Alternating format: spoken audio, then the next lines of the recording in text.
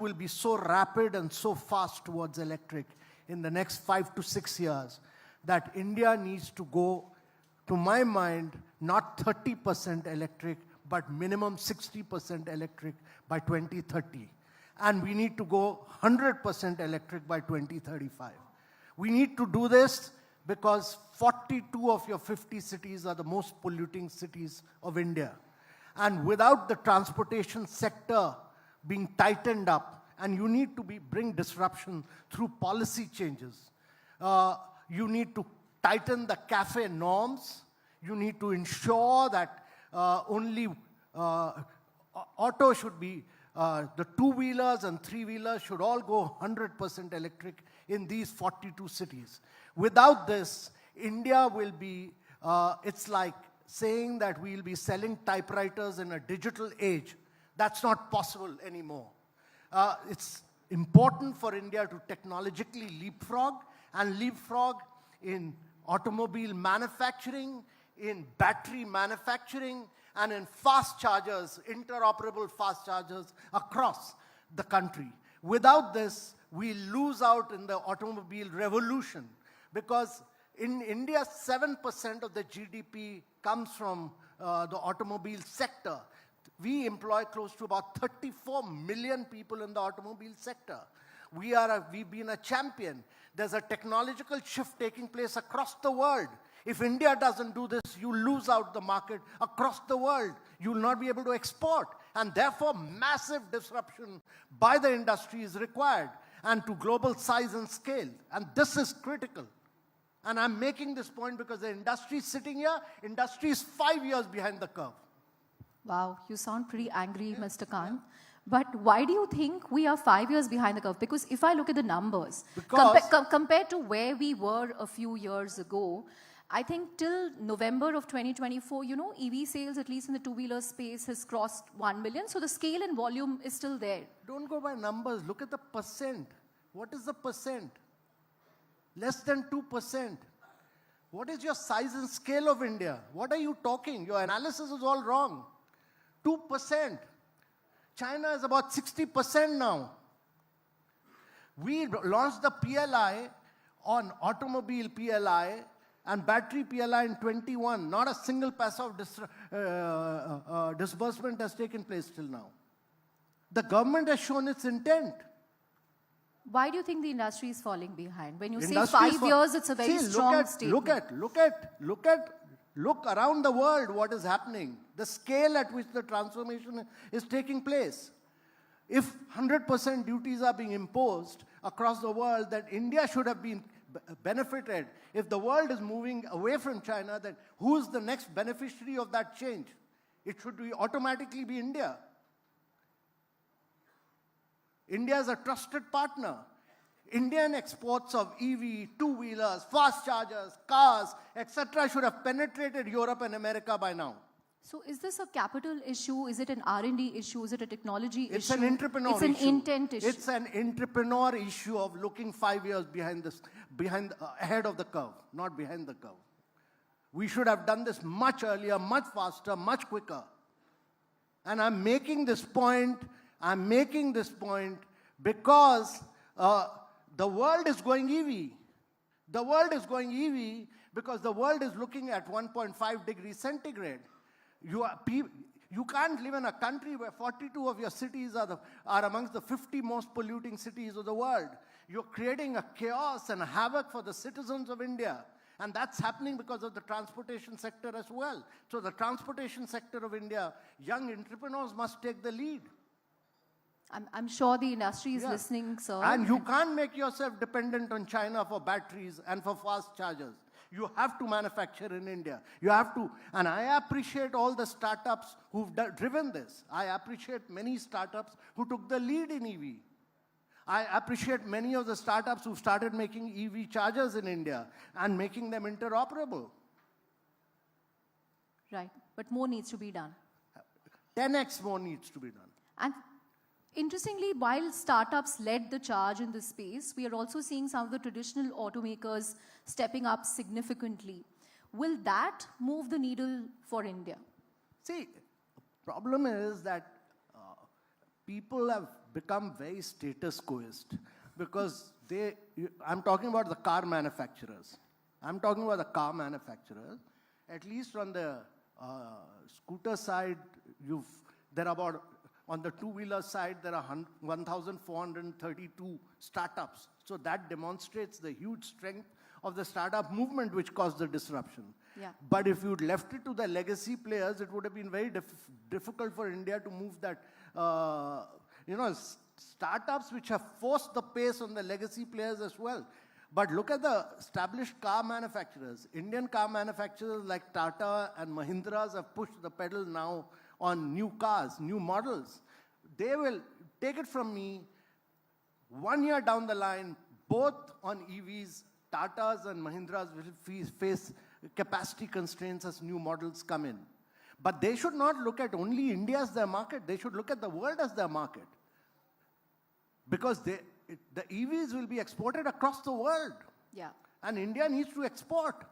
India needs to export because China will find it very difficult to export with 100% duty. The world is your market. This is the opportunity for Tatas and Mahindras and for Maruti and for Hyundai from India to become the biggest EV manufacturers of the world. Right. If you look at this. We talk about Tesla. Tesla holds only 12%. BYD is controlling 22% of the market share. But BYD will find it very difficult to export. Where will the markets be if you're putting 100% and 45%? The market is open for Mahindras and Tatas. The policy shift in these countries, Europe and America, has opened up the market for India. So it's it's for up Indian to us entrepreneurs to take advantage. Leverage. It's Yeah. up to us to capitalize on that and become automobile sector is contributing 7% of your GDP.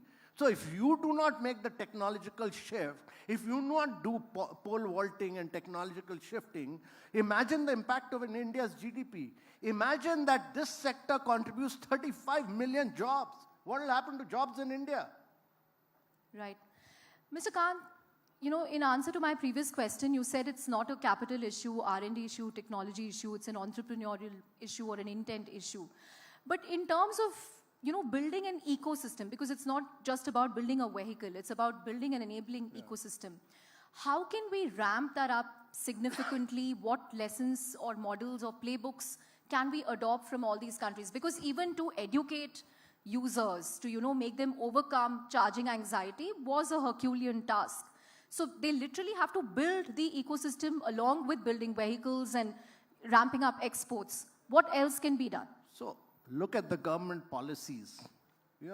Actually, in the last 4 years, the government has put out 75,000 crores for the shift through FAME 1, FAME 2, PME drive, electric fast charging, automobile PLI, look at the PLI for batteries.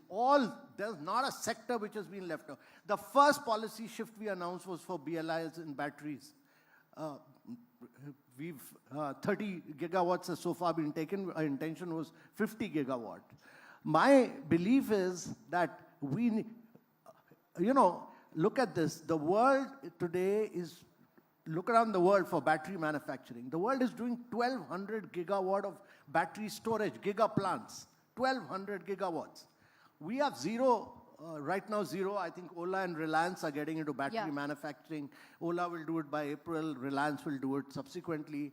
About 100 gigawatt has been announced. But announcement is no good. You should crack delivery, implementation is the key. India should now have been producing about 200 gigawatt of battery in India. You can't make yourself China dependent. And similarly, fast chargers, they should all be domestically manufactured. And there are 4 or 5 really good startups which have started doing manufacturing in India. So fast chargers, interoperable, million fast chargers across the country, that is the way to go. And 100% two-wheelers, three-wheelers penetration of EV in at least 42 of these cities which is getting polluted. And the CAFE norms must be tightened on two-wheelers, three-wheelers to make them 100% EV. Go 100% EV in 42 of the polluting cities. There's no rationale. Why should the lives of citizens get impacted by polluting transportation?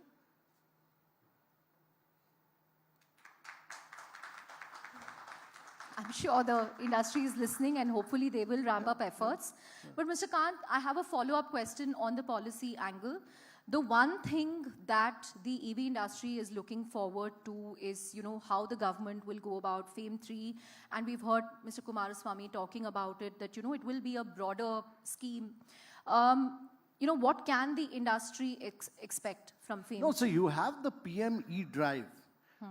My view on this is very clear, that the government should do 100%, force the two-wheelers and three-wheelers to go 100% electric. And the second thing the government must do is to do large-scale procurement of buses, like we did, about 6,000 buses for 6 cities. Right. Which demonstrated that you can buy buses in India, use the size and scale of procurement, like we did for LED bulbs. We procured 400 million LED bulbs, brought down the price of LED to 15% of its original price. We did 6,000 buses. It took me about 140 meetings to bring down, to get 6 cities to agree to the norms, because every city had different norms. Now, Prime Minister said 10,000 for the next one, for which the Mahua Ministry of Housing and Urban is doing, 10,000.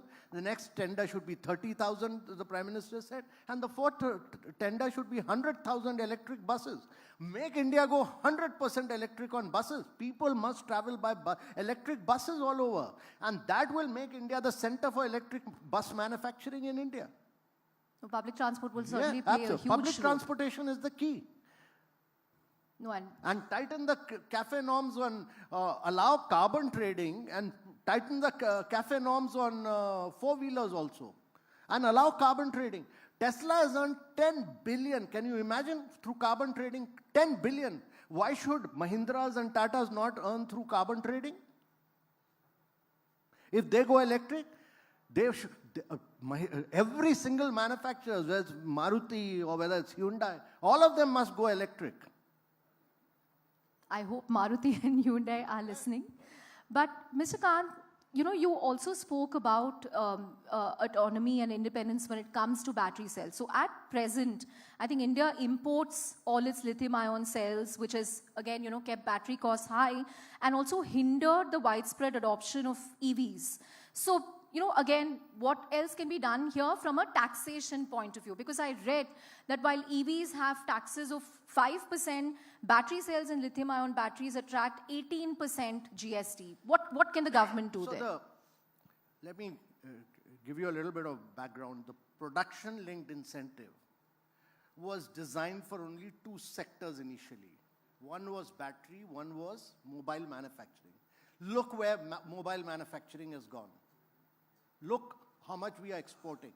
Look the number of jobs which it has created. It's become a key market for Apple as well. Yeah. And Samsung. Yeah. Where is the PLI for battery? We had announced 50 gigawatt of batteries to be manufactured in India in 21. Not a single gigawatt has come up here. Some exporter called Rajesh exporter took a PLI, he's not done any manufacturing. Whom will you blame? You will blame the private sector of India or not? Now, finally, OLA is going to launch its manufacturing. OLA has put up its gigafactory. What I'm saying is, this was transparent process. If others could do it, if electronic could do it, so could the Indian automobile sector should have done it by now. We've lost 4 years, we've lost the opportunity. We're getting into 25, we have lost the opportunity of 4 years. We should have not only done battery manufacturing here, we should have been an exporter by now. Right. I mean, if one sector could do it, why should the automobile sector should not have done it? In 4 years' time, we should have now ridden the wave of this 100% duty on China. But we've fallen short of that. Yeah, absolutely. But now the opportunity for this sector, all your entrepreneurs sitting here, make these 42 cities 100% electric, two-wheelers, three-wheelers. I hope that will be a pledge that all of you take. And by the next Green Bharat, Mr. Kant should be happier than he is today at the pace of adoption and acceleration in the EV space. No, let's be clear. It's not about my being happy or angry. No, but you've been a passionate I'm advocate saying of this. that Yeah. for the... See, first of all, this sector is impacting the lives of citizens. Absolutely. It's impacting the lives of every citizen. You are cutting down the lives of Indians by 10 years in these cities. That's number one. Number two, if you don't do this, you will not survive. This industry will not survive if you are not able to do the technological revolution. That's a huge wake-up call. Yeah. Yeah. Mr. Kant, I also wanted to get your views on the rapid pace of disruption we are seeing thanks to IoT and AI.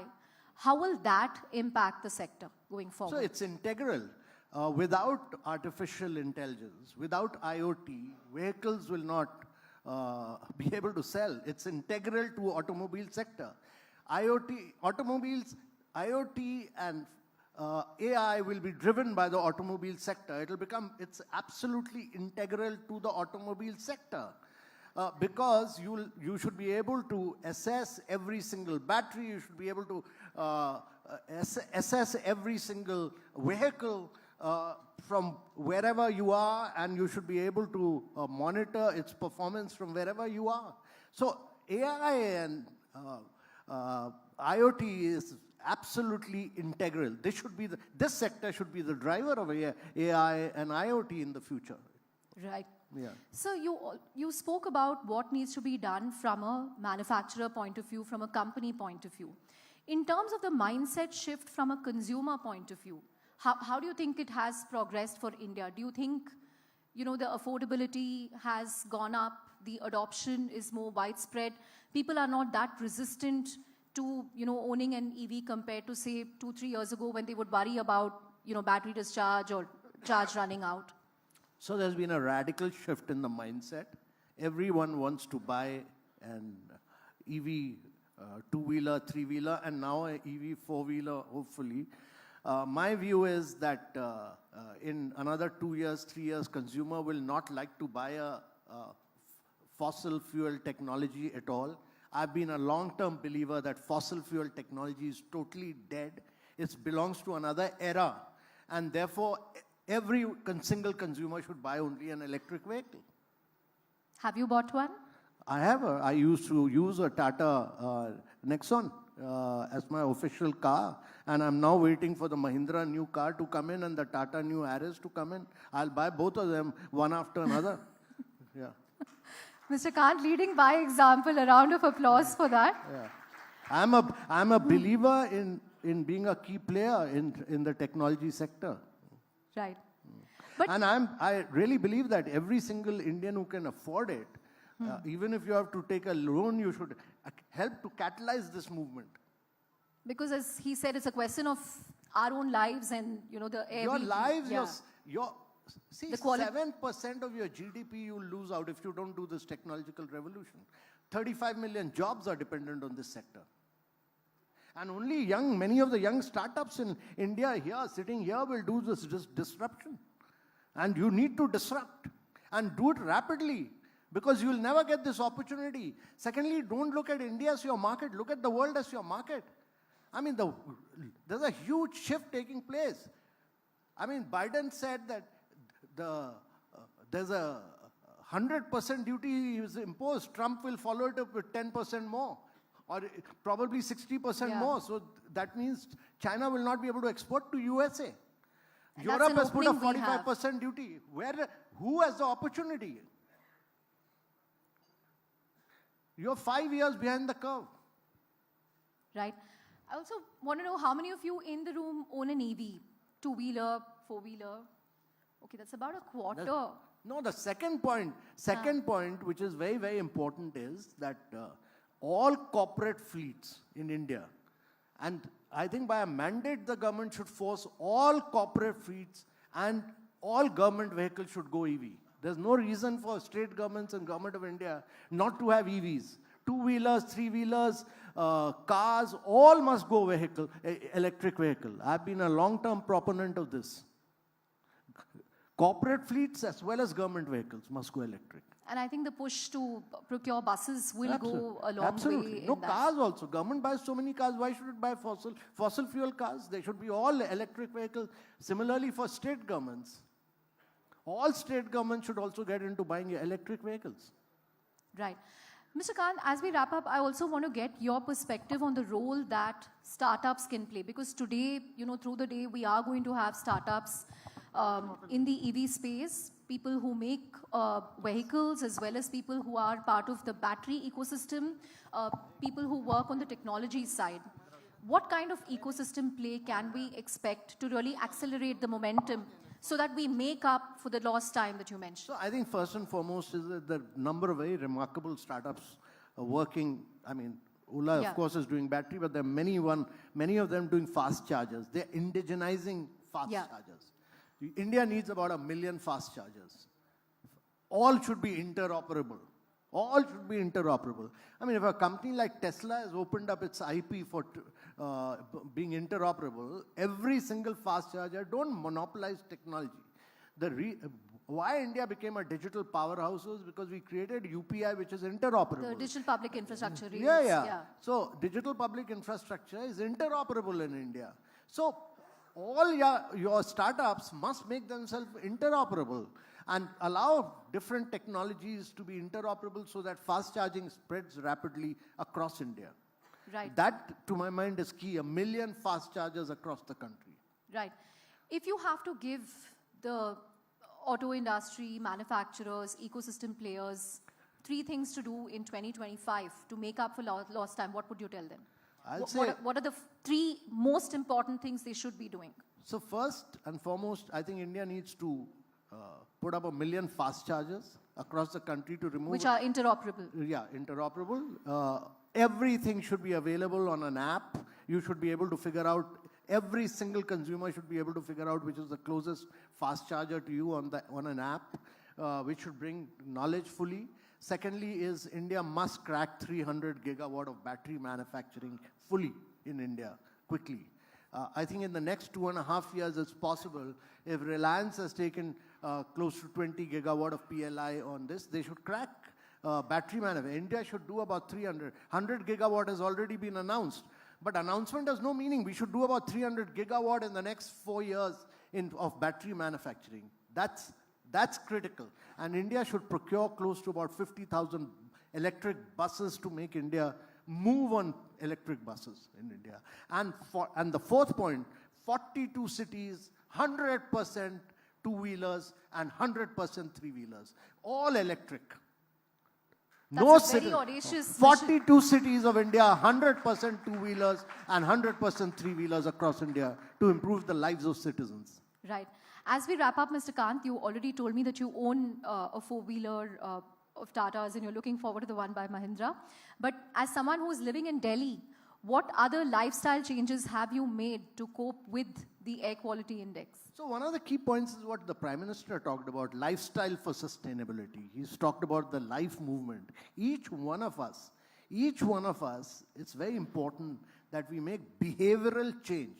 You know, it's not countries which will make a difference to achieve 1.5 degrees. It's the individual behavioral change of switching off batteries at the red light, of switching off taps when you are doing your, when you open the tap, or behavioral changes are very critical in lifestyles of Indians across India.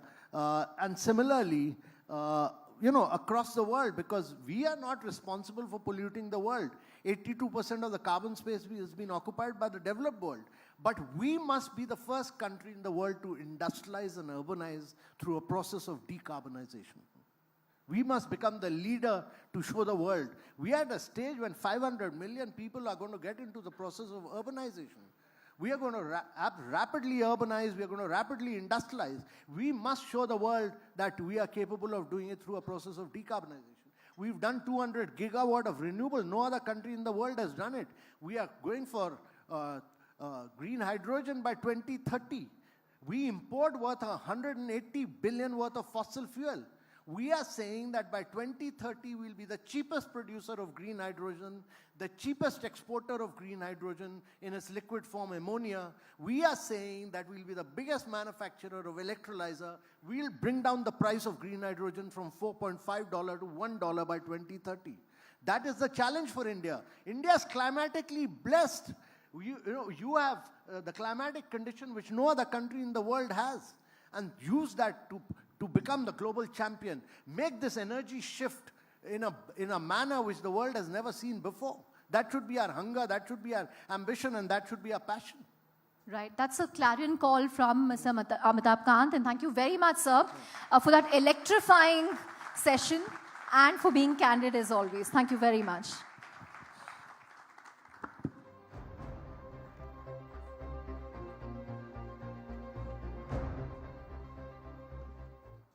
Ladies and gentlemen, I think we can have a louder round of applause as we thank Mr. Amitabh Kant. As Chandra rightly said, a clarion call today has been given for a movement that most of us need to be making a part of our lives. Mr. Kant, thank you once again for taking our time and joining us for the Green Bharat Summit. Thank you, sir.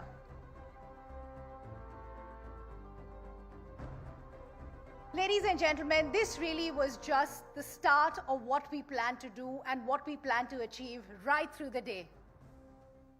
Many, many insightful panels and conversations will follow in a short while from now. What I need from all of you is also to participate for it to be a lot more inclusive, a lot more interactive, so we'd love to hear your views as well. But let me introduce our next session, ladies and gentlemen, as we now delve deeper into this very, very fascinating world of electric vehicles. Our next session, the future of green mobility in India. With India aiming to adopt a global leader in EV adoption, this session will explore strategies to overcome barriers such as range anxiety, affordability, and infrastructure development. Ladies and gentlemen, and to steer this conversation, join me in welcoming Kranti Sambhav, the editor at OVERDRIVE, who in fact will be moderating this session. Kranti, welcome. Join us on stage, please. Let's also welcome our stellar panel, ladies and gentlemen, Mr. Amit Bhatt, MD International Council of Clean Transport, Sean Colward, COO OLA Electric, Satender Singh Bajwa, Chief Commercial Officer at JSW MG Motor India, Hardeep Singh Brar, Senior VP Sales and Marketing at Kia India. Gentlemen, good to have all of you with us. Kranti, the floor is all yours.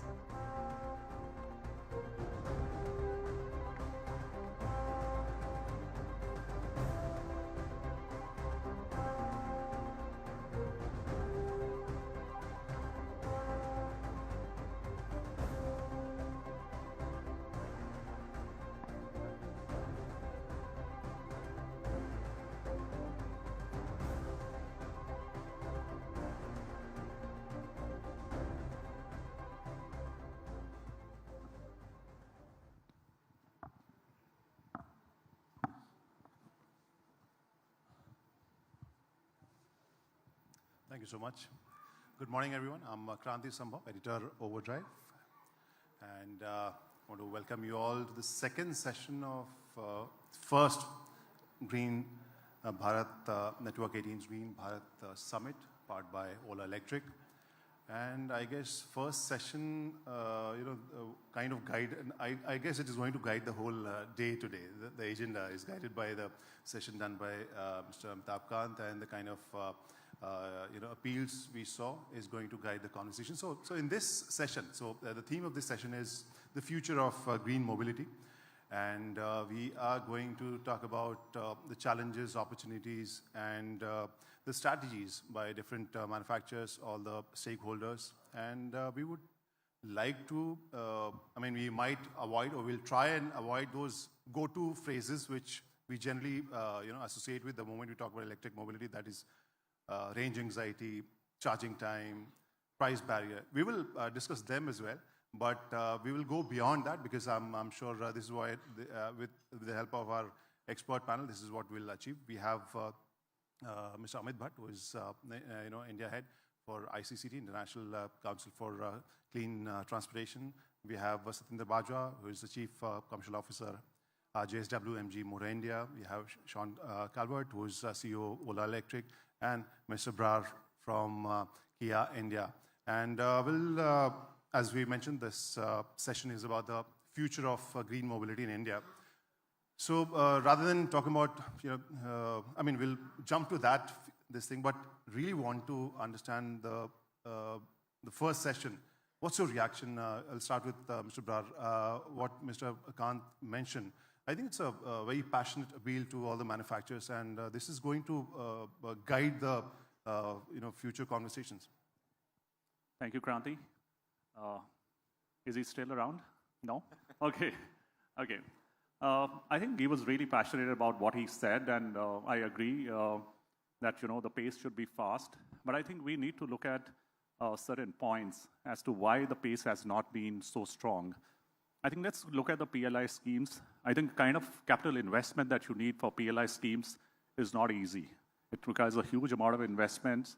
And even in terms of project execution, it takes really long time. So to expect to happen it in a short span of time, I think it started somewhere in September 2021 when the PLI scheme was announced. It's been 3 years.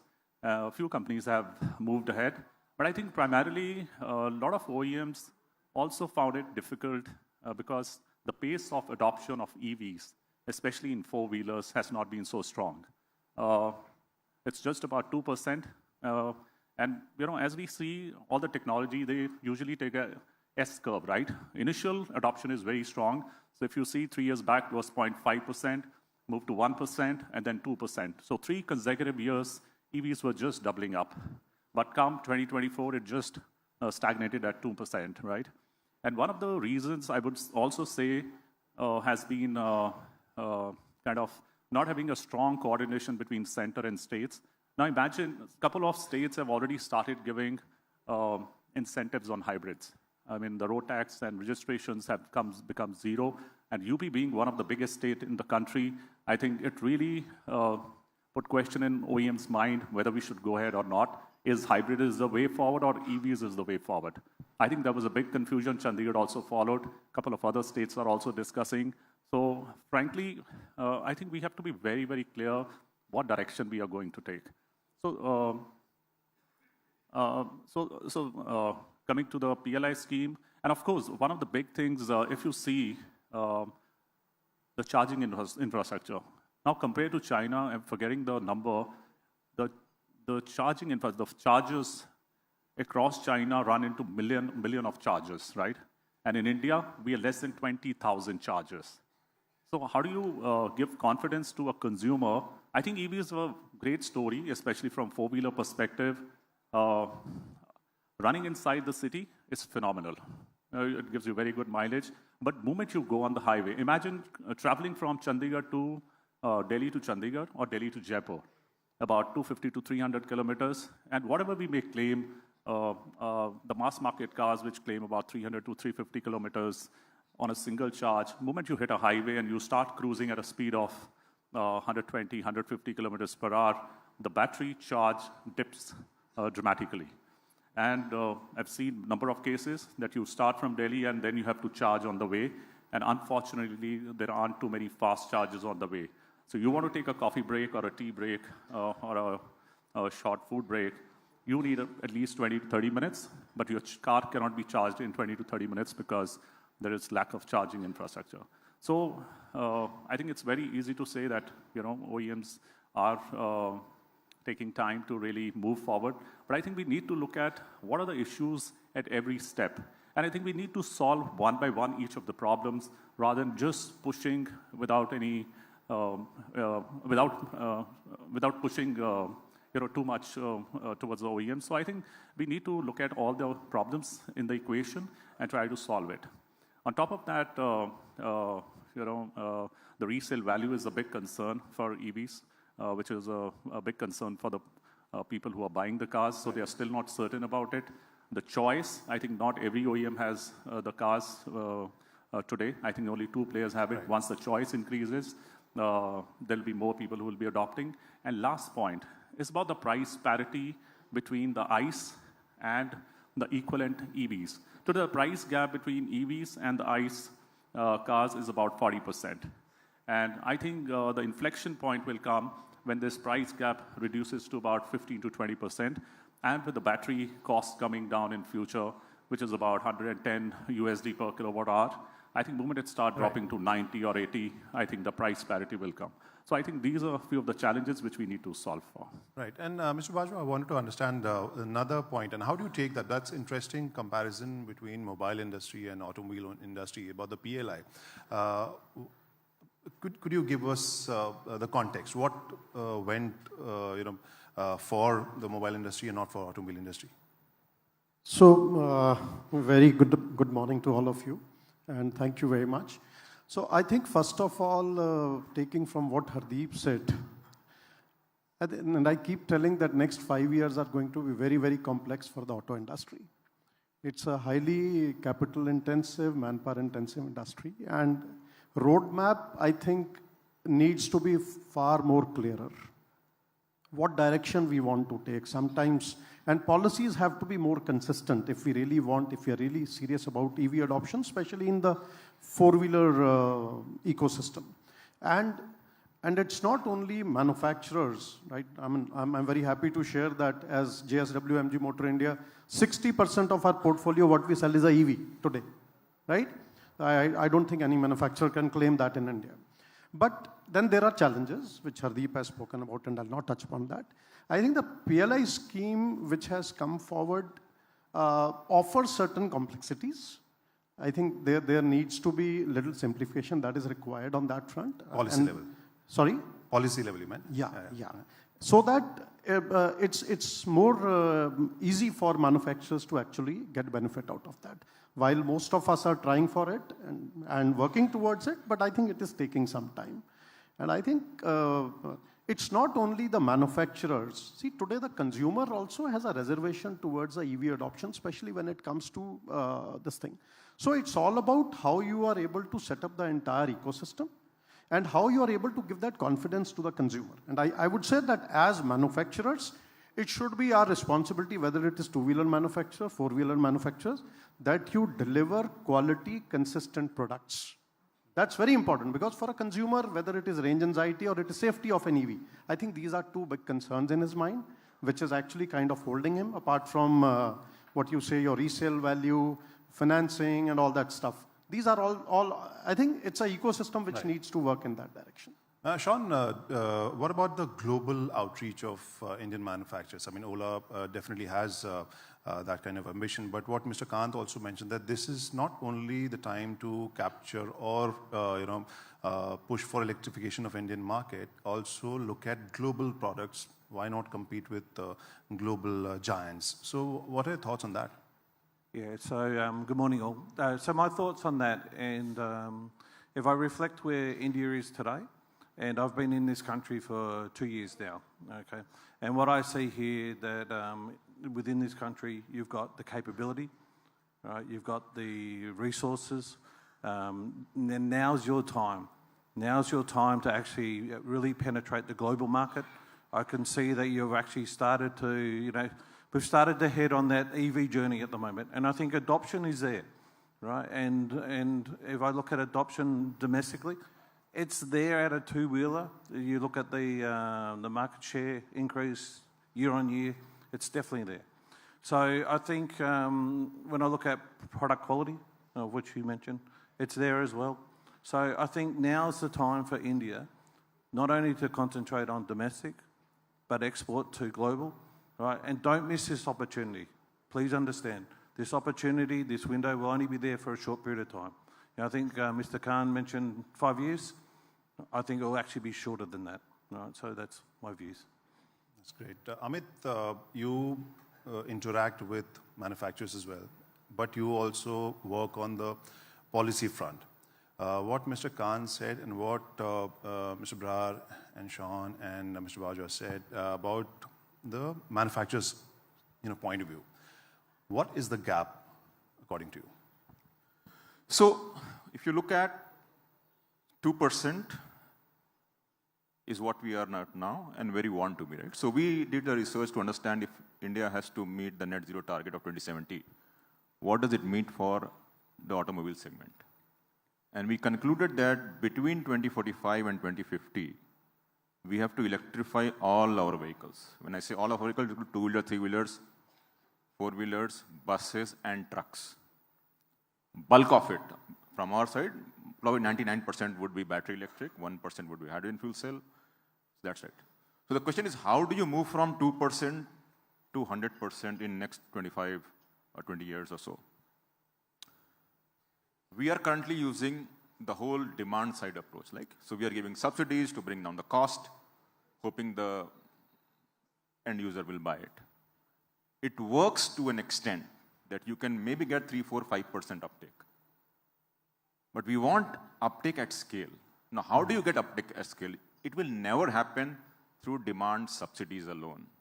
Because one, you don't have enough money to subsidize all the vehicles in India to convert to electric, and you don't enough have time. So what policies will drive this transformation, right? So we looked at global landscape and we found that two most effective policies that drive transformation at scale. And these are not demand side policies, they are supply side policies.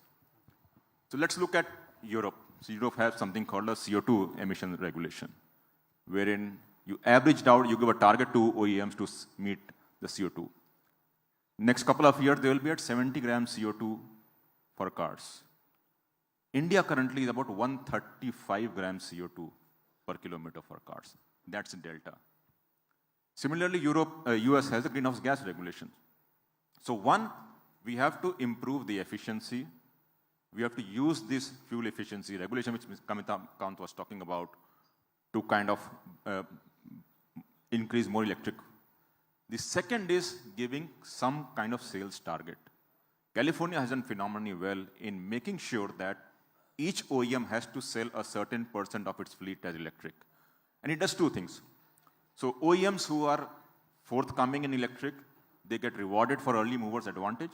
So when they sell more than the quota, they get credits, and they can trade that credits with OEMs who are behind the quota.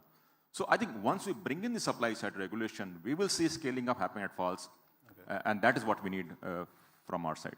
Mr. Bharat, from 2% to 30%, I'm talking about just by 2030, because this is what we have, we have been discussing from really long time. By 2030, we are looking at 30% of transportation which is electrified.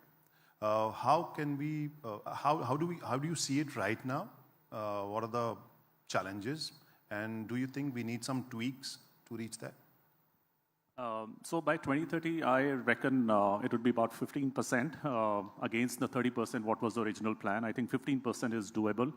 And why I feel it will happen, firstly, as I mentioned, the battery cost would come down as the battery technology improves and the raw materials supply improves.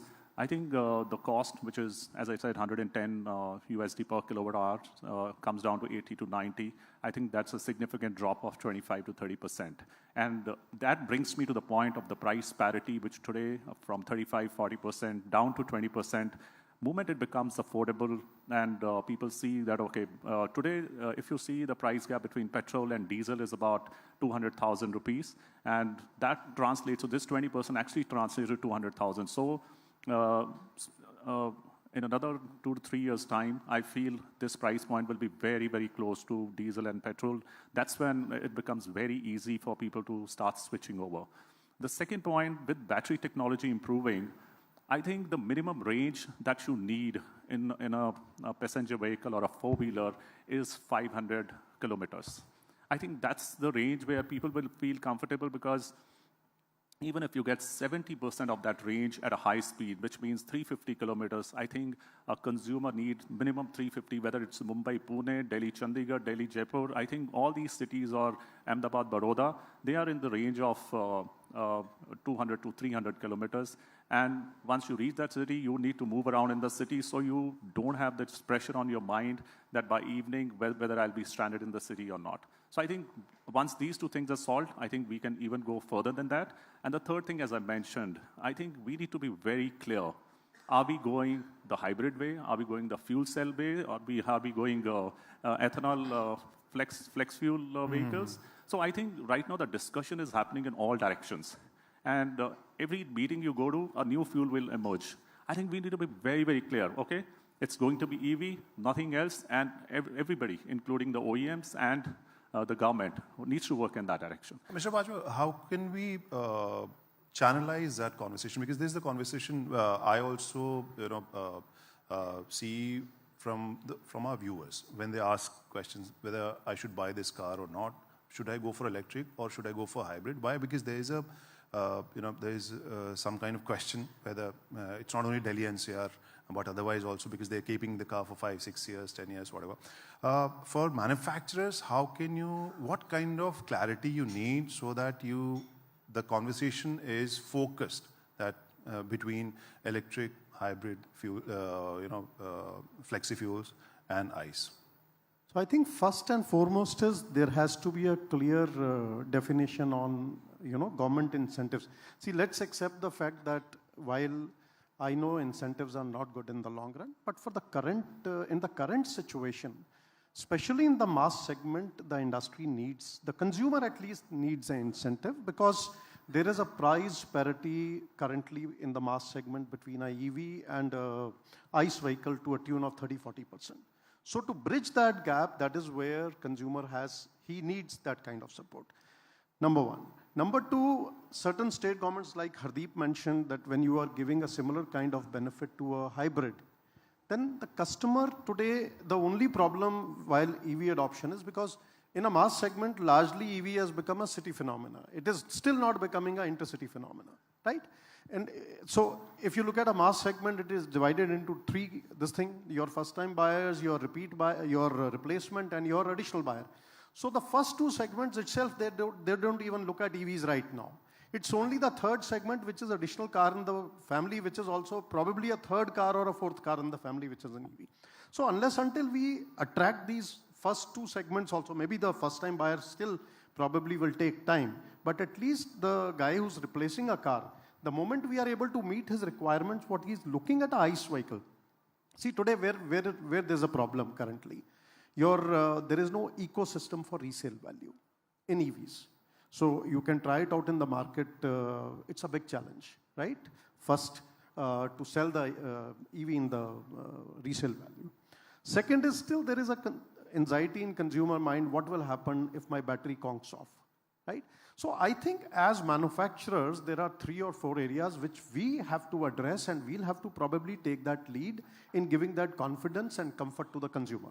So number one, as a mass segment I'm talking, how do you give that confidence to a consumer that the cost of an EV and ICE is almost similar? I mean, you must have heard that we had introduced a concept like battery as a service, where we said you buy the EV at the cost of an ICE. We give you the same segment car at a similar cost, and you rent the battery from us, which is basically 3 rupees 50 paisa, and even if I add 1 rupee charging cost to it, it becomes 4 rupees 50 paisa. And for that segment of a car, for a gasoline, you need 8 to 10 rupees a kilometer is a running cost. So he was save on this thing. Understood. Secondly, how do you give consumer this confidence? So we said, suppose Kranti buys this car. So Kranti, as long as you are running this car as a first owner, your batteries are headache. You don't have to worry about it. Right? So people talk about 8 years battery life, this and that. So tomorrow you have a challenge. So even if you're driving for 10 years, 12 years, we take care of that. Right. Third part is on the resale value, which I said. Because when you are changing car after 3-4 years, you need a good resale value. So we went ahead and we said that, okay, we will give you 60% assured buyback if you change your car in 3 years or till 3 years. So I think this has given some momentum, I would say. Some positive move we have seen out of these, some of these, initiatives that we have taken. And I think the industry needs to come forward on this part, how we can do it. Today, if you look at your luxury car segment, their adoption is better. They are almost at about 7-8% of adoption to the total luxury sales. The reason there is because price parity is not there, range anxiety is not there because they're getting good rate. Right. But they will also face a challenge when it comes to the resale value of the car. Understood. Mr. Calvert, one thing which I wanted to understand, because the moment we talk about transportation, mobility, it's more or less hijacked by four-wheeler guys. So what's the challenge, or what's that reading you have for two-wheeler segment? How different are the challenges there? So I'll start with, I've heard the topic a couple of times, which is price parity, all right? So if I take two-wheelers, again, 2 years ago when I came to India, it's fair to say there was that large gap. I'm pleased to say, due to efficiencies in the supply chain, economies of scale, because the volumes are starting to increase, as well as battery prices coming down, or cell prices coming down. It's fair to say on the two-wheeler side, you're starting to see price parities just about there now, right? And on the EV side, there's higher technology within, because it's the two-wheeler products have got higher electronics than what an ICE product would have in it. So you've got higher technology, price parities there. I think, from a challenge point of view, on the two-wheeler side, it's okay now, right? So it's much better than what it was 2 years ago. Again, competitive supply chain, lower sell prices, economies of scale, it's about right now. Mr. Bharat, recently we had this conversation. If you remember, recently Royal Enfield announced their electric motorcycle. At that time, we were chatting with Mr. Siddharth Lal, and we asked him that, are you also thinking of putting up chargers? And he said, as a manufacturer, I'm not supposed to put, why should I put chargers? You don't ask manufacturers, ICE vehicle makers to put up fuel pumps. So that was like interesting argument, but at the same time, it's a big challenge for you also. So what about fast charging? How can we solve that problem? And how do you think, as a manufacturer, we can solve that problem? Because now the conversation has moved from charging time to fast chargers. I think that's a great question, and I feel we need to come together as a team. I think no single person can take this responsibility, neither government, nor private operators, or nor OEMs. I think we all have to work together. To give you an example, I think OEMs need to make sure that all the touch points, for example, we have 700 touch points across India, we need to put chargers at all these 700 touch points. In metros, there could be fast chargers, smaller towns, slightly. So it varies from, fast chargers vary from 60 kilowatts to 250 kilowatt hours, right? And we have, in the first 15 dealerships where we started our EV sale, we started with 150 kilowatt bit, which did not exist anywhere. Now, if you want to charge your car in 20 minutes, go to any of these 15 Kia dealerships and you will get charged within 20 minutes. We have even one 210 kilowatt hour charger. So I think that's the initiative we are taking. Similarly, we have charge point operators and government as well. Because if you see the success story of China or Europe, I think government has a big role to play in terms of bringing these chargers across the country. I mean, highways is, I think more than, I think Satinder in yesterday's meeting mentioned that 80% of the charging app happens at home. And the reason for that is because people do not take their EVs outside the city because they're still scared. They don't want to take it on highway, and hence the charging happens at 80% at home. Moment people start taking and they are confident about their cars and confident about the charging infrastructure, this 80% will drop and the public charging will increase. The fact that there aren't too many chargers, people are very, very constrained and they want to stay at home. So I think it has to be a teamwork and we all need to play our roles very well. And the last point, which came out in yesterday's discussion, and I'm coming back to hybrids and EVs, like in mutual funds, we say mutual funds sahi hai. And somewhere we need to say, and even government needs to participate, EV sahi hai. So that, we all are focused on EVs and not getting digressed from that. And that's where the momentum will come into this side. That's a good idea. And what you mentioned about public charging, the figure which she mentioned, at the time of launch, I was also thinking, why are they offering, free public charging? Because they knew that 80% of people, they are charging at home only. So they don't You caught it. One question which many critiques raise, Amit, this is for you. Are green cars, are electric vehicles really green? Because if we look at the energy generation, maybe 2/3 or maybe between 2/3 and 3/4 energy in India is coal-based or thermal-based. if you charge the EV with that, are they really green? So we did a research to look at, with the existing grid, which is predominantly fossil fuel based, what does it make for an electric car and electric two-wheeler in India? And we found that electric car is roughly cleaner by 20% in terms of life cycle emission. Electric two-wheeler is almost 40% cleaner in terms of life cycle emission.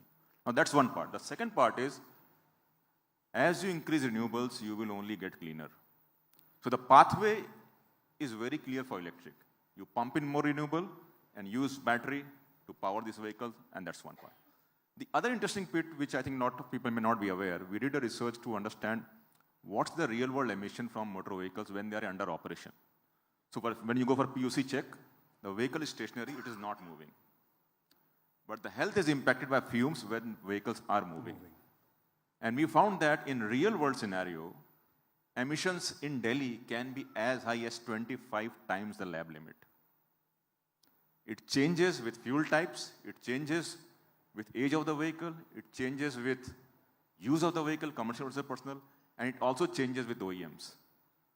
So I think that is something which is very important, because climate is one, but public health is something that is impacted every day.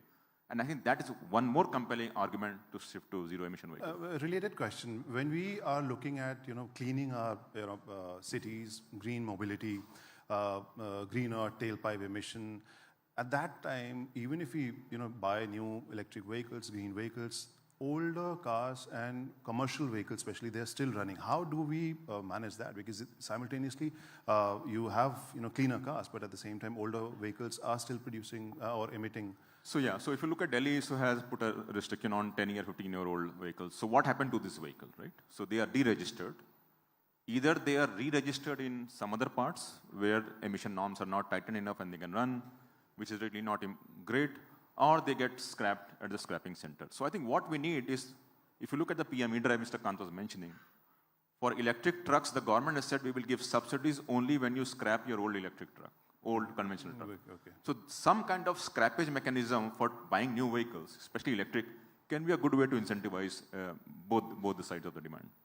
Okay, so now I guess our time is up, and I assume that there's one more meeting which is happening where Mr. Bharat has to go, and he will discuss, I think, similar stuff, what we discussed, and first session will be mentioned there, I guess. So thank you so much, everyone.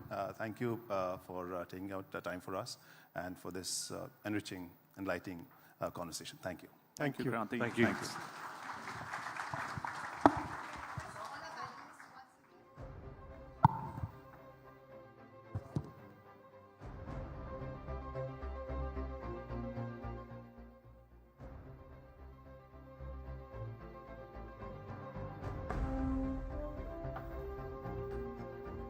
Thank you to our stellar panel. Thank you, gentlemen.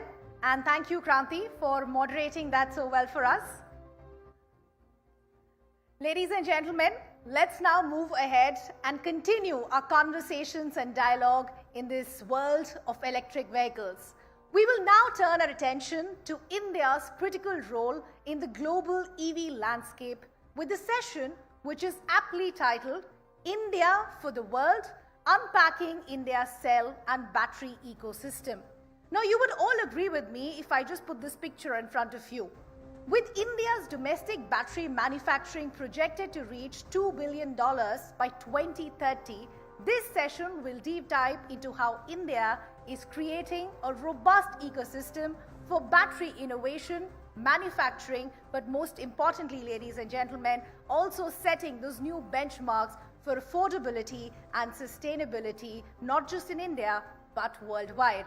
And to moderate this session, ladies and gentlemen, I would want you to put your hands together as we welcome our moderator, Parth Sharan, automotive contributor for moneycontrol.com, to please join us on stage. Let's welcome Parth, who in fact will be our moderator. Let's also give it up for our stellar panel as I start welcoming them, ladies and gentlemen. Chetan Mani, co-founder and chairman at Sun Mobility. Nitin Gupta, co-founder and CEO Etero Recycling. Pulkit Khurana, CEO Battery Smart, and completing this lovely panel we have Vishal Chaturvedi, Senior Vice President, New Business Initiative at Ola Electric. Good to have all of you with us. I think we can have some more energy, ladies and gentlemen, and a louder round of applause for them. Gentlemen, good to have you with us. The floor is all yours.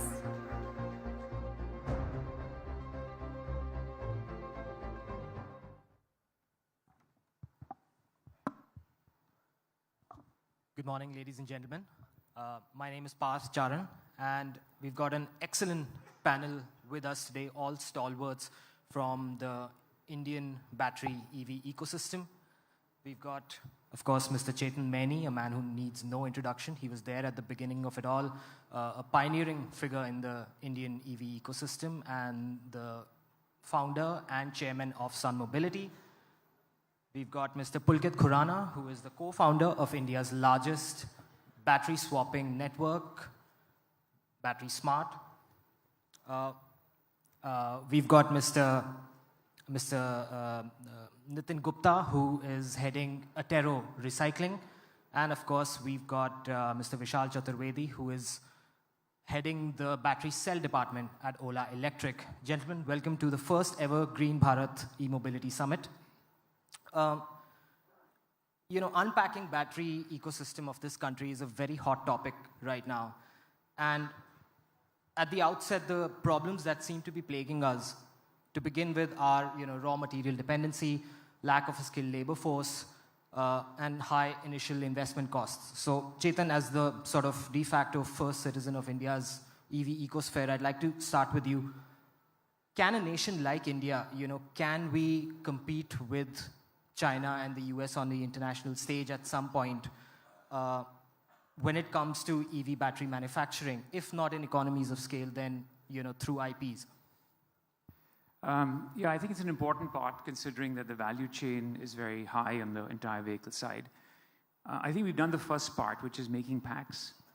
The second is we're getting raw materials in and making cells. I think that's also easy. A lot of companies are coming out. That's doable on this front. I think the third is trying to figure out how we get the anodes and cathodes, and then the raw material around that, where that's important because unless the processing of electrolytes, separators, anode and cathode materials are done in India, we're not going to get that kind of scale. And I think the last part is, our strategic alliances on core raw materials, be it lithium and others, like we do with oil today. The challenge, I think, is we're starting, like in any industry, when you look at solar and everything, we start from the easiest part, and we wait too long to get the other ones. So by the time we come in, we lose the game. I think what we have to start today in India is at all fronts, so that when the first piece of batteries grow up to, several hundred gigawatt level, the remaining pieces are done. So this part, even with ACC and stuff, is not going beyond the cell side. So I think if we're able to do that, that would be one. Clearly, training is going to be extremely critical at scale. Can we sort of mimic what India did in the 90s with the IT business, where every corner you had training areas, and we built up an IT business here. So the amount of finishing schools we need, the amount of area to train, is at a scale that's probably 10,000x of where we are today. So it needs to be done, I think, at a very large part of it. And I think low-cost financing is going to be very important, and a long-term vision on this. The last part I would say is you need a pool in demand, right? Because we need to see that can you have certain cell sizes, not 100 of them, 10, 15 for the country, or maybe less than that, where then there is sort of scale of economies, and then multiple OEMs and energy providers can pool demand across mobility and storage and integrate that such that then we're able to look at it. I really feel if we do it right, 5 years from today, we could be in a very strong position. And I do believe in an area where technology is rapidly changing, that IP will play a large role. And so it's not just about manufacturing, but about our technical prowess of trying to create newer solutions that is going to be as important as we think of this. Right. Pulkit, I want to ask you, do you think the need of the hour is, strategic alliances with resource-rich countries that aren't China?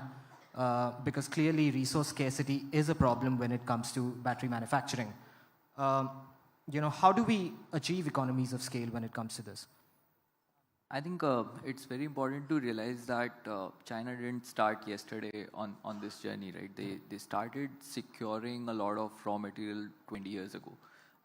They're way ahead of where we are today, and we have a long journey to kind of catch up on that. Whether it's resources in terms of the raw material itself, or even the technology in terms of the kind of cells that we will manufacture. But it's also an opportunity for us to kind of leapfrog and take those learnings ahead rather than just following what was done. A good example is the cell form factor that Ola chose, for example, right? This is where they are also today as a country in terms of 4600 series. And it's heartening to see that most of the cell manufacturers in India are adopting to those form factors. Same is true for chemistries. A lot of NMC to LFP movement is happening, but there are further improvements that could be driven out of India because we have the advantage of setting that up today and no legacy capex to take care of, right? This is one of the challenges that China is struggling from because of the stagnating demand and thus the lowering of prices, but that's also an opportunity for us as a country right now while we do not have our own production, right? I think all of these factors, if you look them in a holistic manner along with the upcoming demand on energy storage as well as the EV in India, it's the best time for us as a country to be able to do this, to do mass scale production on lithium ion cells and deploy them domestically given there is enough demand, right? With enough constraints or maybe certain taxation levers that the government can pull up at the right time. I think a lot of demand boost can be given to these production houses as well. Right. Vishal, like Pulkit said, you know, countries like China have had a huge head start and we've kind of hit the ground running. As the first OEM to have manufactured its own battery cell, you know, the fact that there's still we're still way behind in terms of having lithium refineries, etc. Do you think that sets us back in a big way? How do we play catch up? Good morning. Pulkit mentioned how China has this advantage and they started like 20 years back.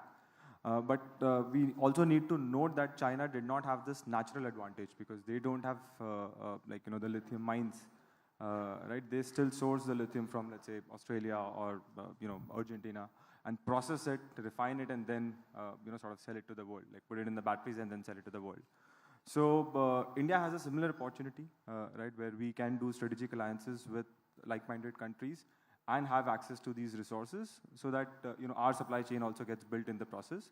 And that will give us economy of scale, right? I mean, that will give us confidence, other manufacturers to sort of build in India. And as Mr. Amitabh Kant also mentioned, I mean, if you look, step back and look at the global landscape for cell manufacturing, it's all dominated in China and then in Korea.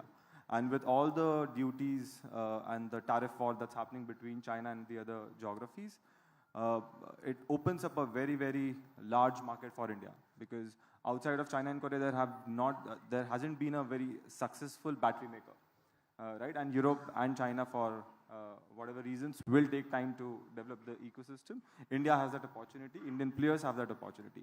So India needs to look at the domestic demand as well as the global demand, and that will give us enough, sort of economy of scale to invest and move forward with the battery manufacturing. Right. Nitin, we've interacted in the past and you've mentioned that Atero is among the first companies to be able to extract up to 90% of lithium from end-of-life cycle and manufacturing waste. How important is a battery recycling apparatus in a country, and can it make us more resource independent, or realistically at best can it serve as a ballast of sorts? Thank you, Parth. So great question, Parth. Couple of things. First of all, we recover more than 95%, but that's maths. Let's leave that aside for the time being. Let me take a step back and try and address this issue in conjunction with what the panel was discussing a few minutes earlier, right? So if you look at what's happening in the cell manufacturing space globally, obviously China has taken the lead. They started much earlier. They have sort of access to resources and they put a lot of capex to build refining plants to make sure that they can sort of go up the value chain, right?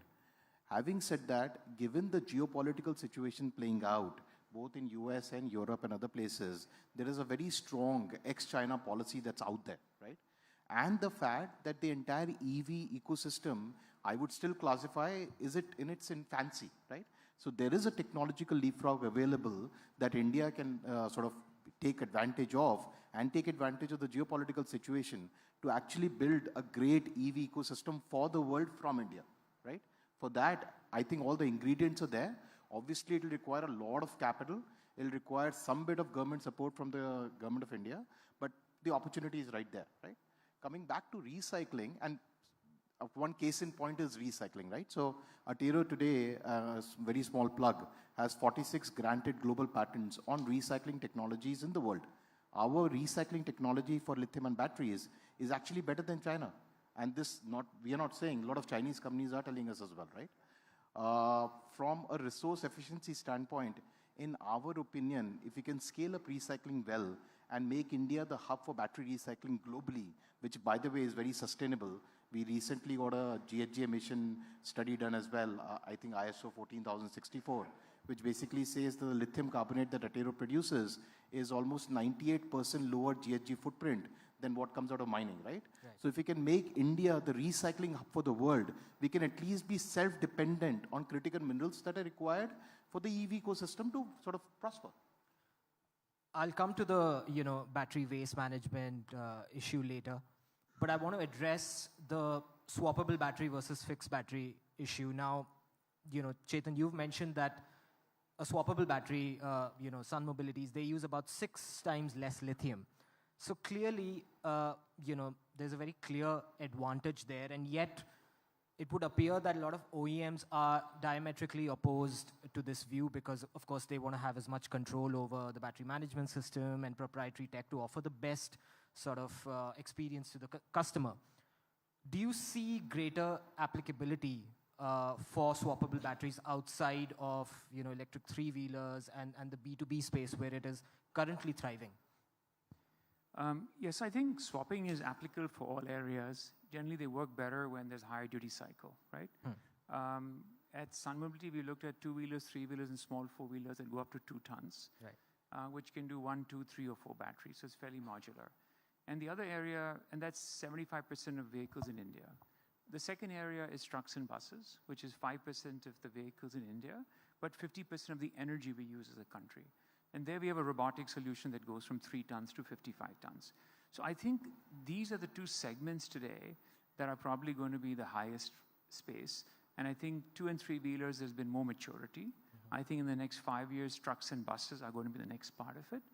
And to give a perspective, 2 years ago, trucks in China were around 2% on swappable electric trucks. They've now crossed 60% of all electric trucks in China are swappable. When subsidies went away, it was very difficult to meet the economics. So now an electric truck is the same price as a diesel truck, and the cost per kilometer on swapping is 20% less. And of course, you don't have the infrastructure issues, range anxiety, and the refueling times. So clearly for a country like India, these are the areas where we need to focus on. From an OEM perspective, first of all, there's no silver bullet, right? It's always that there will be fixed charging and fixed batteries, there will be removable batteries, and there will be swappable batteries. It's going to be available for consumers to choose based on their area. But if you see what happened in the US and a lot of countries, infrastructure becomes a huge issue. So in India too, when you cross 20% of demand, of penetration, you're going to see the next big issue is infrastructure. It's not, if you go to Bombay, people will not have a place to charge their two-wheeler, right? Or their three-wheeler. So what do you do in a place like this? You want the infrastructure to be as easy as this. So you can't just say that it's okay in the first early adoption level, but once you scale up, it's going to be very critical, right? And you always start from areas that are high utilization. Once your infrastructure is in Delhi, there's a station every 2 kilometers. Now you can start think of dual-use products, people who use it for B2B and B2C, and then slowly move to also B2C. Consumers come and choose. So I think OEMs are recognizing this, and they're saying, let's offer the different options to consumers. Early stages is let's control the tech, let's do everything. Now there's an understanding that the tech is quite mature, and it's about the brand and the business and offering different options to consumers. So I believe there's a shift. We've gotten a lot of, we have over 15 OEMs on our platform today, and in bus and trucks, around 20 of them, we're working with them. So I think this is a big shift from 4 or 5 years ago, where it was nascent stages. that we're seeing that. And I do believe that it'll be an important part in India's electrification journey. I'm glad you brought up consumers because, the best-selling e-scooters in the country, Ola Electric being a prime example, clearly the consumer preference is towards fixed batteries. So, Vishal, I'd like to know your thoughts on this matter. Is it possible to include a swappable, model in the portfolio, or the initial investment just doesn't make sense to go in that direction?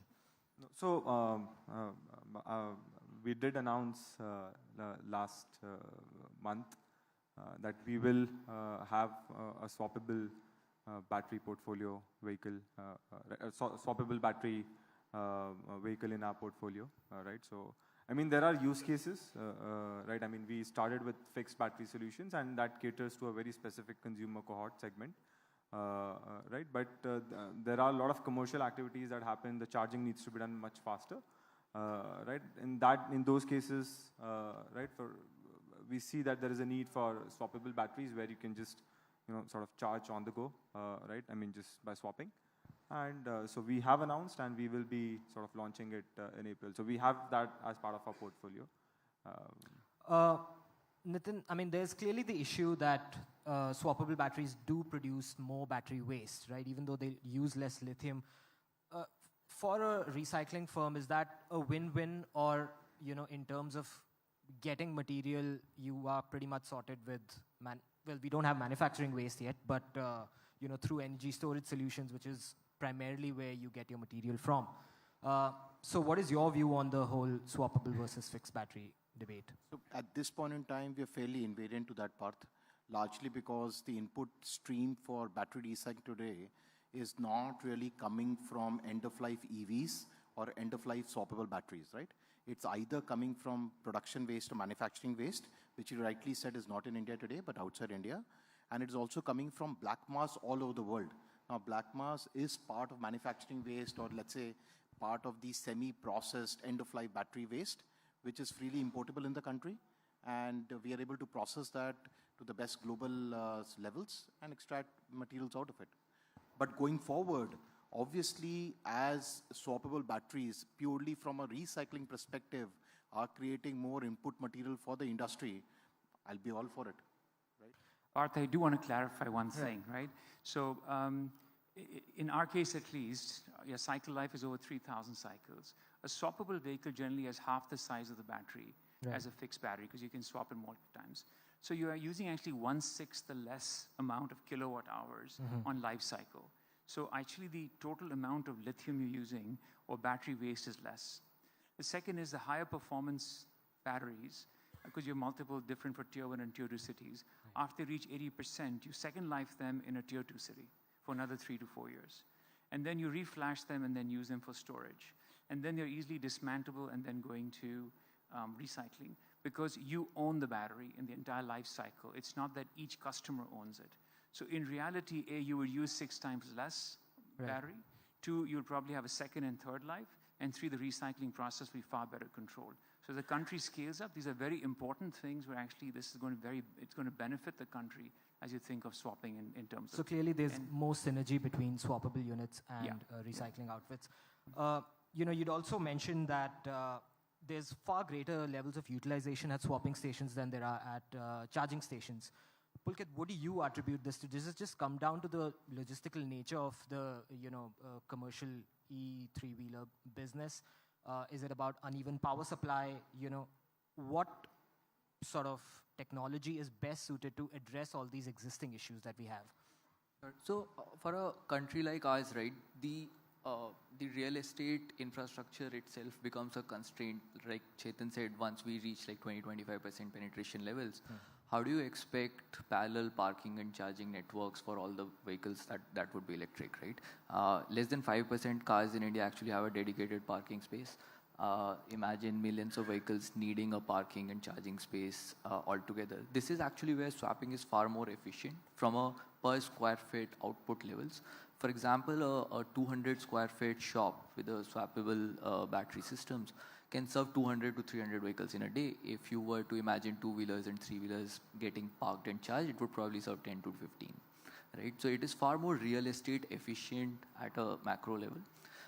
It is right that today the early adopters for swapping are commercial use cases, but that is because a consumer would first seek where the network is. This is a supply first business, right?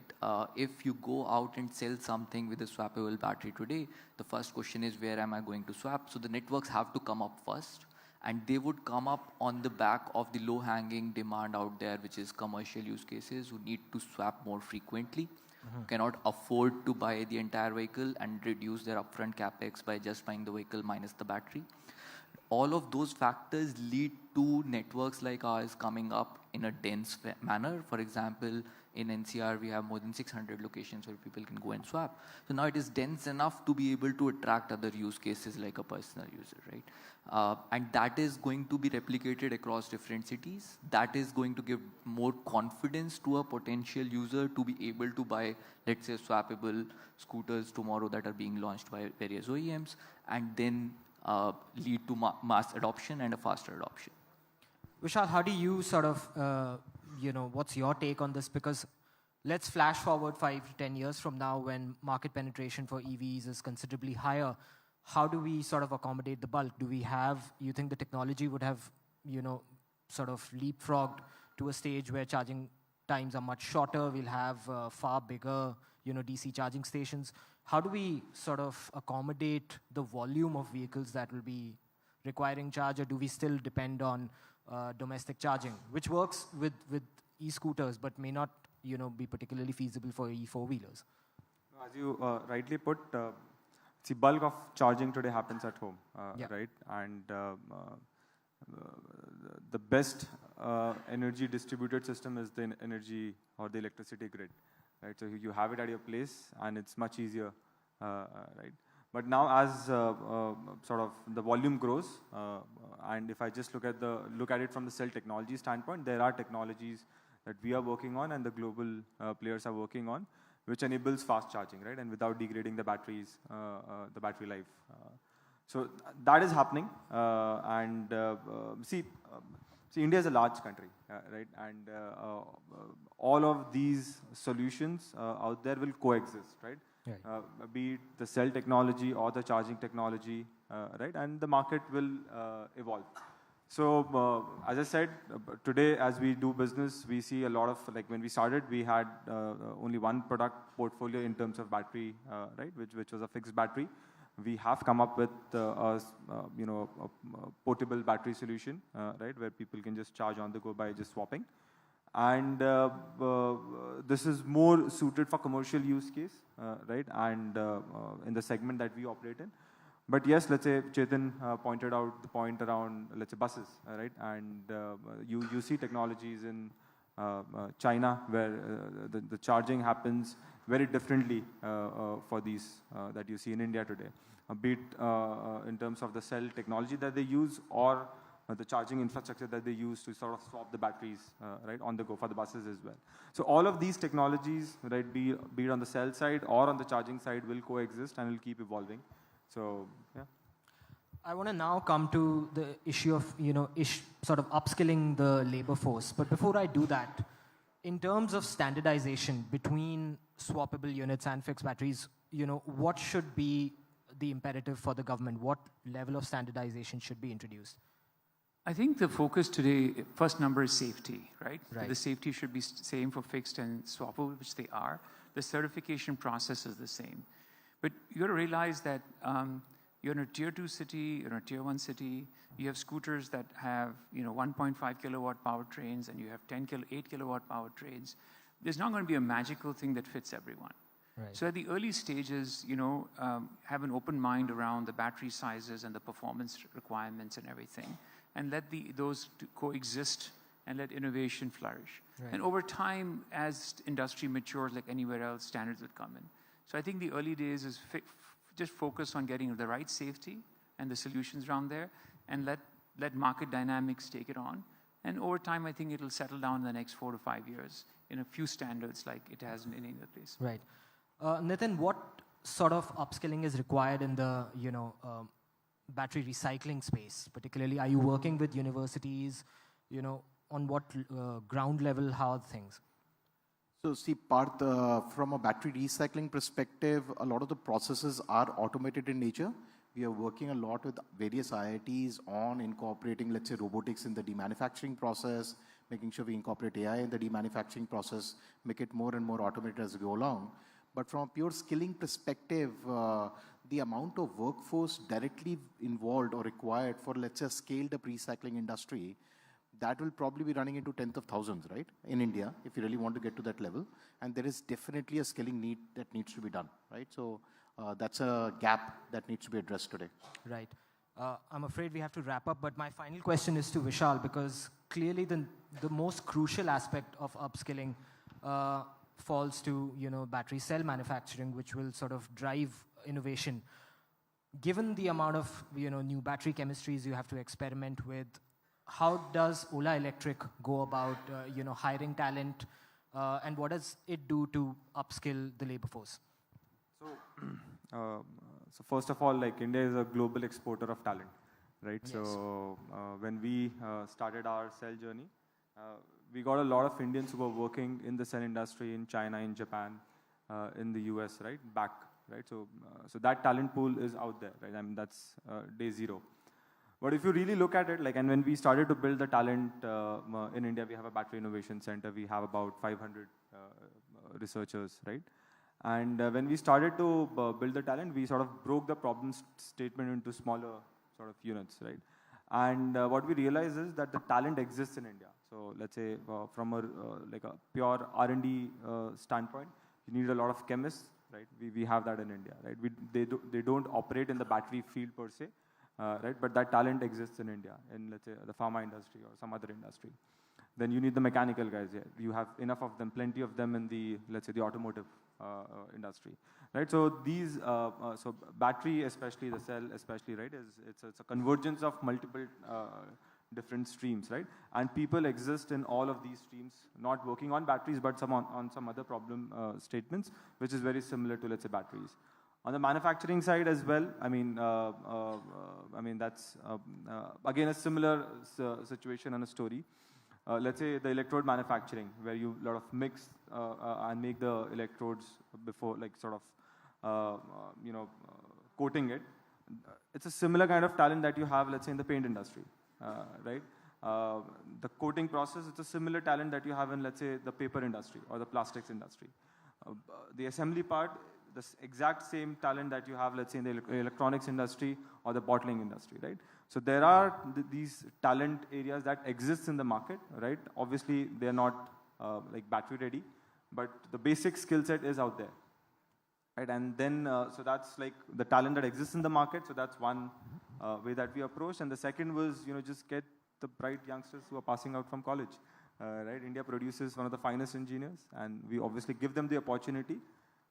India lacked that, right? The opportunity didn't exist in the battery field. We give them the opportunity, and we see that they are at par or better than what the global talent that at least I have seen, right? So that's our approach. So I don't think talent in cell is a challenge in India, given that we have like billion people. So a very optimistic note to sort of conclude this discussion on. Of course, it's a very vast subject. We could talk about it infinitely. But thank you so much, Chetan, Pulkit, Vishal, and Nitin, for coming to the Network 18 Green Bharat Summit. Thank you.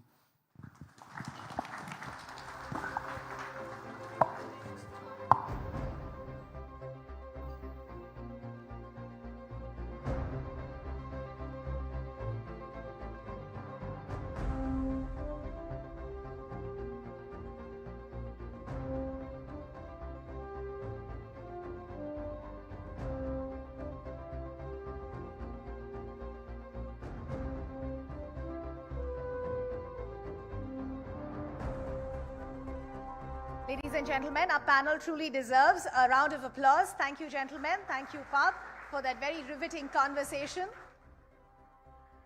But we have many more facets to cover, ladies and gentlemen. As we said, this is a very fascinating world of electric vehicles, and it's only evolving with each passing day.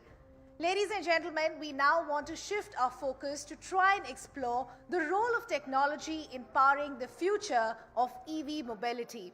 So from AI-driven fleet management systems to advancing in charging infrastructure, technology today, ladies and gentlemen, is really at the core of this revolution.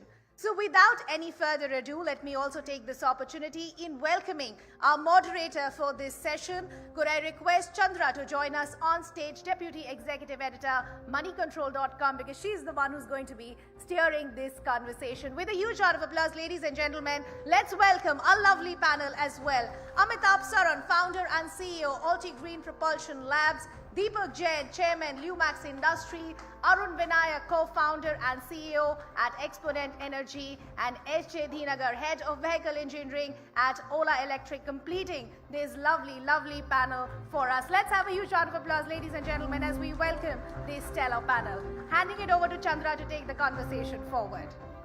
And thank you for that, Ridhima. A huge round of applause for our speakers. Many from Bangalore. This Delhi morning here just for this event. So thank you very much for making that trip. And you know, the first three sessions really set the tone for the summit today. We had a very fiery Amitabh Kant in the morning. Then we had key executives from automakers such as Kia, MG Motors and so on.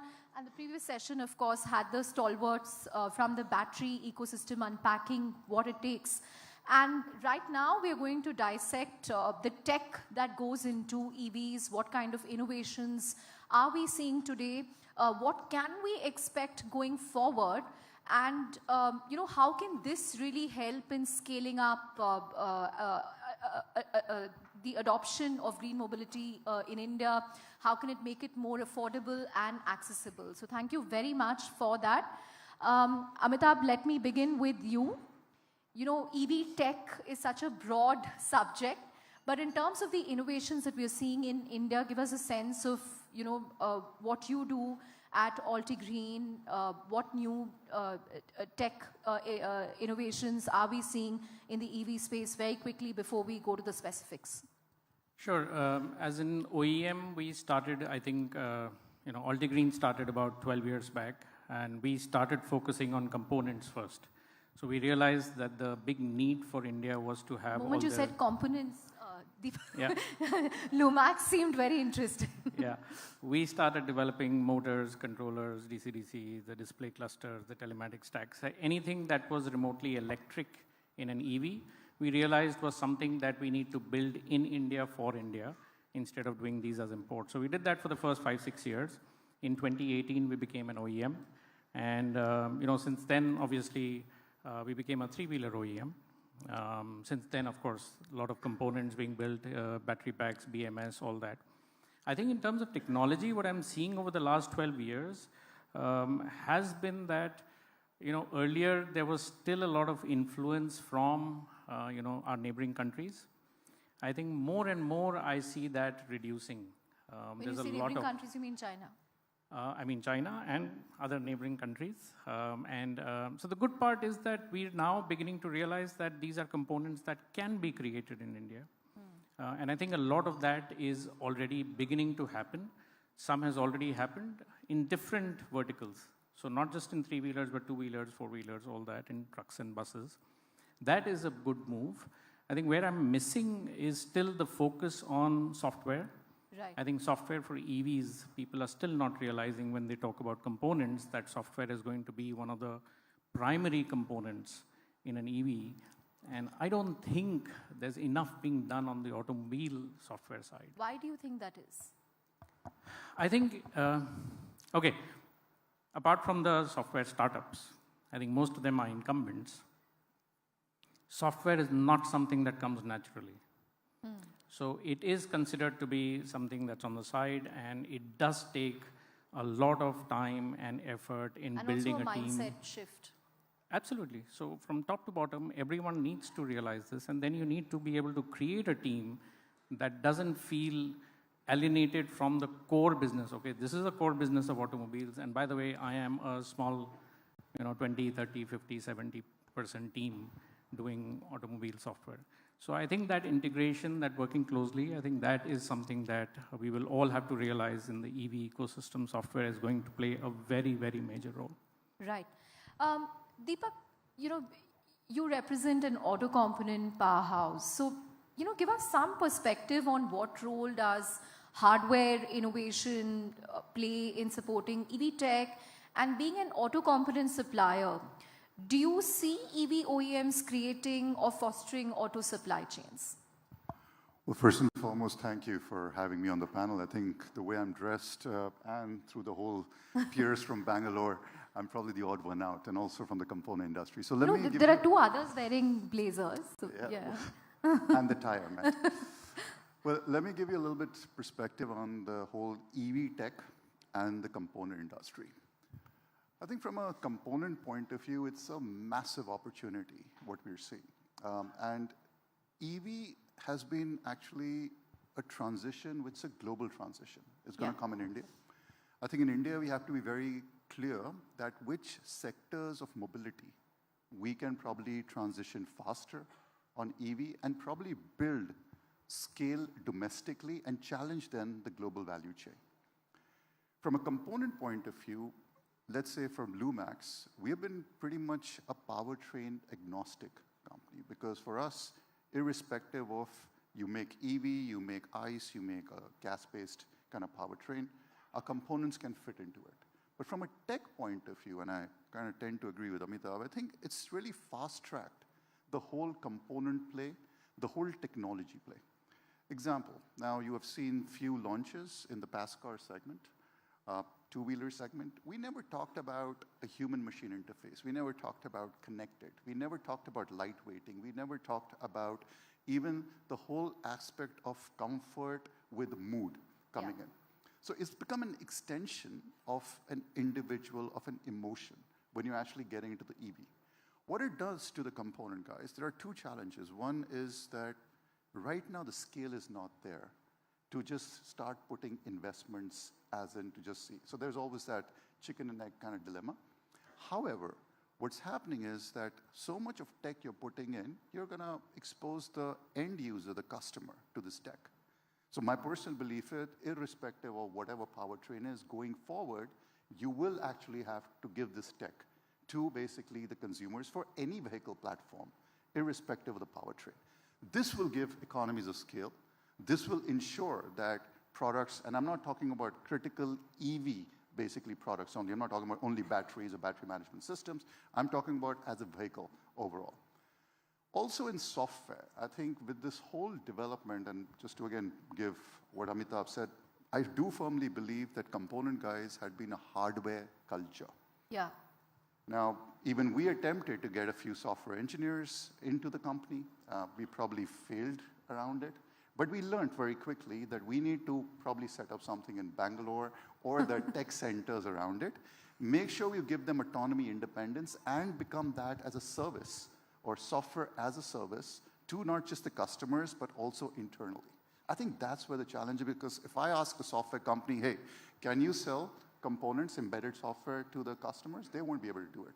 If I say to a component guy, can you build software tech and do it? So you have to have that kind of synergy, but a collaboration, but an inclusive environment to ensure that both competencies are met.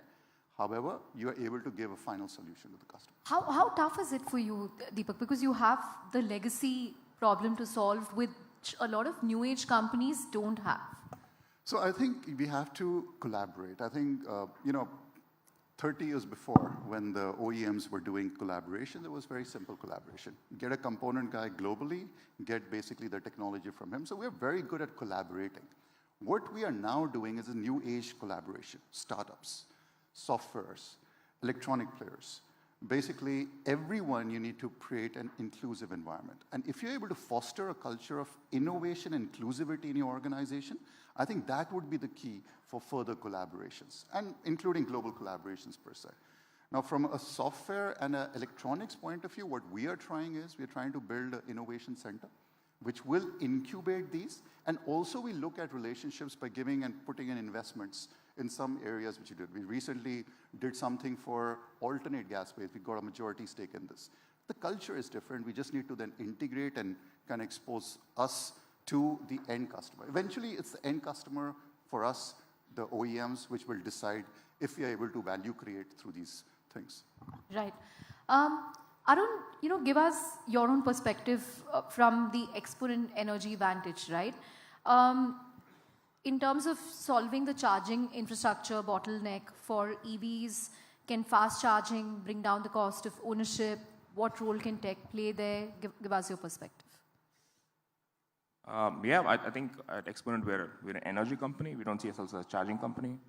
And energy is now a two-sided problem. There's battery on one end and there's charger on the other.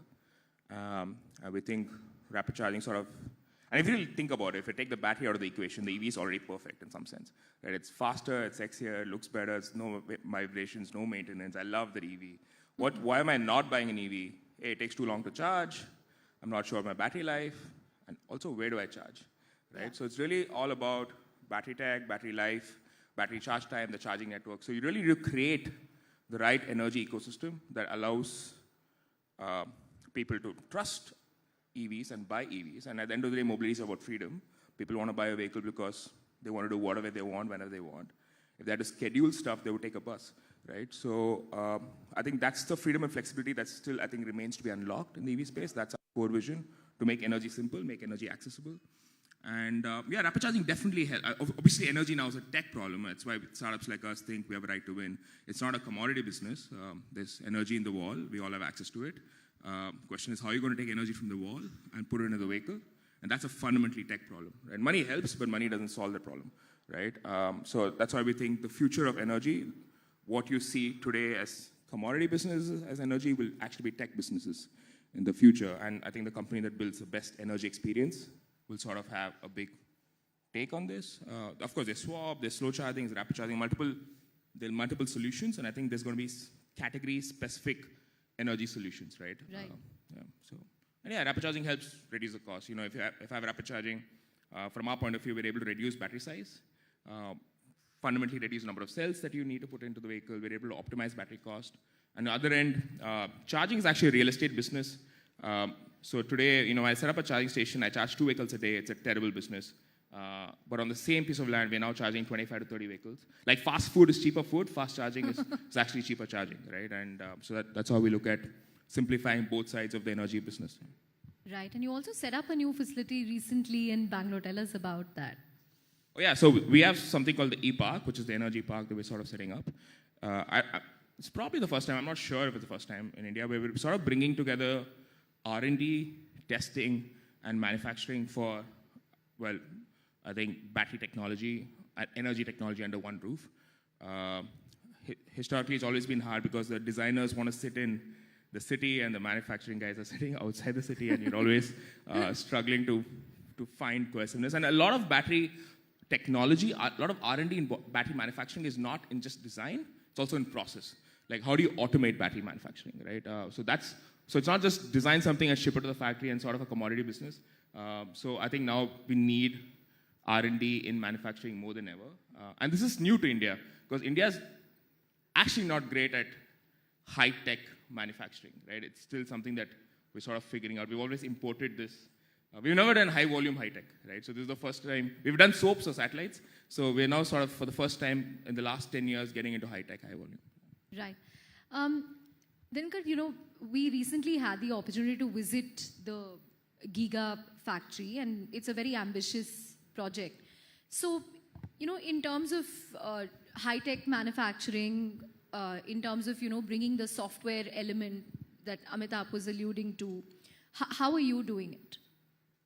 Yeah, so I think OLA as a company is very unique. Where it started as a company to code, right? Bhavesh is a coder himself. I heard him say that he wrote the first GPS code for these Ola cabs, which is to be shortest, because the current systems in GPS has a distance accuracy of certain meters. He wanted to have it 1/10 of it.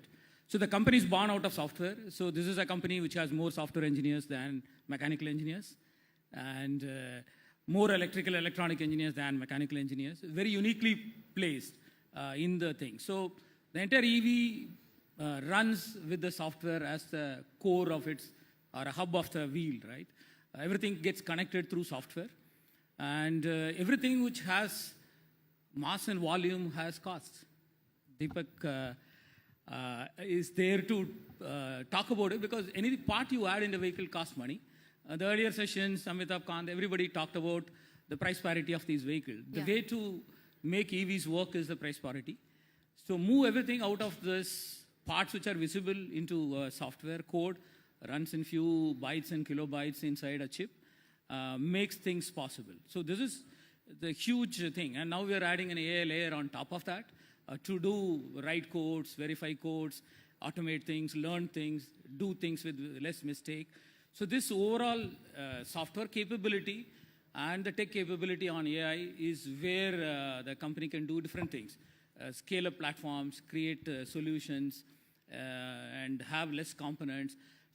Get the best out of components, which I talked about, the energy density of our battery pack, one of the best, 4680 form factor. To get the best, anything which is mechanical, get more out of it. Less material to motor, kilowatt per kg of a motor. We are one of the best in the country on a small size platform. We are moving it double. So everywhere when you see material, make it sweat, double the capability, either a cell or the motor or the electronic, power electronics capability in a size versus power. And everything else moves into software stack, and later on it will slowly move into AI stack. AI in the cloud, which runs to the data coming out of the vehicles, tethered by the 4G today, tomorrow 5G. On an instantaneous basis, half the decisions can shift to cloud, half of them can happen in the vehicle. And the edge-based AI is on the vehicle, thinking along with the user, helping him to drive better, get a range better, get the life of the cells better. So this is what we do in both cell and vehicles. Right. Question for you, Amitabh and Deepak. Do you see autonomous vehicles take off in India? At least in Silicon Valley, people are now used to, taking a Waymo and riding without a driver. I mean, at least to look at it, it still takes some adjustment.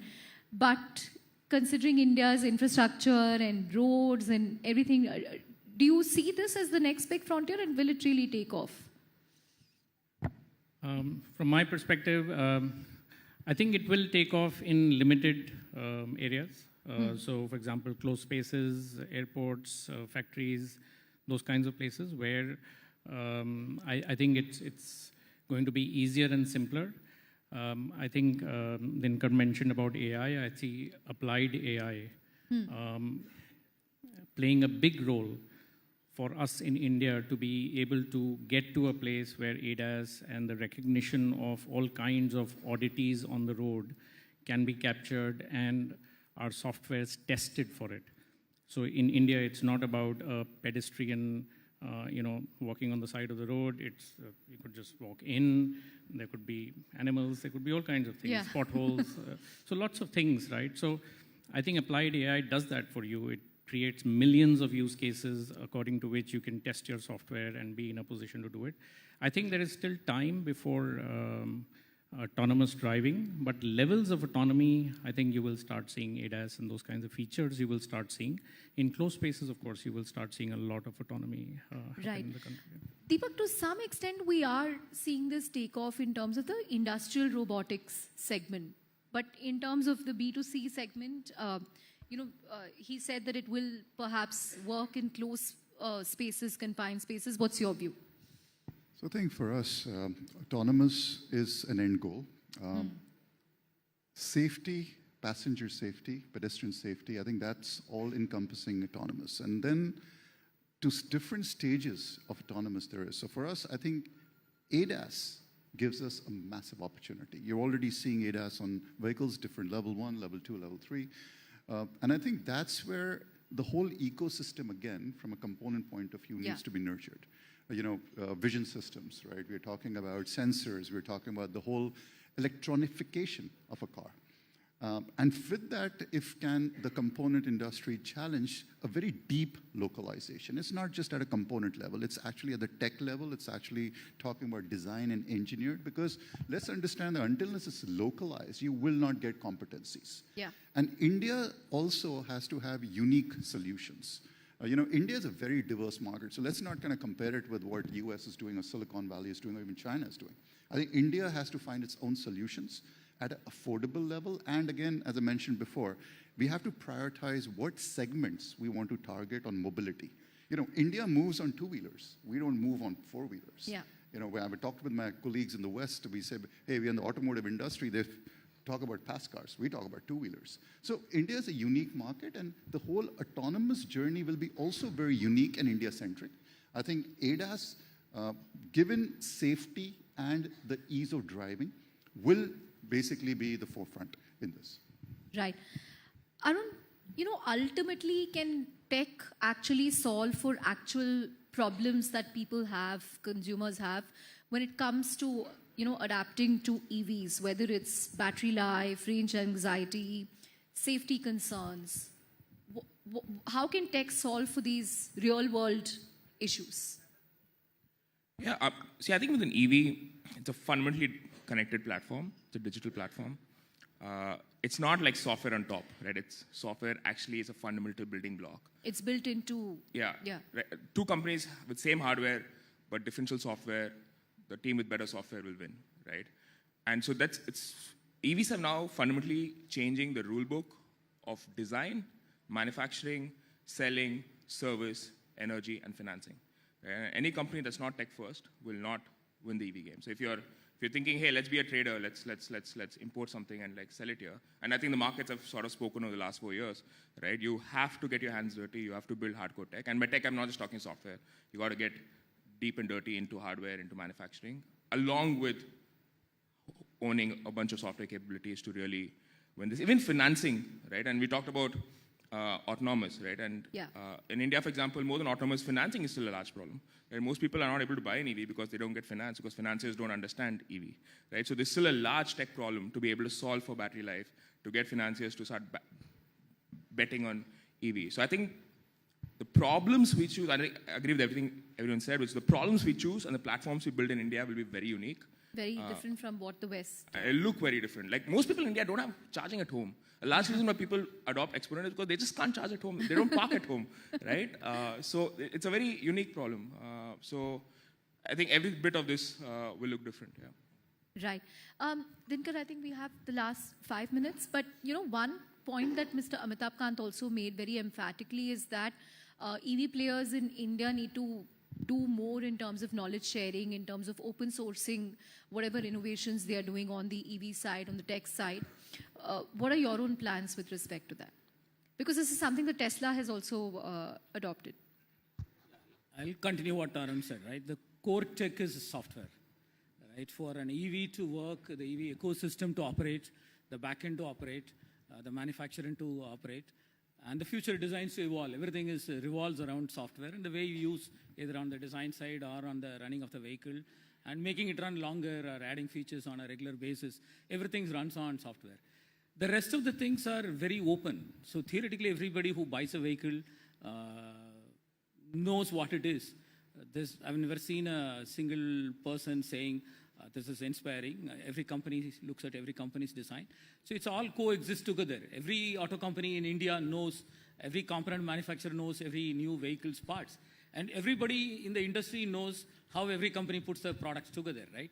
And so there is nothing that to share beyond making a good product and making it run on the road, people looking at it, and you will see them moving. So Ola has done in many places. We have moved away from wires to bus bars. We have moved away from distributed electronics to centrally located electronics. We have moved away from the way the sensors are done. We have moved away from the way the motors are connected. A lot of things are very uniquely done. And they're all out in open. And whether it's openly shared, all our IPs are to be shared. Yes, it's a call to be taken by the company. But the strong belief is that they are no longer secrets. Every engineer knows when he sees an inspiring design, how to do that in a different way. So IP really is not a barrier for good engineering. But they are all there to share. And if specifically a particular technology of Ola is interesting to someone, yes, there will be a discussion. Right. On that note, we're out of time, but thank you very much for your perspective. And, I think we will be breaking for lunch, but please come back, because at 1 p.m. we will have the Union Minister, Nitin Gadkari, here at the venue. Thank you, Ridhima. Thank you very much for that amazing session.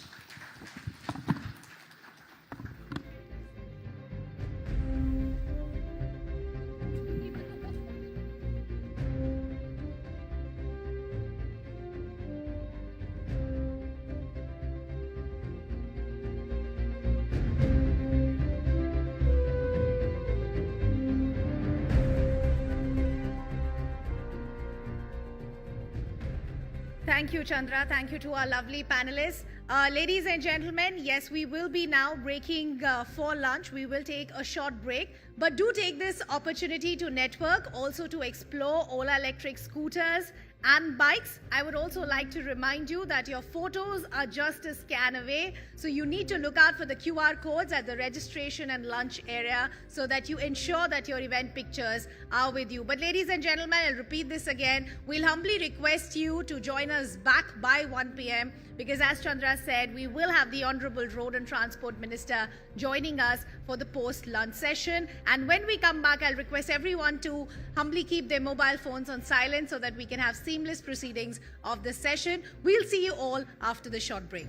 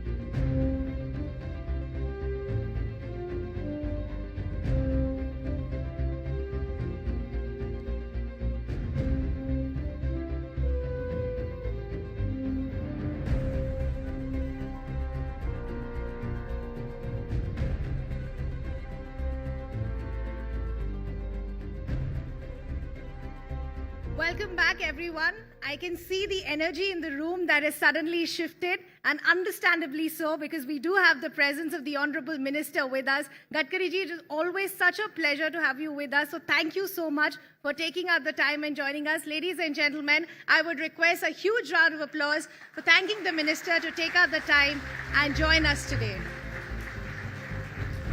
Ladies and gentlemen, India's road to green mobility is an ambitious and transformative journey.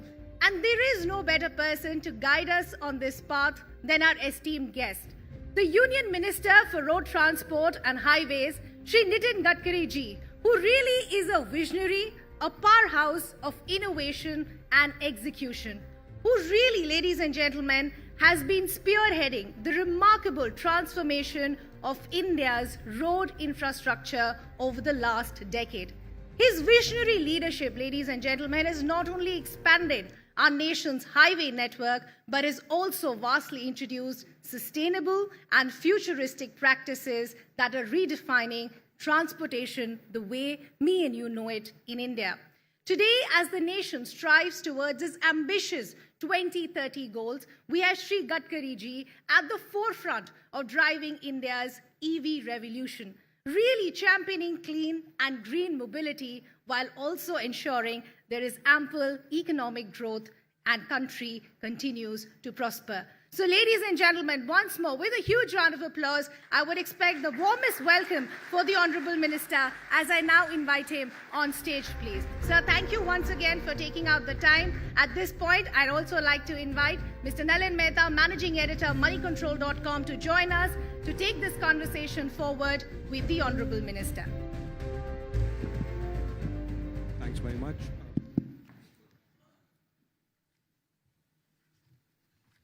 Gadkari ji, it's a real pleasure to have you here with us on Network18 for the Green Bharat Summit. Sir, under your leadership, we have seen a huge expansion of our national highways in the last 10 years, about 60% in length, 2.6x in width. But Green Bharat and green mobility has been very central to your vision as well. So in EVs in particular, sir, there are some very ambitious targets that you have. By 2030, 40% of passenger vehicles to be, 30% of passenger vehicles to be EVs, commercial vehicles 70%, buses 40%, 2 and 3 wheelers 80%. But today we are at about 2 to 3%. So how do you get there from now over the next 6 years? Frankly speaking, you don't think about the targets because it is beyond our imagination. The way in which the EV industry's number is increased, it is really amazing. The most important thing is the cost. Now in our country, we have the import of the fossil fuel costing 22 lakh crores.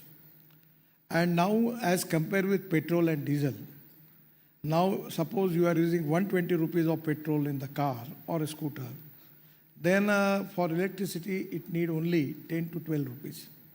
For CNG, it will need 50 rupees. So it is import substitute, cost effective, pollution free and indigenous.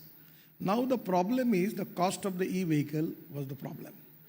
Because when we start this project, particularly when we start talking about e-vehicle, the cost of the lithium ion battery was $150 per kilowatt per hour. Now in India, it is up to $100 per kilowatt per hour. And now one of the cell manufacturers was telling me that it comes to 80 rupees. $80 per kilowatt per hour. It means that it will be the same like petrol and diesel. And if you have a petrol car, you are spending 30,000 rupees per month. For electric, you have to spending only 3,000 to 4,000.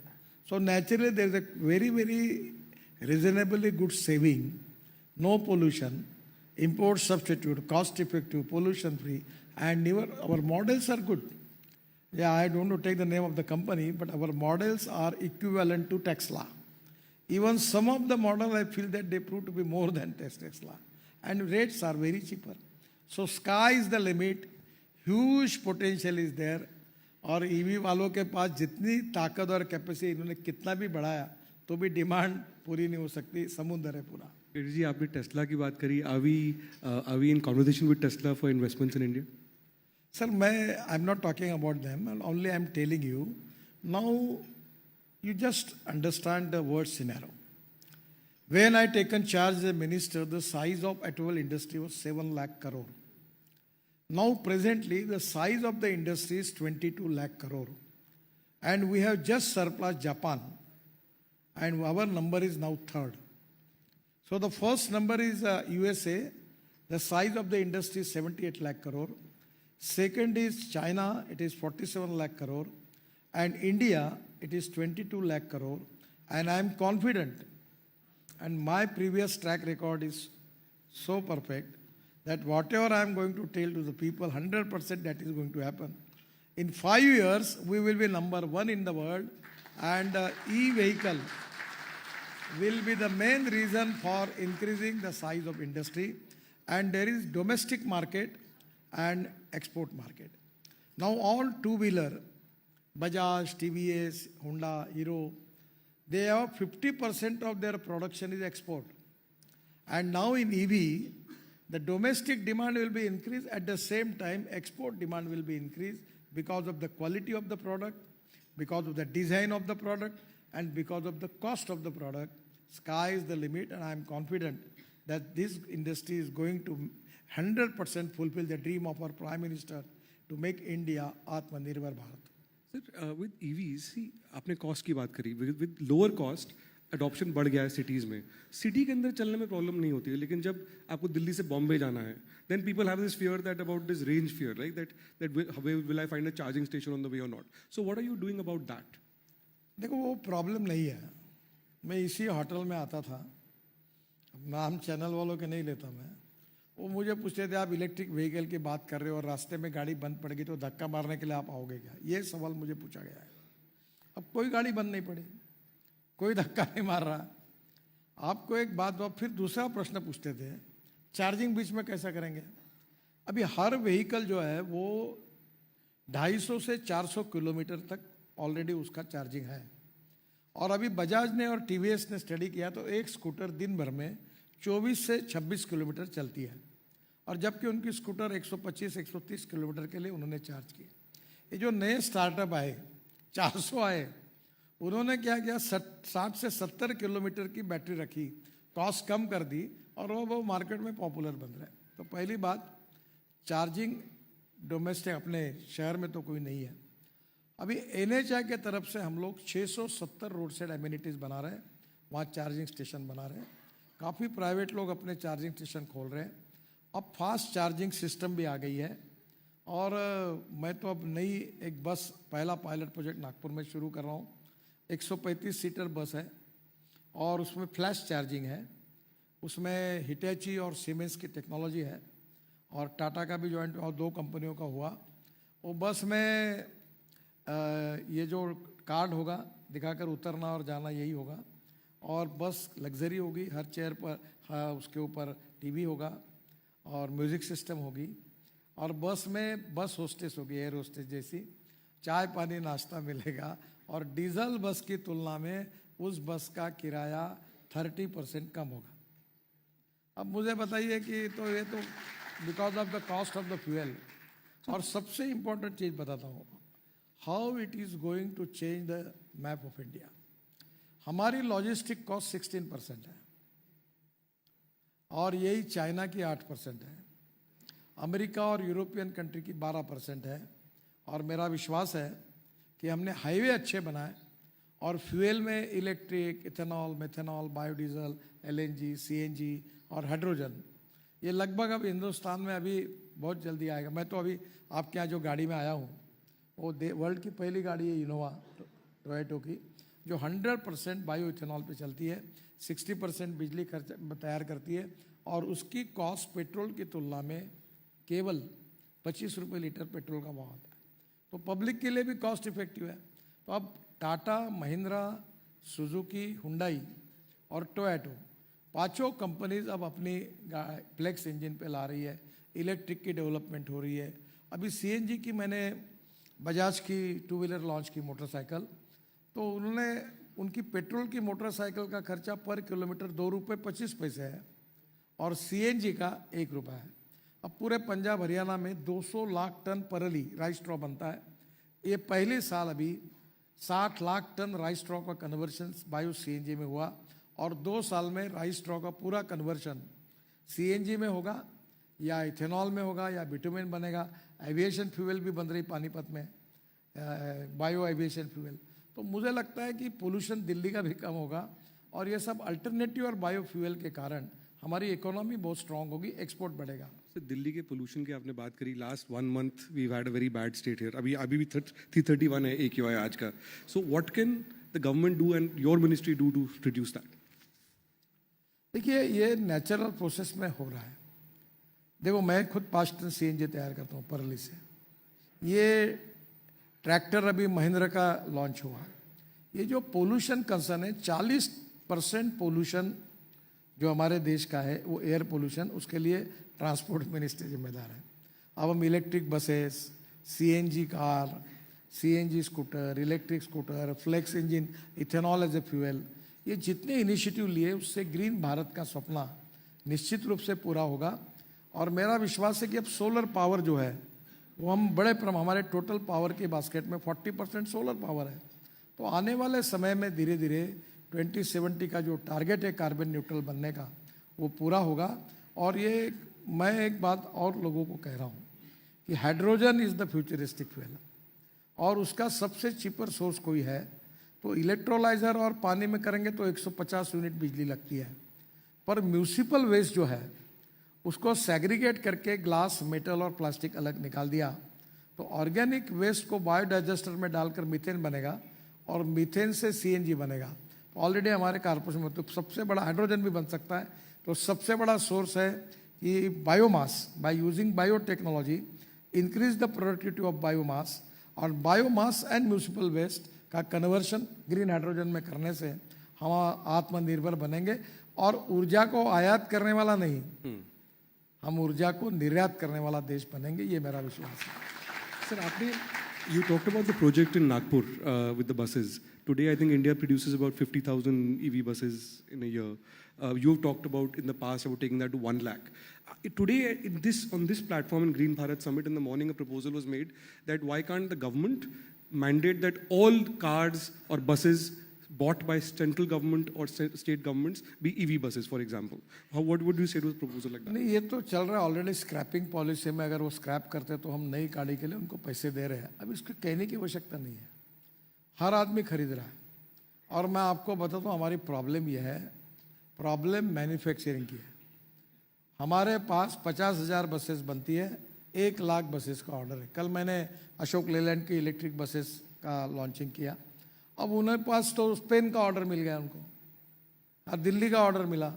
अब देश में capacity है 50,000 55,000 buses बनाने की और requirement है 1.25 lakh buses की। तेलंगाना के मिनिस्टर मेरे पास आए कि सर मेरे लिए कहीं से तो भी बसेस अरेंज कर दो, कोई दे नहीं पा रहा मार्केट में। मैं जो सबसे पहली बात ग्रीन भारत के प्लेटफॉर्म पर सबको कहना चाहता हूँ कि जो जो इलेक्ट्रिक के इसमें है वो अपनी कैपेसिटी 10 गुना बढ़ाइए, 10 गुना। इतना पोटेंशियल है डोमेस्टिक मार्केट और इंटरनेशनल मार्केट में, क्योंकि लोग अब एयर पोल्यूशन के बारे में भी कॉशियस बने हैं। और electric is a very cheap fuel और ये निश्चित रूप से होगा। केवल ये कॉन्फिडेंस जो है, मुझे याद है एक बड़े कंपनी को मैंने कहा था, नाम नहीं लेता उनका, पर पहले 5-10 कंपनी में, तो उनको कहा कि इलेक्ट्रिक करो, नहीं बोले हम 2024 में लॉन्च करेंगे। तो आप बस मिस करोगे, वैसे ही होगा। जो आए पहले उनका सेल बढ़ गया, बाकियों का कमी हुआ। एक बहुत बड़े जायंट है ऑटोमोबाइल मैन्युफैक्चरिंग के, मेरे मित्र हैं। मैंने उनको कहा कि आप इलेक्ट्रिक में जाओ।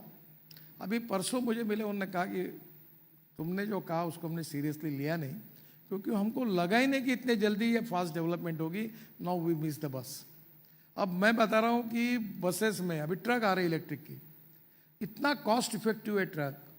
और अगर ये लिथियम आयन बैटरी की कीमत अगर ये पेट्रोल डीजल के बराबर आएगी तो फ्यूल में कितना सेविंग है वो इकोनॉमिक्स आप देखिए। अभी मैं ये एग्जीबिशन आया है, कल उद्घाटन किया मैंने उसका। वहाँ एक तमिलनाडु की कंपनी है, उन्होंने 100 इलेक्ट्रिक ट्रक माइनिंग में दिए और वो बोल रहे हैं अभी हमारी कैपेसिटी अभी बढ़ानी है, हमको डिमांड है। यानी आने वाले समय में 100% India is the fastest growing economy. India ये ऐसा देश है कि इंफ्रास्ट्रक्चर को सबसे प्रायोरिटी मिली है। और मैं तो हमारा ऐसा डिपार्टमेंट की जो पैसे की कमी नहीं है, मैं 5 लाख करोड़ के रोड, मैंने 75 लाख करोड़ के रोड बनाने का प्लान है अभी फ्यूचर। और budget is 2.8 lakh crore for the year, आपका 2.8 लाख करोड़ का बजट है शायद सर। इतने है कि इसके कारण निश्चित रूप से ऑटोमोबाइल इंडस्ट्री को फायदा होगा, कंस्ट्रक्शन इक्विपमेंट को फायदा होगा। और सेकंड इम्पॉर्टेंट थिंग, ये नॉलेज टू वेल्थ, ये बहुत इम्पोर्टेंट चीज़ है। मैं बड़ा खुश हूँ कि हमारे यंग टैलेंटेड जो इंजीनियरिंग स्टार्टअप है, they are doing excellent job. Innovation, entrepreneurship, science, technology, research, skilled and successful practices. We name it as knowledge, and conversion of knowledge into wealth is the future. अभी ये lithium ion battery की बात हो रही, हमारे जम्मू में हमको world का 6वां लार्जेस्ट लिथियम का डिपॉजिट मिला हुआ है। अभी लिथियम आयन के साथ केमिस्ट्री बदल रही है, zinc ion, sodium ion, aluminium ion, अलग अलग प्रकार के चेंजेस हो रहे हैं। इतने बड़े प्रमाण पर हमारे स्टार्टअप साइंटिस्ट काम कर रहे हैं कि हम इसमें वर्ल्ड लीडर बनेंगे और हमारा एक्सपोर्ट बढ़ेगा। और मुझे लगता है कि पूरा वर्ल्ड अभी धीरे धीरे इलेक्ट्रिक के लिए पूरा भारत के ऊपर देखेगा, ऐसी स्थिति निश्चित रूप से आएगी।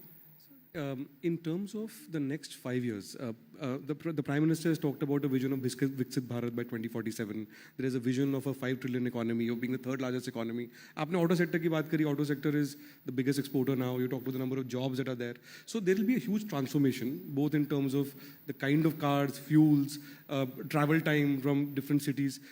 5 years from now, what is your vision for green mobility for this country, for Bharat, for the next 5 years? देखो, अभी जैसे दिल्ली से देहरादून 9 घंटे लगते हैं, अब 2-3 महीने में 2 घंटे में पहुंचोगे आप। दिल्ली टू जयपुर अभी हम एक पर तैयार कर रहे हैं हाईवे पर, दिल्ली मुंबई पे 2 घंटे में होगा। दिल्ली से मुंबई 12 घंटे में होगा। दिल्ली से अमृतसर 4 घंटे में होगा। दिल्ली से मनाली 7 घंटे में होगा। दिल्ली से श्रीनगर 8 घंटे में होगा। कटरा 6 घंटे में होगा। चेन्नई से बेंगलोर 2 घंटे में होगा। अभी मेरठ से दिल्ली 4 घंटे लगते थे, अब 50 मिनट में हुआ। अब धीरे धीरे ऐसे 50 से ग्रीन एक्सप्रेस हाईवे हम बना रहे हैं। कश्मीर से कन्याकुमारी, ये जो सूरत है, सूरत से नासिक, नासिक से अहमदनगर, अहमदनगर से सोलापुर, सोलापुर से कर्नूल, और कर्नूल से चेन्नई, कन्याकुमारी, हैदराबाद, बेंगलोर, बेंगलोर, कोचीन, सब साउथ को जाएगा। तो मुंबई और पूना जाने की जरूरत नहीं। तो 320 kilometre distance Delhi to Chennai कम हो रहा है। तो ये इतने बड़े, अभी आपने अभी जो देखा है रोड का सेक्टर, वो तो न्यूज़रील है। असली फिल्म शुरू होना और बाकी है। अभी ये 2 साल में ये प्रोजेक्ट जब पूरे होंगे तो our road network will be equivalent to USA. और मैं आपको बताऊँ, लोअर मिडिल क्लास पुरानी गाड़ी लेगा, ऊपर 2 बैग डाल के पूरी फैमिली बैठ के टूरिज्म के लिए निकलेगा। आपको बताता हूँ, अभी हाईवे तो देहरादून बना ही नहीं, केवल पुराना रोड हमने थोड़ा ठीक कर दिया तो उत्तराखंड का ट्रैफिक 3 गुना बढ़ गया पर्यटन का। उनको रिस्ट्रिक्ट करना पड़ा लोगों को। और टूरिज्म में ऐसा सेक्टर है कि जहां 49% कैपिटल एक्सपेंडिचर एम्प्लॉयमेंट क्रिएट होने के लिए खर्च हो। मैंने उनको फिर बुलाकर समझाया, चीफ मिनिस्टर को, इतने रेस्टोरेंट बनाओ, इतने होटल बनाओ, इतनी पार्किंग प्लेसेस बनाओ, नहीं तो आएगा तुमको बंद करो तो फायदा क्या तुमको इसका। तो ये नेचुरली इंटीग्रेटेड डेवलपमेंट उसके साथ करनी पड़ेगी। और आप जो ये पूछते हैं ना 30 का क्या और 40 का, ये टारगेट छोड़ दो। आपको पता ही नहीं चलेगा कितने दिन में ये ट्रांसफॉर्मेशन कितना फास्ट होगा। तो जब आपने कहा, अभी तो हमने न्यूज़ विल देखी है, फिल्म बाकी है, उस फिल्म के स्टार्स कौन होंगे sir? Which are the areas where you are seeing maximum expansion? देखो, अभी तो रोड का तो पूरा हो गया काम, गति में चल रहा है। पब्लिक का सपोर्ट अच्छा है। कैपिटल मार्केट में हम इन्विट मॉडल में गए थे मुंबई में, 7 दिन का टाइम था। तो पहले दिन 7 घंटे में 7 टाइम्स ओवर सब्सक्राइब। 7 घंटे में हमने बॉन्ड इशू क्लोज किया। तो पैसे की हमारे पास कोई कमी नहीं। हमारा इनकम अभी 52,000 करोड़ है साल का। अभी नेक्स्ट 2 ईयर्स 1,40,000 करोड़ होगा। हम रोड को मॉनिटराइज करते जाएंगे तो पैसे की कोई कमी नहीं। देने के लिए लोग लाइन में खड़े हैं। तो पहली बात तो पैसे की कमी नहीं, इसलिए रोड बनाएंगे। पर नाउ मैंने तय किया कि हम इलेक्ट्रिक हाईवे कैसे बनाएं, हम हाईवे पे पब्लिक ट्रांसपोर्ट कंफर्टेबल कैसा करें। अब 360 रोप वे, केबल कार, फेनिकुलर रेलवे बना रहे हैं। फिर 670 रोड साइड एमिनिटीज बना रहे हैं। 2000 हम ऐसी प्लेसेस रोड पर बना रहे छोटी कि पेट्रोल गैस स्टेशन होगा, रेस्टोरेंट होगा, ढाबा होगा, एक 20 एक कार का और 5-6 ट्रक का पार्किंग होगा, अच्छे टॉयलेट्स होंगे और ऐसे छोटे सेंटर्स बना रहे हैं। और अभी रोपवे केबल कार के जो 360 प्रोजेक्ट ऑलरेडी हमारे पास आए। अब हम लोग पब्लिक ट्रांसपोर्ट, ये होटल है, ये धौला कुआं से मानेसर, हमारे यहाँ स्टडी चल रहा है, हवा में चलने वाली बस जो 50-40 सीटर के पॉइंट 1 मिनट में 3-4 छूटेंगे। तो ये इतनी गाड़ियाँ यहाँ से गुड़गांव जाते हुए आदमी थक जाता है। मैं कोई शादी में जाता नहीं, आज ज़्यादा था, इतना ट्रैफिक जाम होता है रात को। तो अब ये धीरे धीरे लोग ऊपर लाखों लोग जाएंगे तो नीचे का ट्रैफिक कम होगा। तो अब पब्लिक ट्रांसपोर्ट को और कंफर्टेबल करना और कॉस्ट इफेक्टिव करना, और थोड़ा सा हर आदमी गाड़ी लेके बाहर निकलता है उसको थोड़ा सा डिस्करेज करके पब्लिक ट्रांसपोर्ट के कंफर्ट्स अगर बढ़ाए तो पोल्यूशन भी कम होगा और लोगों को भी सस्ता ट्रांसपोर्ट मिलेगा। ये फ्यूचरिस्टिक प्लान है। और बस स्टेशन जो है उनको हम लोग अभी मॉल और ये बड़ा पार्किंग करके, जैसे एयरपोर्ट बने वैसे बस स्टेशन बनाने का भी कार्यक्रम हमने हाथ में लिया है। पहला मल्टी मॉडल हब हमने काम शुरू किया है कटरा में। मल्टी मॉडल मीन्स वहाँ हेलीकॉप्टर सर्विस है, होटल्स है, रेस्टोरेंट्स है, ऑफिसेस है, मॉल्स है, सब कुछ है, रेलवे स्टेशन है, और एक ही जगह पर लाखों लोग वहाँ आकर जा सकेंगे। तो ऐसे हम देश में मल्टी मॉडल स्टेशन, एक जोगी धोपा करके है आसाम में, वहाँ भी हमने ब्रह्मपुत्रा के पास मल्टी मॉडल हब बनाया, उसका इनॉग्रेशन अभी करना है। तो उसको कॉन्सेंट्रेट करेंगे क्योंकि इंटीग्रेटेड डेवलपमेंट होगी तो सब सेक्टर को उसका फायदा होगा। So what are the biggest challenges do you face in this expansion, particularly in land acquisition and others across different states? सबसे बड़ा आपका चैलेंज क्या है इस एक्सपेंशन के अंदर? देखो ये जीवन ही चैलेंज है। मैं चैलेंज से कभी घबराता नहीं और कभी डरता नहीं। कोई भी अच्छा काम करो उसकी शुरुआत बुरे ग्रहों की पूजा करके ही होती है। तो कौन बुरे लोग हैं जिनकी पूजा करनी पड़ती है? There are some people who convert problems into opportunities and there are some people who convert opportunities into the problems. Problems is the part of the life. Land acquisition है, यूटिलिटी शिप, ये कोई हिंदुस्तान में road बनाओ कहने के लिए नहीं आता, बंद करो बोलते, काम स्टे करो। फॉरेस्ट वाला आता है तो कभी यूटिलिटी वाला आता है, कभी जुडिशरी स्टे देती है, पर उसमें से ही मार्ग निकाल कर आपको काम करना, ये आर्ट ऑफ लिविंग है। वैसे ये भी आर्ट ऑफ लीडरशिप है। You need to understand how you are going to resolve the problem. मुझे याद है मैं जब यंग था, मंत्री था, तो बाल ठाकरे जी ने मुझे एक एक्रिलिक शीट पर, मैं 55 फ्लाईओवर और वर्ली बांद्रा और मुंबई पुणे बना रहा था, खूब प्रॉब्लम आए, तो उनने मुझे लिख कर एक स्लोगन था, I like people who can get the things done. तो चलते अभी प्रॉब्लम्स है, सॉल्व करते हुए निकलना तो लीडरशिप की टेस्ट है। So when you talked about जैसे दिल्ली और देहरादून का बड़ा ट्रैफिक, तो आपको उत्तराखंड चीफ मिनिस्टर से बात करनी पड़ी about stopping it a little bit in terms of the controlling it. Do you have between BJP and non-BJP states when you deal with chief ministers, do you find a difference or it's similar for you? देखिए कुछ चीज़ अभी मैं, एक बहुत सुंदर spot है, मैं helicopter से देखा, गंगा के ऊपर से हमारा रोड जाता है, उधर फॉरेस्ट है, इधर गंगा है, उधर हमारा रोड है। तो मैंने सोचा इसको टूरिस्ट स्पॉट बनाना, और रोड के बाजू में एक 300-400 गाड़ियों का पार्किंग और छोटा सा कॉफ़ी शॉप, और लोग गाड़ी खड़ी करके वो गंगा भी देखेंगे, फॉरेस्ट भी देखेंगे और रोड पर रहेंगे। तो ये सब करके तो फॉरेस्ट वाले नहीं दी परवानगी, नहीं दी तो नहीं किया। अब देखो आखिर मैं तो इन्वायरमेंट के प्रति बहुत कमिटेड हूँ, इसीलिए बायोफ्यूल और अल्टरनेटिव फ्यूल की बात करता हूँ। हमने 78 लाख पेड़ों को ट्रांसप्लांट किया, 4.5 करोड़ पेड़ लगाए। मैंने अभी नागपुर में ऑक्सीजन बर्ड पार्क बनाया, एक बड़े एरिया की जगह पर मैंने फल के पेड़ वगैरह सुंदर बनाए, तालाब है, और केवल फल लगाए, वो इंसान नहीं तोड़ेगा, केवल बर्ड्स खाएंगे, बहुत सुंदर बना। मैं तो इकोलॉजी और इसके लिए तो बिल्कुल पीछे, पर ये जो एनी एक्सेंट्रिक अप्रोच ये ठीक नहीं है। डेवलपमेंट भी चाहिए और इकोलॉजी एंड एनवायरनमेंट को प्रोजेक्ट करना। अभी मैंने दिल्ली में ये 4 टेकड़ी है कचरे की, 80 लाख टन कचरा मैंने उठाकर रोड में डाल दिया, तो इन्वायरमेंट बचा नहीं आगा। ये परली से सीएनजी तैयार हुई, 60 लाख टन परली उपयोग में आ रही है, अगर ये जलती तो पोल्यूशन बढ़ता। 2 साल में 200 लाख टन पूरी अगर कन्वर्ट हो जाएगी वेस्ट टू वेल्थ, तो देश बदलेगा, इंपोर्ट बचेगा, कॉस्ट बचेगी और दिल्ली का प्रदूषण कम होगा। कभी ना कभी केवल वन साइड एक्सेंट्रिक रखने के बजाय पॉजिटिविटी के साथ हमको इकोलॉजी एंड एनवायरनमेंट को प्रोटेक्ट करने के लिए भी काम करना So चाहिए. there's a lot of work happening with waste being used for making roads and all of that, and for recycling for Green Bharat. Do you see a very large percentage of roads being made from these kind of recycled materials over the next 4 or 5 years? Sir अभी तक हमने डोलारो Ahmedabad road पर 20 lakh ton waste use किया. UR2 जिसका अभी उद्घाटन, पानीपत से आधा घंटे में आप एयरपोर्ट के अंदर जाएंगे. हमने जो नया रोड एयरपोर्ट एयर स्ट्रिप के अंदर भी टनल बनाई है, अभी उसका 2-3 महीने में उद्घाटन करेंगे. तो उसमें हमने कचरा डाल दिया पूरा. अभी बाम्बू का 80 किलोमीटर हमने क्रैश बैरियर बनाया.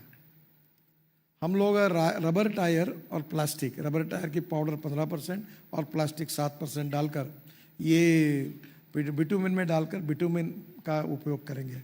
अभी ये लिग्नेंट करके निकलता है राइस स्ट्रॉ से जब CNG तैयार होता है. वो सेंट्रल रिसर्च रोड ऑर्गेनाइजेशन ने एक्सपेरिमेंट किया है. मुझे वो रोड का देखने के लिए जाना है अगले सप्ताह. उसमें 35% जो लिग्नेंट वेस्ट निकलता है CNG तैयार करने के बाद ये परली से, वो हम लोग बिटुमिन में डालेंगे. हमारे देश में 80 लाख टन बिटुमिन लगता है. 40 से 45 लाख टन इंडियन रिफाइनरी देती है और 45 से 50 लाख टन हम इंपोर्ट करते हैं. अगर ये वेस्ट प्लास्टिक, वेस्ट रबर और ये लिग्नेंट ये अगर डांबर में चला गया तो हमारा आराम से 25 लाख टन बच गया. उतना इंपोर्ट बचेगा और उतना वेस्ट टू वेल्थ कन्वर्ट होगा. तो ऐसी बहुत सी बातें हैं कि जो इकोलॉजी एंड एनवायरनमेंट को प्रोटेक्ट करने के लिए हमको कर सकते हैं. भाई प्लास्टिक से वो डीजल बन रहा है, इंडस्ट्रियल डीजल टाइप, वो लोग अभी ट्रैक्टर और ट्रक में डाल सकते हैं. तो बहुत अच्छे सक्सेसफुल एक्सपेरिमेंट्स हैं. और ये धीरे धीरे ये करने से, जैसे to save money is to earn money, वैसे ये वेस्ट मटेरियल को यूज़ करना है, प्रदूषण को कम करना. तो मैं ये कहता हूँ कि वेस्ट में वैल्यू क्रिएट करो. मुझे याद है मैं जब मंत्री था महाराष्ट्र में, तो शीला दीक्षित जी यहाँ अर्बन मिनिस्टर थी. तो फ्लैश के लिए मैं आता था कि फ्लैश के लिए ये करो, खूब बार आया. अब फ्लैश की स्थिति ऐसी होगी कि फ्लैश मिल ही नहीं रही. फ्लैश का शॉर्टेज होगा, फ्लैश के लिए झगड़े होने लगे और फ्लैश के लिए पॉलिटिकल दबाव आने लगा. क्यों? क्योंकि फ्लैश का यूज़ हुआ. मैं आपको लिख देता हूं, अगले 5 साल के बाद कचरे के लिए झगड़ा होगा.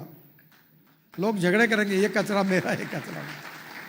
यानी स्टोर करने की तो बात ही नहीं, क्योंकि उसमें टेक्नोलॉजी का उपयोग करके जब वैल्यू एडिशन होगा तो निश्चित रूप से चीजें बदलेगी. So the Prime Minister has often talked about about river transport as part of Green Bharat and about improving our transportation across that. जो पहले भारत में होता था बहुत ज़्यादा, फिर बहुत कम हो गया. So आपका जो भारतमाला project है, that includes connecting different economic corridors, highways to state highways, but also to ports and to coastal ways. वहाँ पे progress क्या है? वैसे हम 108 पोर्ट कनेक्टिविटी के प्रोजेक्ट कर रहे हैं. वो 1,30,000 करोड़ के हैं. लगभग अनेक प्रोजेक्ट पर काम शुरू है. और ये पोर्ट कनेक्ट होने से मेजर पोर्ट है, उससे छोटे वाले मीडियम पोर्ट भी है, और सबको हम कनेक्ट कर रहे हैं. दूसरी बात, मैं जब शिपिंग और वाटरवेज का मंत्री था तो मैंने पार्लियामेंट में बिल डालकर 108 नदियों को वाटर ट्रांसपोर्ट के लिए कन्वर्ट कर दिया. अभी वाराणसी से हल्दिया 1380 करोड़ हमने बना दिया वाटरवेज. फिर वहाँ से बंगाल के खाड़ी से ब्रह्मपुत्रा ड्रेजिंग कर दिया. तब सुषमा जी मंत्री थी और बांग्लादेश के प्रधानमंत्री ने उनको कहा कि ये जो आगे काम करके बांग्लादेश में एक मुंगली पोर्ट है, तो मैं 250 किलोमीटर घुस के हमने बांग्लादेश में भी वाटरवेज बना दिया. ब्रह्मपुत्रा तक वो भी बना है. अभी गंगा का बना, ब्रह्मपुत्रा का बना, काफ़ी कुछ बने हैं. आप कभी मुंबई में देखो, मुंबई में BPT में हमने एक रो पैक सर्विस, ऐसी 30-40 सर्विसेज शुरू की. अपनी कार, बस उसके जहाज़ के अंदर डालना और 5वें-6वें मंजिले पर चाय कॉफ़ी रखे रेस्टोरेंट में बैठना. तो अब JNPT से अलीबाग जाने के लिए BPT से अलीबाग जाने के लिए रोड से 3 घंटे लगते हैं. अब ये 20 मिनट में जाता है और तुरंत लोग उतरते हैं, अपनी कार बाहर निकल जाते हैं. तो ये बड़े प्रमाण पर वाटर ट्रांसपोर्ट का काम अब शुरू हुआ है और करने की आवश्यकता है. दूसरी, आपको याद होगा मैंने मुंबई के समुद्र में मैं हवाई जहाज़ से उतरा था, MPBS सी प्लेन. तो ये एविएशन वालों को मैंने कहा तुम जल्दी कानून बनाओ, नहीं तो मैं फ्लाइंग बोट के नाम से नया कानून मैं बना के अपना करा लूँगा. क्योंकि वो दोनों भी है, फ्लाइंग बोट भी है और हवा में उड़ने वाला हवाई जहाज़ भी है. तो मैं खुद समुद्र में उतरा, मोदी जी ने उसको लेकर साबरमती से वो सरदार सरोवर तक गए, उतरे। तो एमपीबीएस सी प्लेन, ये भी इसका उपयोग हो सकता है। दूसरा, जो हमारी बोट्स हैं वो समुद्र में अलग टेक्नोलॉजी है, रिवर्स में अलग है, तो क्रूज चलते हैं ब्रह्मपुत्रा में। अब वाराणसी टू हल्दिया इन्वेस्टर चाहिए, तो इसके लिए प्राइवेटली अभी वाराणसी में कुछ शुरू हुआ है। अभी योगी जी से मेरी बात हुई और मैंने उनको कहा कि हम टेक्नोलॉजी में कोचिन शिपयार्ड को मैं बताऊंगा, जो वर्ल्ड स्टैंडर्ड के क्रूज है वो हम बनाएंगे। देखो आपको कितना दुर्भाग्य है, इंडिया से लोग सिंगापुर जाते हैं और सिंगापुर में क्रूज में बैठकर दुनिया का पूरा घूम के आते हैं। इंडिया के लोग दुबई जाते हैं, दुबई बैठकर क्रूज में बैठकर वहाँ घूम के आते हैं, और इसकी संख्या कितनी है? 7 लाख लोग हैं। ये डॉलर में वहाँ पैसे देते हैं, बस हमारा समुद्र वहाँ जाता है। तो मैंने अभी कोचिन में, मुंबई में बहुत बड़ा क्रूज पोर्ट बनाया, पोर्ट बनाया। अब काफ़ी जगह ये मुंबई से गोवा चालू किए। अब इसको क्रूज टूरिज्म को हम लोग पॉपुलर कर सकते हैं और दुबई और सिंगापुर यहाँ से शुरू कर सकते हैं। तो वाटर ट्रांसपोर्ट की विशेषता ये है कि फॉर एग्जांपल रेलवे में जाने के लिए अगर आपको 10 रुपये लगता है, नहीं रोड में जाने के लिए 10 रुपये लगता है, तो रेलवे में 6 रुपये लगते हैं और वाटर से 1 रुपया लगता है। तो पहली priority waterways, second priority railway, third priority to road and fourth priority to aviation.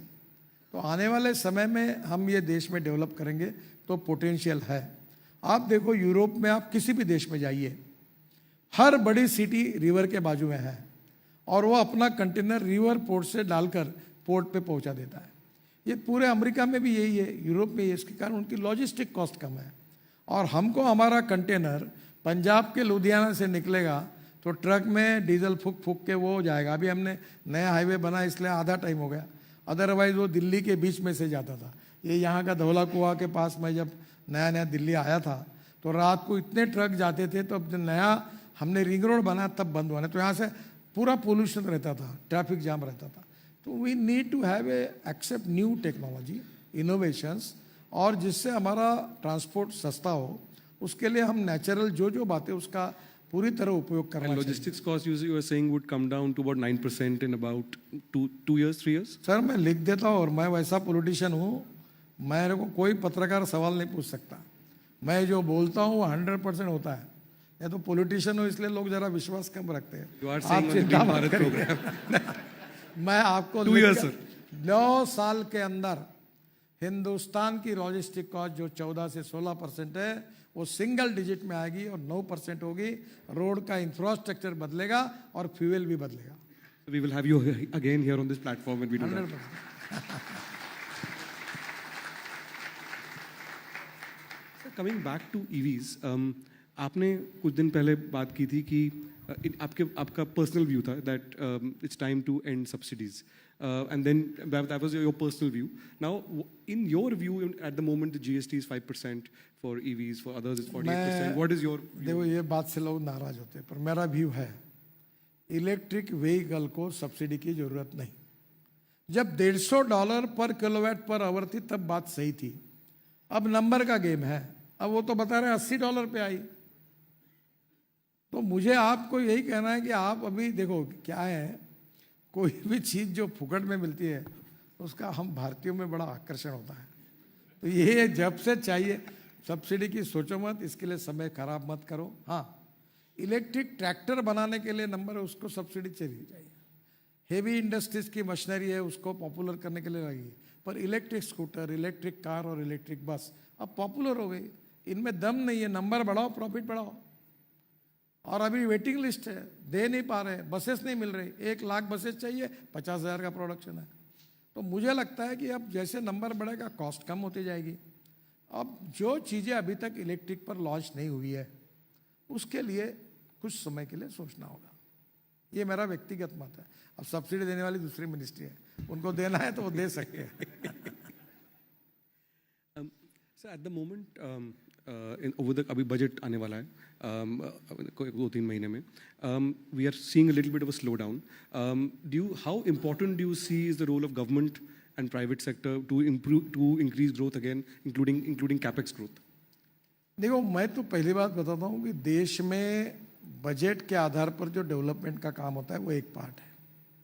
अब हमारी सरकार ने पब्लिक प्राइवेट इन्वेस्टमेंट को बहुत इनकरेजमेंट किया है, और मैं तो बीओटी का जन्मदाता हूँ, पर मैं आपको अच्छी बात बताता हूँ।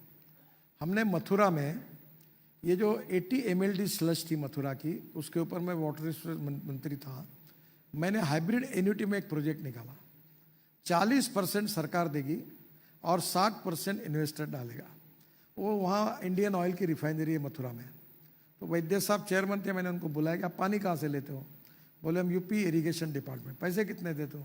बोले 25 करोड़। मैंने बोला आप 5 करोड़ आपके बचा देता हूँ, आप 20 करोड़ दीजिए। मैंने प्रोजेक्ट, हमने टेंडर किया, त्रिवेणी इंजीनियरिंग कंपनी है, उन्होंने प्रोजेक्ट लिया, और 100 रुपये का काम 40 रुपये में, 40% में प्रोजेक्ट हुआ मथुरा का 80 MLD स्लज में। तो कचरे में भी पब्लिक प्राइवेट इन्वेस्टमेंट पॉसिबल है। कचरे से CNG तैयार करना या ग्रीन हाइड्रोजन तैयार करना municipal corporation public private investment से कर सकती है। मैं अपने कॉन्स्टिट्यूंसी में 8 साल से टॉयलेट का पानी बेचता हूँ, नागपुर शहर का, महाराष्ट्र सरकार को कोराडी खापरखेड़ा पावर प्रोजेक्ट को।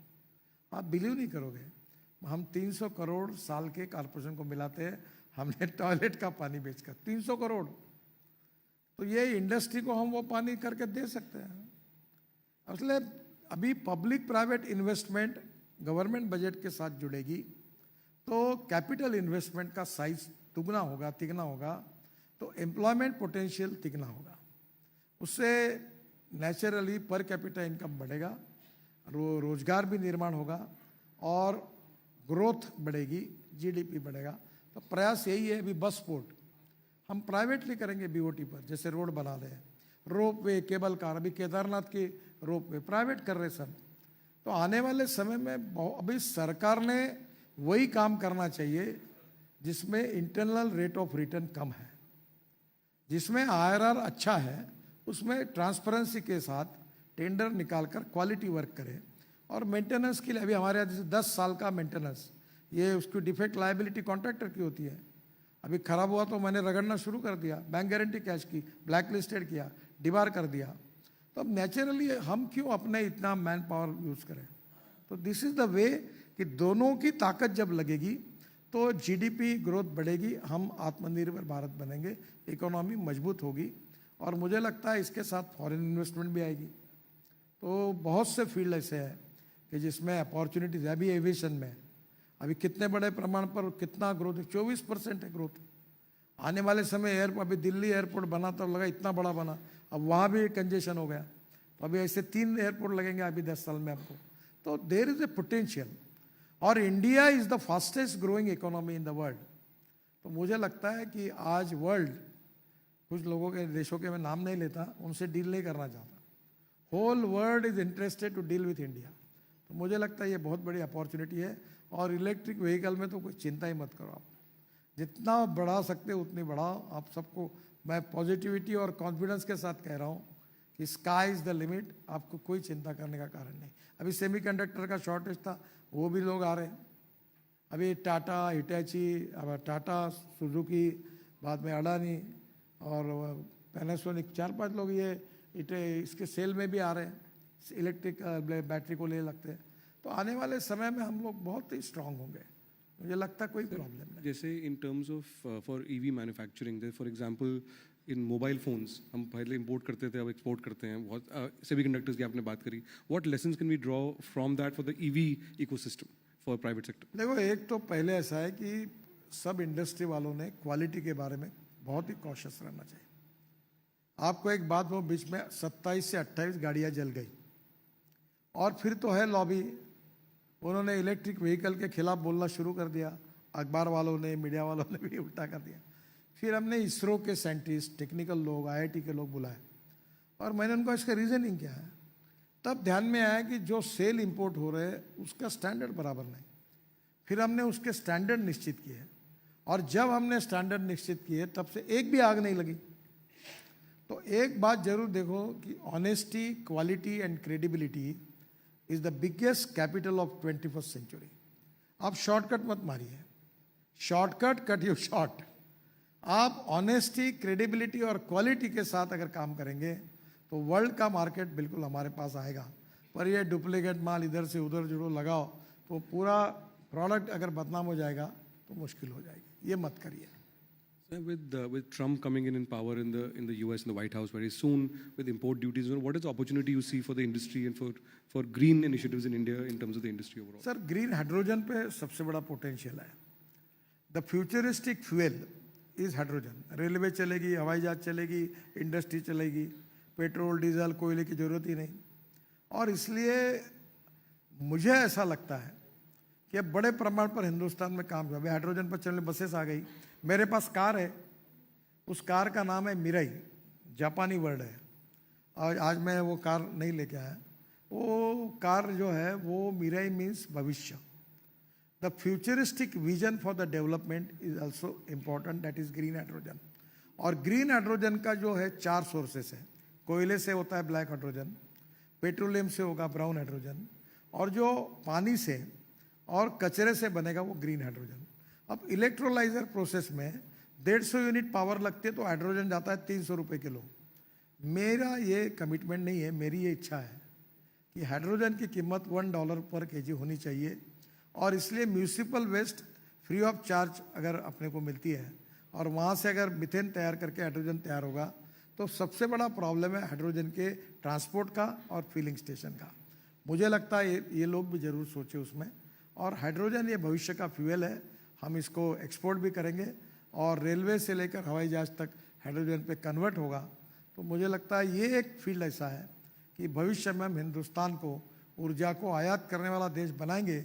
आज 22 लाख करोड़ देश के बाहर जा रहे हैं, कल उसको हाइड्रोजन एक्सपोर्ट करने के कारण 22 लाख करोड़ अगर देश के अंदर आएंगे तो आप ही इसका सोशियो इकोनॉमिक इम्पैक्ट क्या होगा, आप ही सोचिए कितना बड़ा होगा।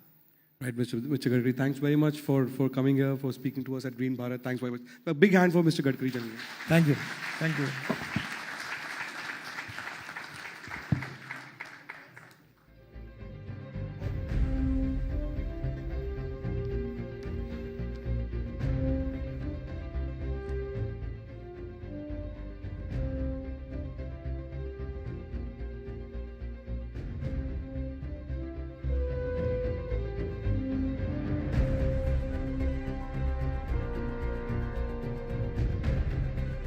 Ladies and gentlemen, we should have a huge round of applause once again. Gadkari ji, thank you so much.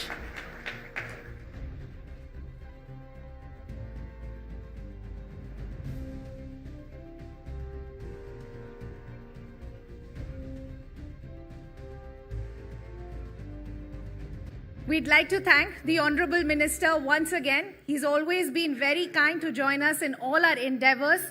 So, sir, thank you so much for joining us and gracing us with your presence with this event. Thank you so much, sir.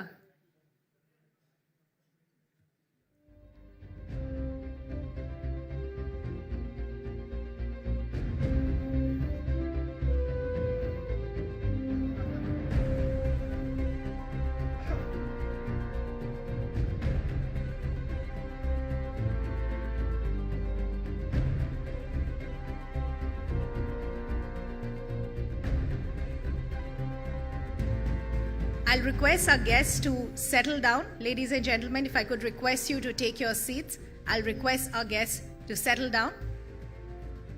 We shall begin with our next session in a short while, but in the meantime, I'll request all of you to please settle down. I'll request our guests to take their seats.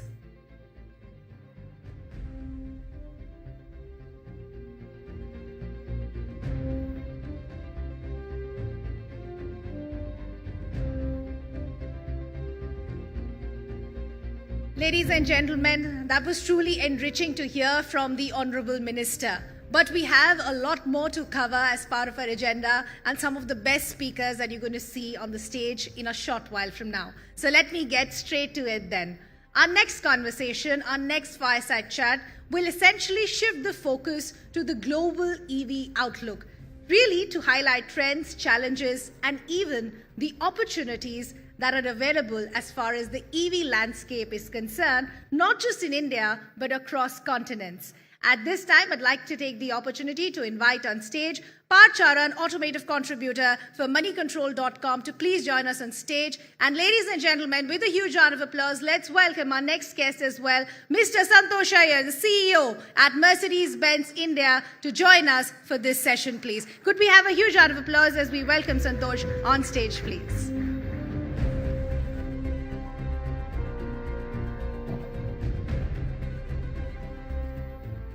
Wow, lots to unpack after that last session. Yeah, it's tough to be here after Honorable Minister, actually, with all his energy, but yeah. No, if anybody can be a follow-up act, it's you, Santosh. And firstly, thank you for being here. Welcome to the first ever Network 18 Green Bharat National E-Mobility Summit. I don't know if you caught the beginning of the summit. You know, we've had a lot of headline-making lines, and at the beginning we had Mr. Amitabh Kant, who kind of reprimanded automotive manufacturers for not sort of picking up the slack. Clearly, that's not applicable to Mercedes-Benz India. You guys have always been, you know, first movers, and now you have not one but two top-end EVs which are being assembled with the EQS 580 SUV being added. So I want to start by asking you, you know, what makes you optimistic about India's manufacturing prowess when it comes to EVs? Yeah, thanks, Parth. Firstly, you know, when we started introducing the first EVs, it was a CBU in 2019-20. And when we announced, a lot of people asked us, why EV? Today, I would say after 5 years, we have Green Bharat session. It's not a question of why, but now it's about percentages, how soon, how fast, what can be. So I think for us, we clearly feel that it's not an option. You know, decarbonizing the automotive industry is our responsibility. We also have been a collateral damage. Some of you in this room know about the Delhi diesel ban, for example, and the current public health crisis. So we clearly said that even for India, we need to not only get EVs, but we need to localize them to get them at the right price point, because it's important that customers are able to adopt and shift. And that can only happen if the price points are right with the right products as well. So very clearly, that was the call. You know, we had to take a call during COVID when the lockdowns were there, that we will localize the car. And today with two models, 6% share of our total sales are EVs. I think we have come a long way from where we started. Looking into the future, you know, globally we made this big statement that by 2030, we will be all in on EVs wherever markets allow. And today, if you see, that's something that the rate of customer transformation is not as fast. Many reasons. We can discuss that, but we also need to be cognizant of the fact that we are only one stakeholder. There is government on one side and there is a consumer, the most important stakeholder, and they need to be ready to also adapt to the new transformation and technology. So we need to be patient, we need to do the right things, and then it's a matter of time that it should happen faster. I will come back to that bit, but you know, I want to mention that Mercedes-Benz India introduced the Retail of the Future model, which was pioneered by you. And it's created something which is for the first time being emulated at a global level. So when it comes to the EV market in particular, do you see any sales models here that can be applicable internationally? I think one of the core driver for us to shift to the retail of the direct-to-consumer model was electrification. And let me explain why. So on one side, we knew that there is a lot of cost in the current retailing model. You know, because you bill a lot of cars to dealers, they have to pay interest to the banks, there is heavy discounting, and it's not helpful to the consumer, neither to the partners, nor to OEMs. With EVs, the costs are high. Of course, the Honorable Minister mentioned the costs are coming down. It's a fact. But still, the costs are high. And we are today dependent a bit on the support on taxation to get the cost at the right price point. So if you want to take cost out of the system, the first thing is the distribution cost, which is unwanted. Why to pay interest to banks? Why to have these huge margins and discounting? Why don't you come with the right price? And that was one of our trigger to shift to the direct-to-consumer model. Today, you know, with 40,000 plus cars being sold in last 3 years, I think the model is great. It's also taken in Germany, Australia, UK, many markets. So the transformation of EV, we knew that the cost structures will be high. We need to look at the cost. And I think the direct-to-consumer model helps us to get that cost benefit advantage as well, and so that we can do the right pricing to the market. Right. You began exporting the India-built GLE last year. When it comes to these top-end EVs that you're now assembling, do you have any export targets? Do you foresee Mercedes-Benz India becoming sort of an export hub? And if so, for what markets? See, traditionally, cars are built closer to the market in general for Mercedes-Benz and for the luxury top end of the segment. In Europe, we make for Europe, China for China, US for US, and of course, there are some cross-border trade.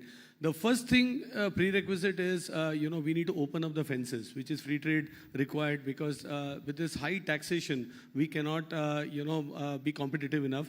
You add the logistic cost. On the other side, and I was having a discussion with some of my colleagues some time back, incidentally, India has 48% tax on combustion engines, 20% road tax, takes the tax to around 68% on cars. So what is being done is you generally then make cars cheaper because the market cannot afford such high cost cars. So then the traditional Indian industry has made the cars cheaper, maybe a bit of compromise on safety or on some certain equipment, but then you are not competitive for exports. And this is something that, we have been requesting, that one, open up the borders. Second, the internal taxation, if it is also made at a way and manner that you can make world-class cars, which adheres to global regulatory standards, not just the local standards, then the market opens up for exports as well as, and then the scale goes up. Because the core word in manufacturing is scale. You need the scale to get it, and I think FTAs as well as a regulatory environment which is harmonized with the rest of the world will help us leapfrog. And that's same for EVs. For us, it's great, but if you look at our total sales in India, the luxury car market is 50,000 cars. We do close to 20,000 cars. And there, the scale effect doesn't kick in even when you talk about EVs or any other platform. Right. I should also point out for our viewers that this is only the second market in the world where the EQS 580 SUV is being assembled.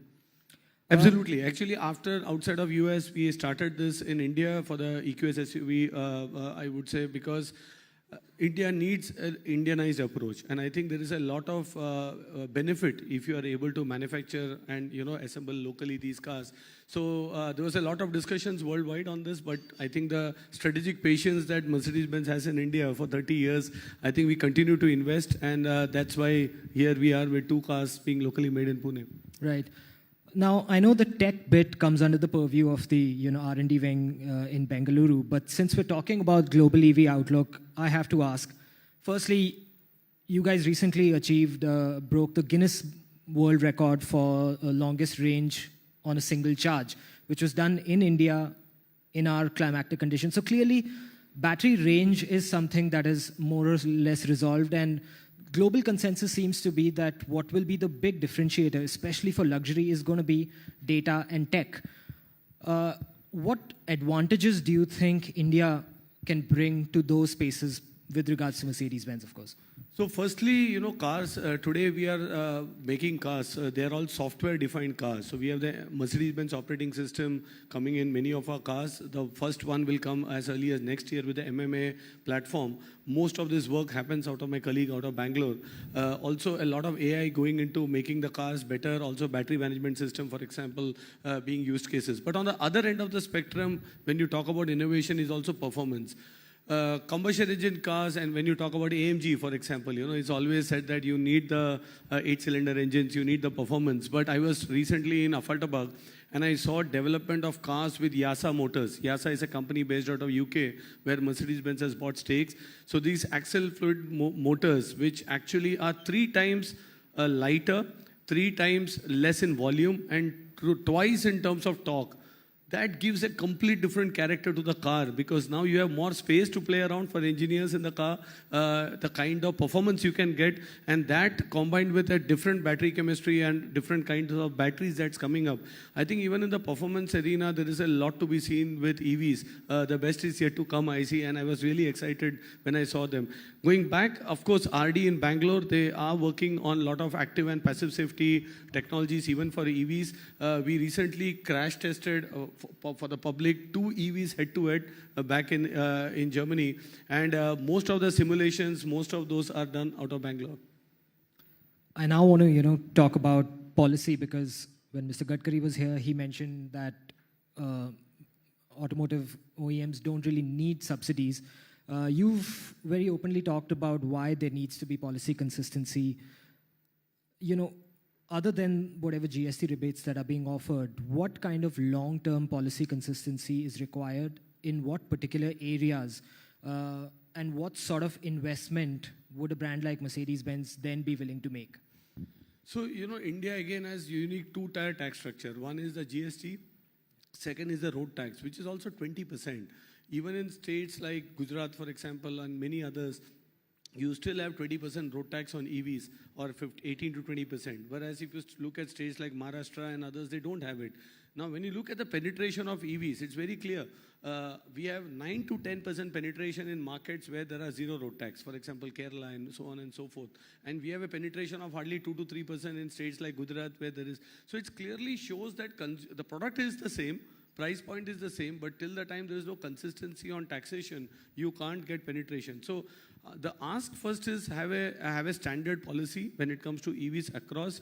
It needs support till the time a threshold volume is met. Maybe the government can say till 30% of, you don't need to put an year. And maybe if it happens in 2 years' time, you get the scale and then you can slowly upgrade or increase taxes. The second is, you know, for CapEx to happen on EV side, again, because this is about electrification, I think the charging infrastructure is developing. I think there is a lot of private players and a lot of work happening. But the biggest lack is today, if you buy an EV, you need multiple apps.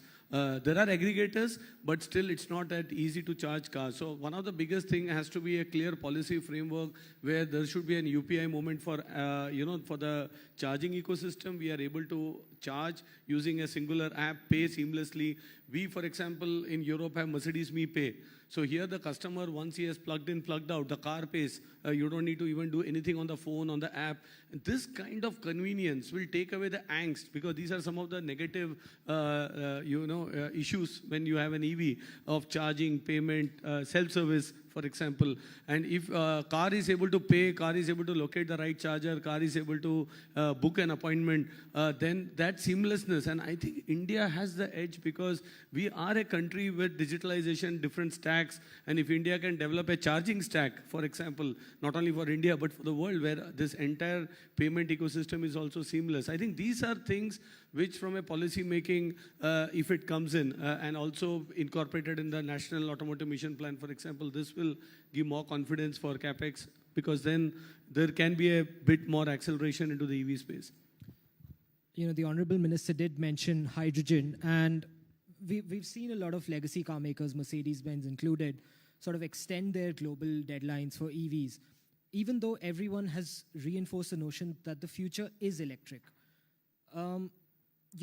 But analysts, Deloitte had written a report where they said that given the myriad of use cases for automobiles, it can't just be one solution. What is your view? What do you see in the future? Is it going to sort of work in tandem where we're going to have hybrids, synthetic fuel, EVs, possibly hydrogen, all of that? Or inevitably, it's all going to be electric? So firstly, when you talk about hydrogen, we had a fuel cell car way back in India, in Delhi, in 2015, with a B-class fuel cell. We showed it in the India Auto Expo here. And this car has done across the world mileages, kilometers. But from our perspective, hydrogen to come into passenger vehicle, because you need space, you need storage, you need distribution.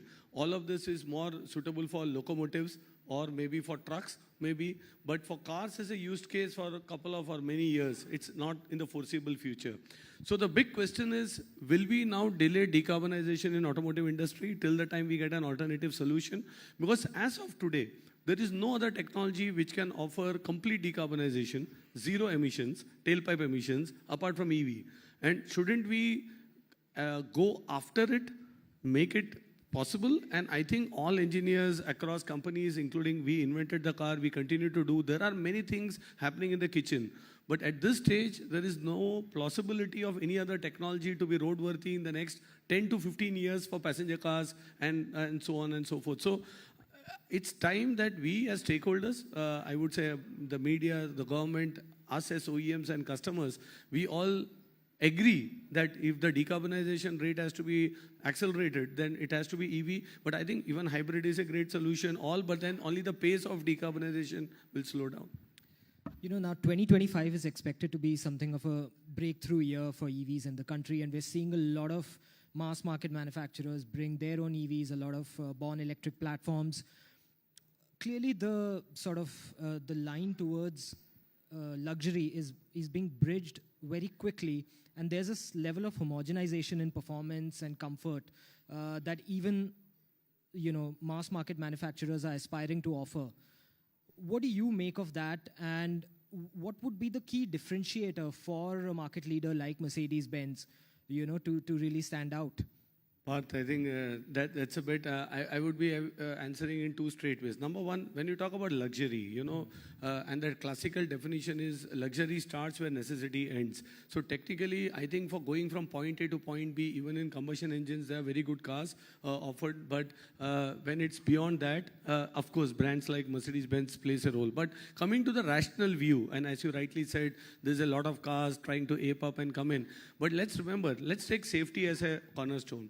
The Bharat NCAP is very different from European NCAP. Now you can say we have 5 stars, both cars are 5 stars, but a Mercedes-Benz 5-star has gone through a much different testing process, validation and safety compared to a NCAP. Now, it's also because you need these local regulations to keep the cost of the car down for many OEMs. It's challenging to explain this to consumer because they just are not as aware. They just look at, okay, 2 cars are 5-star rated, maybe they are as safe. So, but that's a task of our sales team, marketing team to explain on a rational basis. What's the comfort, what's the NVH, what's the safety, what are the other things that you can get. Apart from, for sure, there is a lot of handcrafted materials. We use a lot of recycled materials in cars. So pushing the sustainability agenda much more than just making a car to go from point A to point B. So this is a challenge, not only in India, but even worldwide. With the changing definition of car, there is a big tendency to compare like to like, feature to feature. I think it's the operating system also which will define. I think the Apple to the Android is a classic example. They both do the same job. Watches, I keep saying, do the similar job, but then people prefer certain watches. They all show time. When it comes to, increasing levels of localization, particularly with the EVs, what have been the key sort of supply chain inconsistencies? How have you tried to address them? And, have rising raw material costs, all of these, how big an impediment has this been, particularly this year? So, with EVs, there are 2 angles to it. One is the demand-supply mismatch. We have always, I can talk about Mercedes-Benz, we are not able to predict the market the way it is. The issue is when we planned a bit high, the market didn't support. Today, we launched the 2nd car, for example, the EQS SUV, and I have waiting period till March now. The EQS SUV Maybach is going till June. Now, I asked my sales planners, but they said, hey, 4 months back, we are all in the same room, we couldn't foresee this. So this is a big kind of a mismatch. And today, I was surprised for the first time in my life, I couldn't fathom that my sales guy is trying to sell a combustion engine to a EV customer, which was always the other way around. So that's one, which is planning or timing the market and looking at demand. On the other side, because of this huge fluctuation in demand and supply, the supplier ecosystem also, there are huge orders for EVs, then you cut it down, there are costs sitting there. So on one side, the Honorable Minister was right that the cost should come down theoretically, but on the other side, because of the demand not picking up worldwide, if you see, there are challenges, the costs have not coming down. It's only getting added because suppliers have invested on tooling, etc. And maybe the original volumes which was forecasted worldwide doesn't happen, not for all OEMs in general. So that way the cost sits and then you have other challenges coming with that. So this demand-supply mismatch, I think, is a big challenge when it comes to EVs to predict, and that has a cascading impact on the supply chain, on the cost involved and logistics and so on and so forth. Right. My final question, Santosh. You guys clearly, surpassed your sales mark this year as well, even though it has been a rough year for manufacturers. What sort of slowdown do you foresee for 2025? What are your predictions, and what can we expect from Mercedes-Benz? See, for us, I have seen in my experience, luxury is a very sentiment-driven purchase. I think there are enough wealth in India for people to buy cars and purchase cars, but on the other extreme, sentiments are determined by geopolitics, sentiments are determined by stock market. Today, as we sit and speak, you can see the huge fluctuations happening, and that all of that can affect. But we are confident that fundamentals have not changed. You know, the macroeconomic population, the star is still dreamt by billions of Indians to be owned. So there is a lot of, when I look at the people inquiring for a Mercedes-Benz, it's only growing month on month. Are they translating into purchase? Maybe there is a delay. It's also related to interest rates, inflation to some extent, because the purchasing power and also the salary increments, many things happening there. So, but in 2025, we still are optimistic for growth. We are not giving up. We will still come back with more launches. We start next year on 9th of Jan, not with 1 but 2 car launches, both EVs.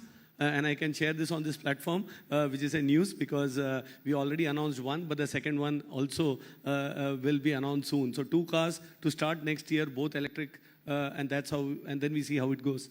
Well, Santosh, it's been a pleasure as always. Ladies and gentlemen, a huge round of applause for Santosh Iyer. Thank you. Thanks, Parth. Thank you.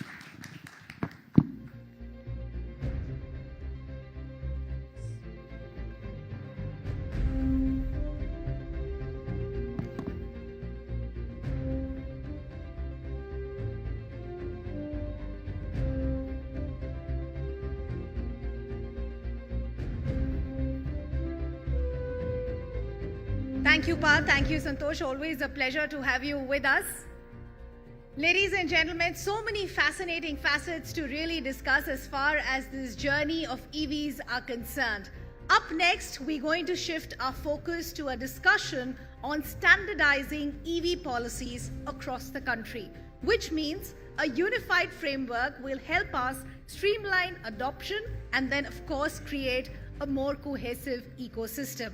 For steering this conversation, ladies and gentlemen, join me in welcoming Parikshit Luthra, Editor and Bureau Chief, CNBC TV 18, who in fact will be taking this conversation forward, which is aptly titled, One Nation, One EV Policy. Ladies and gentlemen, with a huge round of applause, let's also welcome our stellar panel.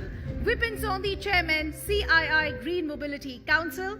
Joining him on the panel, we also have Saikant Verma, CEO, Andhra Pradesh Economic Development Board. Joining on the panel, we also have Prerna Singh, ACO, Greater Noida Authority. And completing the panel, we have Abhijit Sinha, Director, National Highways for EVs and Ease of Doing Business. Ladies and gentlemen, we need to get some more energy and a huge round of applause for a stellar panel, some of the best in the industry. Parikshit, it's over to you.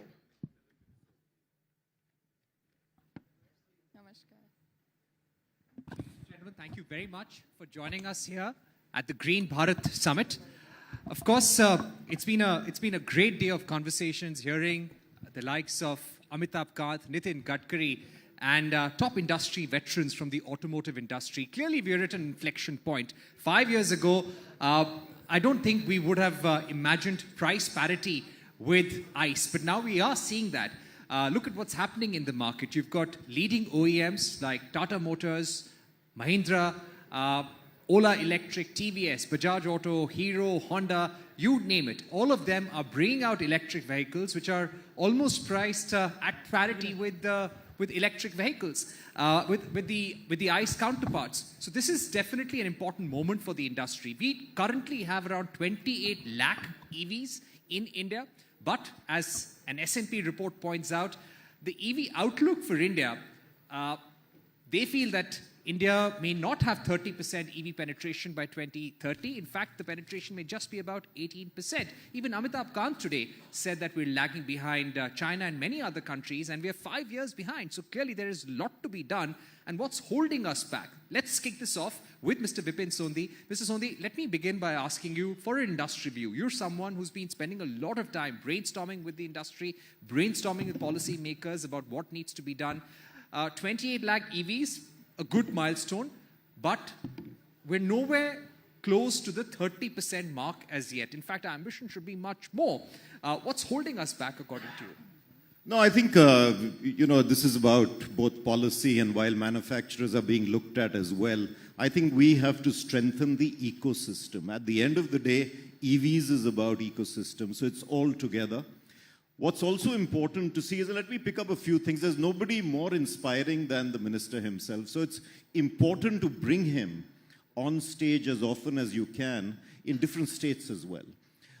If there's a clarity of vision, and there are areas which are not clear as well, but it inspires people. And I believe it's more about inspiration than anything else. But let me pick up, I'll come to your point later, but let me pick up 6 things that if we are to be number one as is envisioned, it can't be domestic market alone. It has to be a combination of domestic and the overseas market as well. So I'll pick up just 6 points, and then we'll come to specific policy issues. Number one, charging infra definitely is something that we are going to look at. Battery tech and recycling. Third is R&D and clusterization of R&D, bringing industry, academia onto industrial parks so that we can look at the technology of the future. Policy must address that. Fourth, a policy for startups and SMEs. We talk about them, we don't have an integrated policy. Fifth, integrating with global standards. Santosh here just mentioned about the fact that there's a disparity in NCAP, that's safety standards. If we aspire to be Atmanirbhar, which is part of the global manufacturing supply chain, we must integrate with global standards. And finally, very importantly, a cross-sector collaboration between automobiles, between energy, IT. It's the ecosystem that we have to develop. I'll just take a minute and then stop. Transport is a concurrent subject which makes implementation sometimes a challenge, which is why you need a visionary leader articulating all the time. But there are compelling benefits to having a consistent policy framework. It may not be unified, but it should be consistent so that the transition is impactful. Just 3 points there. Citizens of all states must have access to the benefits. It was also said taxation at the local level, at the state level is different. All citizens don't have that access. Secondly, consistent policy has to make sure that EV adoption across states address the current disparities in the states that there is. And thirdly, standardization of policies will ensure the availability of equipment, infrastructure, and charging stations. I'll stop here, but when we come back, I'd like to talk about power and the policy on power. You're absolutely right, sir, because when you move from state to state in the country, the regulatory ecosystem changes. The kind of subsidies you have on electric vehicles, different kinds of vehicles, that changes. The capital subsidies that you're giving on manufacturing, that's different. The taxation changes. And as you said, power tariffs, land use policies, everything is different. And that's what sometimes complicates things for global investors as well. Mr. Saikant Verma, I'd like to get you in at this stage. Do you think, just the way we have a GST, can we have a one nation, one EV policy? Is that even feasible? I think that is not only, something that we would want, but it is pretty essential at this point of time. Because I think, like Sir was just saying, what we need is a clear visibility. I mean, there are different stakeholders that are involved, whether it is the EV manufacturers, whether there are public transportation suppliers, or logistic sectors, or mass transport, or even individual, transportation users. There's battery manufacturing and a whole bunch of stakeholders which are involved. Now, what we need to give is some sort of a visibility as to what they are going to get across the nation. Because when you talk about all these stakeholders, they're not going to come and target a particular state. They're going to come for the entire country. Only then the economic scale would work out, and they'll be able to, take advantage of that. And I think one nation, one EV policy is definitely that way, is going to give them that sort of a visibility. And they can, chart out a clear roadmap in terms of what they can plan for the next 5 years, 10 years, and, whether it is building the infrastructure, which is pretty essential, for EV to take off in a big way. So I think it is not only something, a good to have factor, but it is very, very much essential. And just like how, there are many examples. You're just quoting about the GST. I think that is one of the very successful structures or models that we as a nation have come together and built it. I think in that context, EV policy for the entire country is definitely something that is very much essential. And only that will give us the ability to, have experience in exponential growth and to be able to achieve whatever targets that we're talking about, 30% or even 50%. And I think India as a country, we should target towards 100%. Absolutely. Let's talk about Uttar Pradesh, which has the largest number of MPs in the Lok Sabha, one of India's largest states. Prerna, I would like to ask you about EV penetration in Uttar Pradesh. A state like UP has tried to align its policy, electric vehicle push policy, very much with the central government. But if I were to ask you a larger question about how bureaucracy functions differently across the country, which are some of the basic hurdles that you see at the level of governance, at the level of regulations, which are perhaps holding back widespread EV adoption in the country? What, according to you, would be some of those 2-3 hurdle points? The Uttar Pradesh state, under the leadership of Honorable Chief Minister Yogi Adityanath ji, is very well aligning with the national policy which we have. So the Uttar Pradesh Electric Vehicle Manufacturing and Mobility 2022 policy, it's very much in sync with the FAME or the PM E-Seva Yojana which we hear about. And when we talk of these schemes, when you talk of the alignment thing, we are now looking at faster adoption of electric vehicles. We are now looking at providing lucrative space for investors, for businesses, so that there's a holistic ecosystem of electric vehicles. Now, coming to the challenges we face, it is the first thing which I would mention is the charging infrastructure. The charging infrastructure here, of course, the upstream infrastructure has a great cost to it. But now, if the government is now subsidizing, incentivizing the infrastructure, because if it doesn't do, then the burden will fall on the consumer, and the entire concept of green technology or electrical vehicles will fall short, because we want to promote that people use EVs. We want to promote because we want to reduce our energy we want to reduce our energy import bill. We want to enhance our energy security. We want to go green. We want to have better air quality.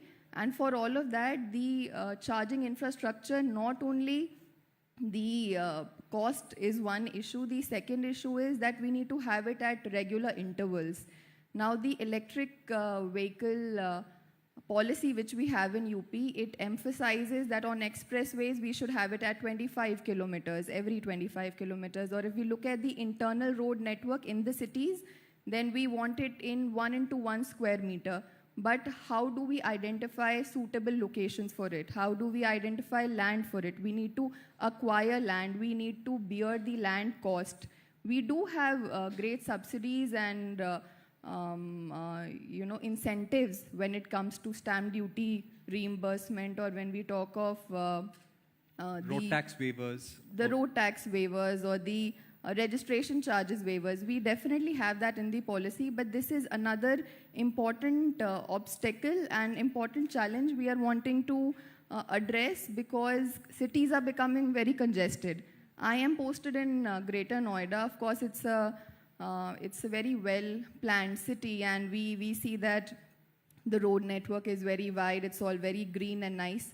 Might not be that big an issue for us, but for the other cities, if we look at them, we want to transition about 100% of our public transport into EV, or the official vehicles into EV by 2030.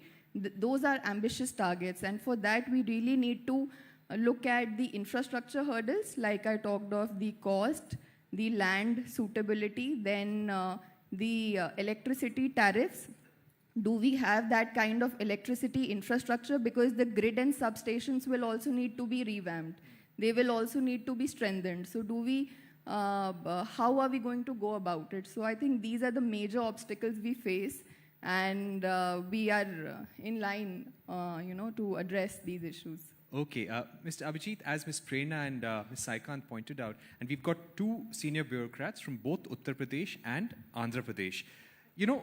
Interesting thing is, you go to any state in the country, everyone would say that we would want Tesla to come and manufacture here.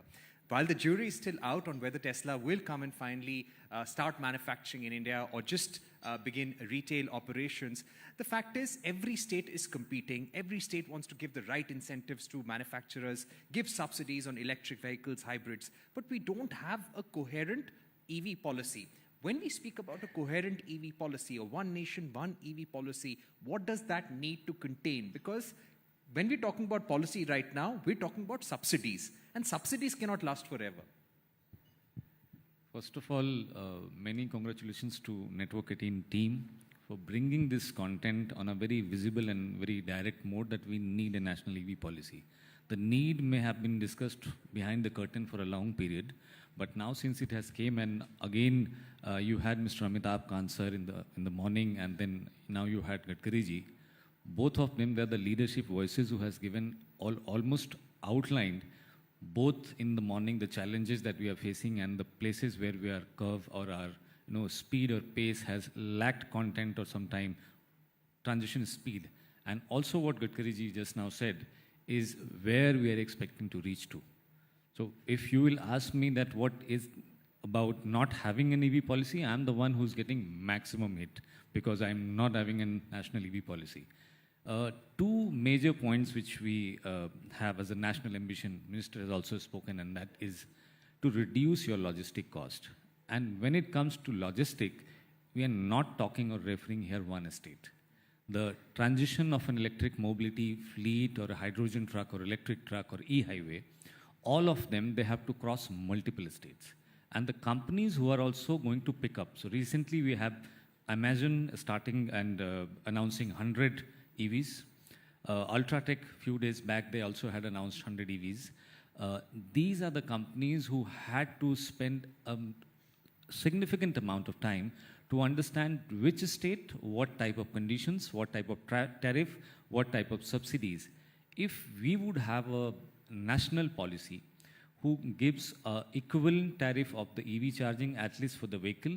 Second, the power disbursement and also the power connection, which also becomes a big problem when we go for permissions of such charging stations or highways.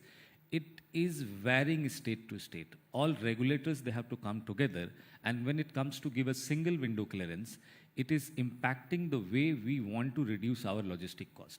And second is what we are having as a lowest hanging fruit. Sir said 40% of the pollution or emission is attributed to the transport. Out of that 40%, which is the 100% of our country, 30% is alone attributed to trucks. So this year when we had FAME, we included 500 crore rupees for trucks dedicatedly to meet that deployment target of to claim that 500 crore rupees.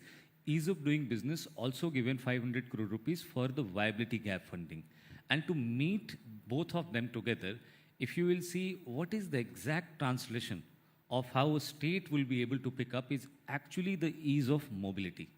No matter what amount of road we will be able to create to connect cities, the moment you eat or reach to a city, you face all that congestion. You may go from here to Kanyakumari, but the moment you reach to city, your circular road or your transition road is not in a proper mode to actually surpass the city without getting slowed down. So that obstacle of mobility is what our focus. GNSS tolling ho, या फिर e-highway ho, hydrogen bus or electric bus, whatever is to be brought to make the mobility freight lower, it is priority. And any of these are not possible until and unless we have a comprehensive nationwide ambition. And plus, I would also, if time allows us, to speak about climate financing. Without having a proper single window clearance, which dispense a long-term finance for such infrastructure upgradation, it would be for, as a country, very ambitious to have a vision like this, which I think in morning, Kant sir has very well outlined. And last but not least, these transitions are keeping us in a neck-to-neck competition with Germany. When we started 3 years back, we were ahead of Germany into making 5,500 kilometer e-highway on Bharat Mala and Sagar Mala. Germany had a target of 4,000 by 2030. Now, with some advancement into certain areas like power, distribution, and solid-state transformers, we went ahead to complete our targets by 2027 only. And solar is also contributing. But when it comes to creating an infrastructure of dispensability, what Mr. Saab said is 470 wayside amenities, we will have to have a comprehensive policy that state consumes each one of them as an asset which is earning for them. Okay, thank you for those very comprehensive remarks. And Mr. Sondhi, to come back to you, when we speak about the necessary contours of a one nation, one EV policy, would you say that continuity of policy and streamlined policies all across the country for the power sector would be the most essential? Because even now, when we speak about adoption of EVs, they say the biggest puzzle that we need to fill is charging. You're absolutely right. I think just to first, how do we arrive at a more unified policy with it still being a concurrent subject? And I think there should be dashboards created by the central government, which are in each state government, to highlight and showcase the best EV policies around the country. CII is doing some work on it. So you create a healthy competition so that each state is learning from the other, and we approach unification even though it may not be formalized. Coming back to power, and that remains probably the single most important thing. You know, there are solutions to it. One is, how do you manage peak load and EV charging impact? We like to charge in areas that we know rather than in public charging. So the chances are electricity demand typically peaks between 6 and 9 p.m. and that coincides with us reaching home from office when most people would plug in their EVs. So this added demand would strain the grid, which is what the power sector or the discoms are concerned about.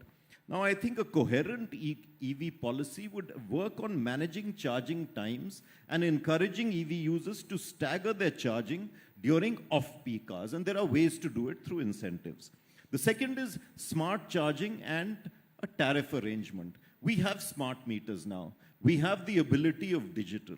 We can easily find out which are the peaks, which are the troughs, which smart meters, and automatically the user will shift to times when he or she has to pay the least. There are ways of managing it. Technology is there. One last point, since we've got two people from the States, is modification of building codes for charging infrastructure. I think if we can do that to facilitate builders, etc., in residential accommodation, it would become easier to create the charging infrastructure within residential and commercial premises on a planned manner. I'll stop. Thank you, Mr. Sondhi. Saikant, if we were to ask you about how we can go about having a cohesive nationwide policy, if you had to put a thinking cap on, how would you start towards that?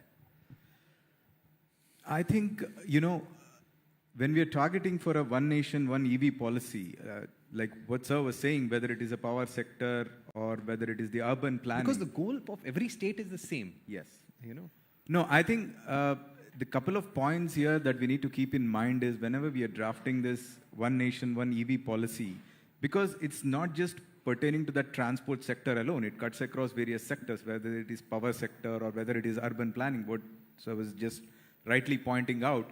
I mean, we need to give some sort of a base structure as to what every state should look at. And when we have a very aggressive targets at a nation level that we want to, you know, probably go at 30% by 2030 and 100% at some point of time, that basic structure should set the target for each and every state, cutting across different spaces, whether it is urban space, whether it is a building code, whether it is, you know, the power sector. How can we ensure that, you know, the charging infrastructure, we are able to give that sort of a confidence to the charging infrastructures players to make sure that there is a consistent and reliable power supply and all of these things. So that base structure is very, very essential. And today, you know, aligning with this national vision, there are very few states who are able to see that, you know, that far. And Andhra Pradesh is one of the states. I mean, we recently have launched a EV policy wherein the state has set a very, very ambitious target that it wants to achieve in the next 5 years. For example, 100% of the public road transport corporation that we have got, 100% of these vehicle fleet, which is around 15,000 vehicles, all of that is going to go EV in the next 5 years. That's a pretty ambitious target. Now, barring, we cannot just leave that for the states to decide and pick up, because sometimes at a national level, it's very important that you're able to give that sort of an ambitious target for all the states. And that I think is what the national EV policy should target for, to make sure that, every state is able to take this particular thing as seriously as it should.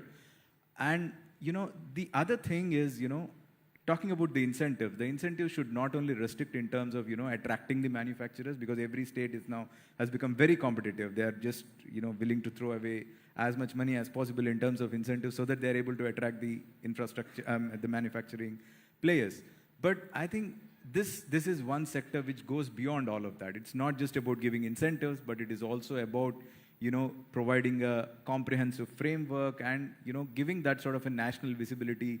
Because like I said, when you're talking about EV manufacturers, they're not going to, take, for example, Andhra alone as a case study. Yeah. So I think, that's the kind of a framework which we need to look at when we're talking about the national level EV policy. Right.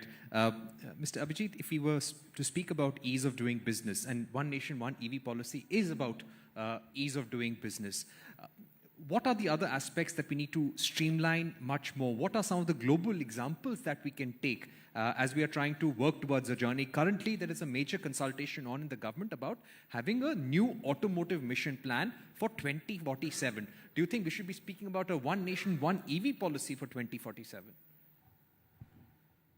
Not only EV policy, but policies in respect of all concluding and dependently ministries, they are coming together.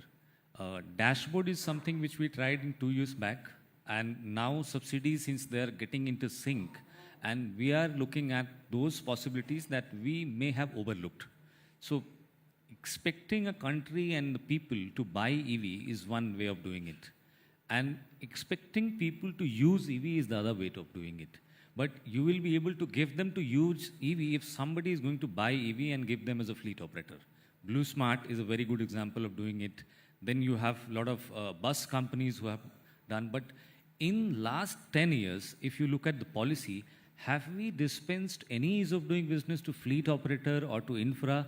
Majority of disbursement has gone to either to government institutions who have taken charges and who have taken infrastructure, or automobile manufacturers. So looking at who is actually going to help me in the agenda to reduce my climate expenditure, also my import of oil, and who is going to stand with me to increase the adoption. What Kant sir said, don't look at the number, look at the percentage. So if you look at the percentage, then percentage indicates towards the truck. So truck is what we brought into the center stage. Percentage also says that look at the adoption ratio. And adoption is not possible until and unless you create a very adoptable commercial equivalence to all industries who are currently using diesel. And how do we do it is absolutely there is no other way of conducting more and more commercial pilots, giving them an adoptability in the rate-to-rate basis that you don't spend anything. Still, I'm putting you off on a non-EV, non-fossil fuel transport system, and also a charge for your industry, for your MSME or household to switch to renewable energy. And these two will be possible only with the conflict of commercial equivalence.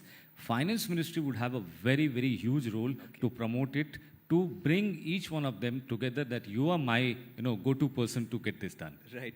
Ms. Prerna, what can be the starting point? Having any kind of unified policy is always a very tricky conversation. One nation, one election is a very tricky conversation with different political parties. But when we speak about one cohesive electric vehicle policy all across the country, what is the starting point? How can the government begin these discussions? Because at the end of the day, the bureaucrats will have to make such a policy and convince other states to come on board. I think, of course, one nation, one EV policy, it's extremely essential, and it should just begin with a consultative, collaborative platform where we can have experts, we can have bureaucrats, we can have industry partners, just everybody come together from various states and work out the best model, whichever is possible. When we talk of Uttar Pradesh, we are also providing for great subsidies, incentives, everything. But then what people want is that there should be seamless travel. You know, if they're traveling from UP to Rajasthan to Madhya Pradesh, they want the charging infrastructure to be very much seamless, you know, to be very much properly available. So all these states need to come together and work out their power tariffs, work out their incentive policy, work out their, the waivers they can give for loans or for subsidies, incentives, all of these together. And also, there are some very good models which we find abroad also, which can again be studied. And now almost all the states have a good framework already prepared, which everybody has policies, and they're all doing their tenders. They're all making sure that we have players who are coming and putting up these charging infrastructure, or people who are coming and manufacturing electric vehicles. So these all stakeholders can come together and discuss and then just roll out the best policy possible.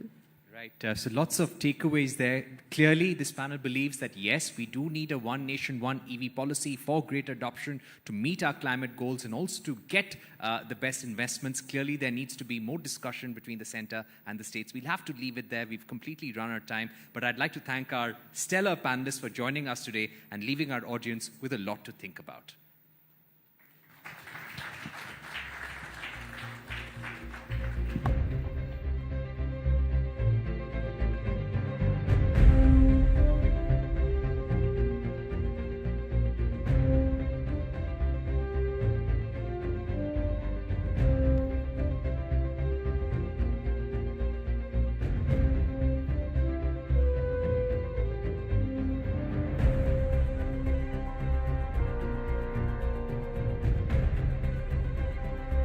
Thank you once again to that stellar panel. And as Parikshit said, really many takeaways from that very insightful conversation. Thank you, our stellar panel, once again.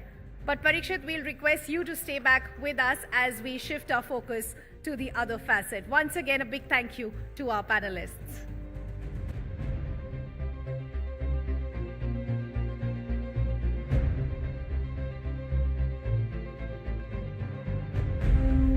Ladies and gentlemen, let's now move our focus to our next discussion, which is very aptly titled The EV Diplomacy.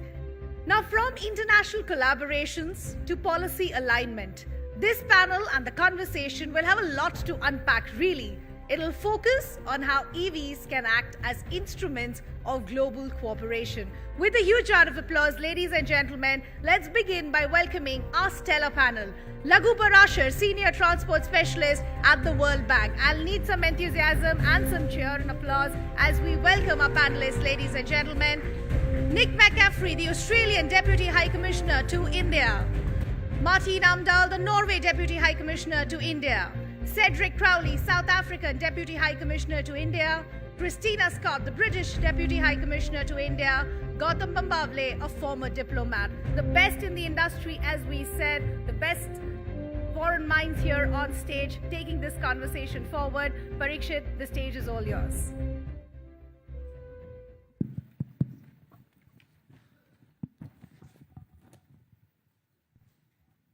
Thank you, ladies and gentlemen. And this is going to be a great conversation because while we're discussing about greater adoption of electric vehicles in India and having greater exports, there is geopolitics of electric vehicles as well. And it's not just about the finished product that we're talking.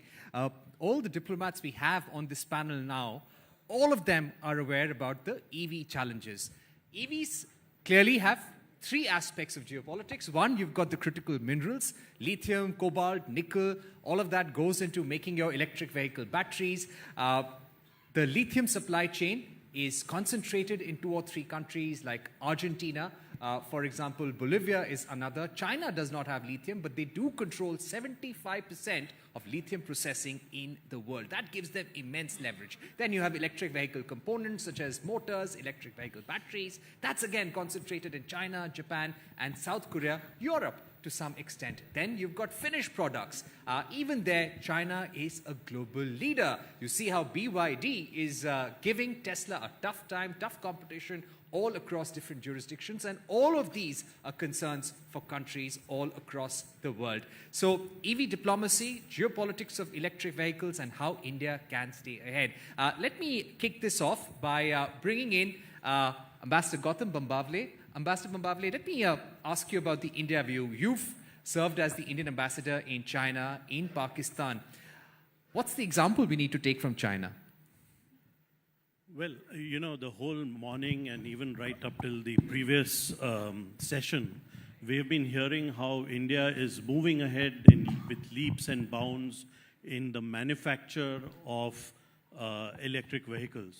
And I think here is an example where we need to, as has been said by speakers earlier today, that we not only merely have to think about the Indian market, we should also look at markets abroad. We need to be competing with the United States and with China in exporting some of our vehicles, particularly the two-wheelers and the three-wheelers, where I think we have a competitive advantage.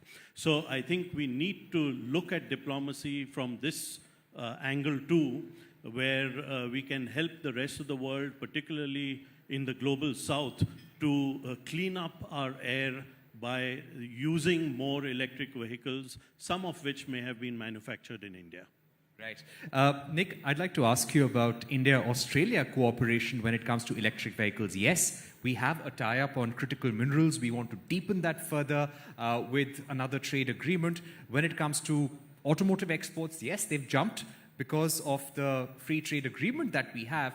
But how can India and Australia work together on electric vehicles, not just for the greater good of both the countries, but for emerging markets, for the African Union, for example? Well, can I start by thanking you very much for the opportunity to be here and with my good friends from the diplomatic community. Can I start by saying, as you know very well, Parikshit, the relationship between our two countries, Australia and India, has really moved ahead in recent years. It has both expanded and deepened, and of course our exchange now with India also touches on the topic for your seminar today, your conference today, around Green Bharat. Australia, as many of your viewers will know, has the largest supply deposit of lithium. We are one of the world's most important countries in terms of our huge reserves around critical minerals. So it's something that we are looking to, as you noted, work more closely with India in terms of encouraging Indian involvement in the development of our critical minerals industry. I know this is a bit unorthodox, but I have here, I'm not sure whether your viewers at home can see it, but if our cameras can zoom in. There is a map here I have which shows you both operating mines, nickel, lithium and cobalt, for example, but also mines that are underway, under development, and then where we have proven reserves. And we are, as I said, looking to work closely with India to see if we can get more Indian involvement in the development of that industry, and they will clearly play a big part in the development of your EVs industry. So that's an alignment between Australian raw materials, Indian expertise, and then exporting to the world. So there's one practical example of what we're trying to do to assist. So clearly, big lithium reserves in Australia, that makes it very natural for India and Australia to work together on critical minerals. Let's also get a view from Norway. And Norway, ladies and gentlemen, has become the first country to make a full transition to electric vehicles, according to several reports. Martin, if I were to ask you, this was expected. This is happening at a great pace in Norway, the transition to electric vehicles. What I would like to ask you, what are Norway's view now in terms of EV diplomacy, working with countries like India, other like-minded partners, on not just working on strengthening our own supply chain, but for strengthening it for the world and making sure the EV supply chain is not controlled by one or two countries? Yes, thank you so much. And also let me start by thanking you for having us here today and for this very important discussion. And as you point out, Norway is the country in the world that has the largest density of electric vehicles. Last month, actually, 96.9% of all vehicles sold in Norway were electric. And from next year, 2025, the government's goal is that all vehicles, passenger vehicles sold in Norway will be electric. And of course, it has taken time to come here. And to give you some perspective, we started in the 1990s. It took 4 years for the first 10,000 electric vehicles to be sold. And then later, it takes 4 weeks for the same number of vehicles to be sold. So the evolution has really been growing very, very fast. I think Norway has a lot to offer. We do collaborate with India on the green transition, on the electrification. We have, for example, in Norway, we have an electric vehicle association. It was started by the enthusiastic electric vehicle owners and the pioneers. They started this association. They worked very closely with the government, with the commercial partners to adopt standards, to develop regulations. So they have really a great experience on how to change to this EV transition. And they work with a lot of other countries. They also work with enthusiasts here in India. They have been visiting recently, and they are sharing the lessons from Norway. I also think that in terms of trade, Norway and India, together with the other EFTA countries, we recently signed a free trade agreement. This will increase the trade, and green transition will be a very important part of that. One concrete example when we're talking about electric vehicles is this Norwegian company Sagavolt, which recently signed an MOU with an Indian company called Mass Tech Controls. And they will Mass Tech Controls will manufacture charging systems in India for this company, Sagavolt. They will primarily first have the European and the US market as their market, but in the future, hopefully also India can be a market for that. And I think this is a really good example of how Norway and India collaborate on EV supply chains. And it's also a great example of how Norway contributes to the Make in India policy. So I believe that Norway, together with India, have a lot of good experiences that we can further enhance and also that we can share with the rest of the world. Thank you. Thank you, Martin, for those opening remarks. Christina, UK and India already have electric vehicles on the table in terms of collaboration and support.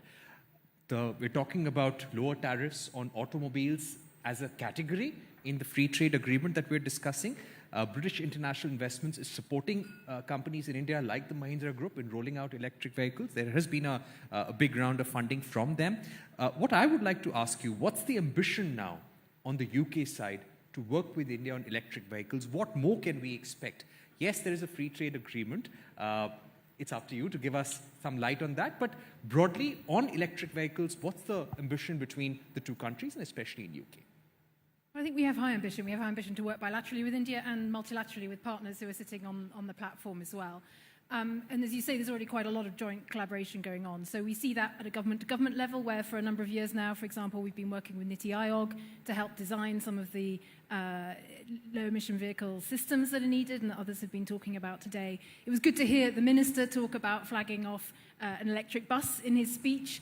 The company that bus belongs to is a company that was invested in by British Investment International, our investment branch. India's making investments into the UK. Tata Group has announced £4 billion of gigafactory to be built in the southwest of England, recognising UK expertise in battery manufacturing, and that will be then providing batteries for the whole. British company you're talking about buses, Switch Mobility? Switch Mobility? Green Cell Mobility. Okay. That's right. And it's one of the big, they've been running a platform, something like 8,000 buses now across India. So we have really high ambition. We're doing a lot already. We want to do more. I think the opportunities that will come will include things like great access to green finance, where the City of London is keen to help create innovative solutions for leveraging more money in. We do quite a lot on the government side already in terms of guarantees to the government of India for green investment. But there's probably more we can do in the green vehicle space. An FTA would help with that, and help particularly with giving confidence to British investors through a bilateral investment treaty to put their money into India and to support green transition here. So we're hopeful that we will get there, but there's lots going on despite that. Yes, lots going on the FTA front. Cedric, we would like to ask you about India-African Union collaboration on EVs. Do you think India, as a large automotive manufacturing destination, can be a reliable supplier when we speak about diplomatic aid to countries in the African Union? Do you think EVs, electric vehicles, buses, two-wheelers, can be forms of aid with which India can support countries in the African Union with their energy transition, with their climate goals? Thank you, and thank you for the opportunity to be part of this important discussion. I think that India and Africa can collaborate in a number of areas, not only in terms of aid and the provision of these e-vehicles, but more importantly in ensuring that Africa benefits from the critical minerals which it owns. 30% of critical minerals is located in southern Africa, for example. Now, as recently as September, the IPSA ministers issued a declaration, and they did indicate there that the country of source where these minerals are found should also benefit and form part of the value chain. And I think this is important for Africa's industrialization, for its development. So I think as countries of the South, we should work collaboratively to ensure that all of us benefit from this energy and from this transition, and to address the global challenge of decarbonizing the global economy. There are specific areas in which India and Africa can collaborate. That includes transfer of technology, training and development, development in infrastructure, including ensuring that there are sufficient energy stations to recharge. Also addressing global systemic challenges, including the imposition of taxes on countries of the South to make their exports to the North taxable in terms of the border carbon taxes, which we feel is not quite in terms of the global agreements, nor is it compatible with WTO agreements. So I think there's a number of areas where through the G20 and other fora, including perhaps the WTO, we could arrange and discuss those things. So those are my preliminary comments, and South Africa itself is quite a significant hub in terms of the automotive industry.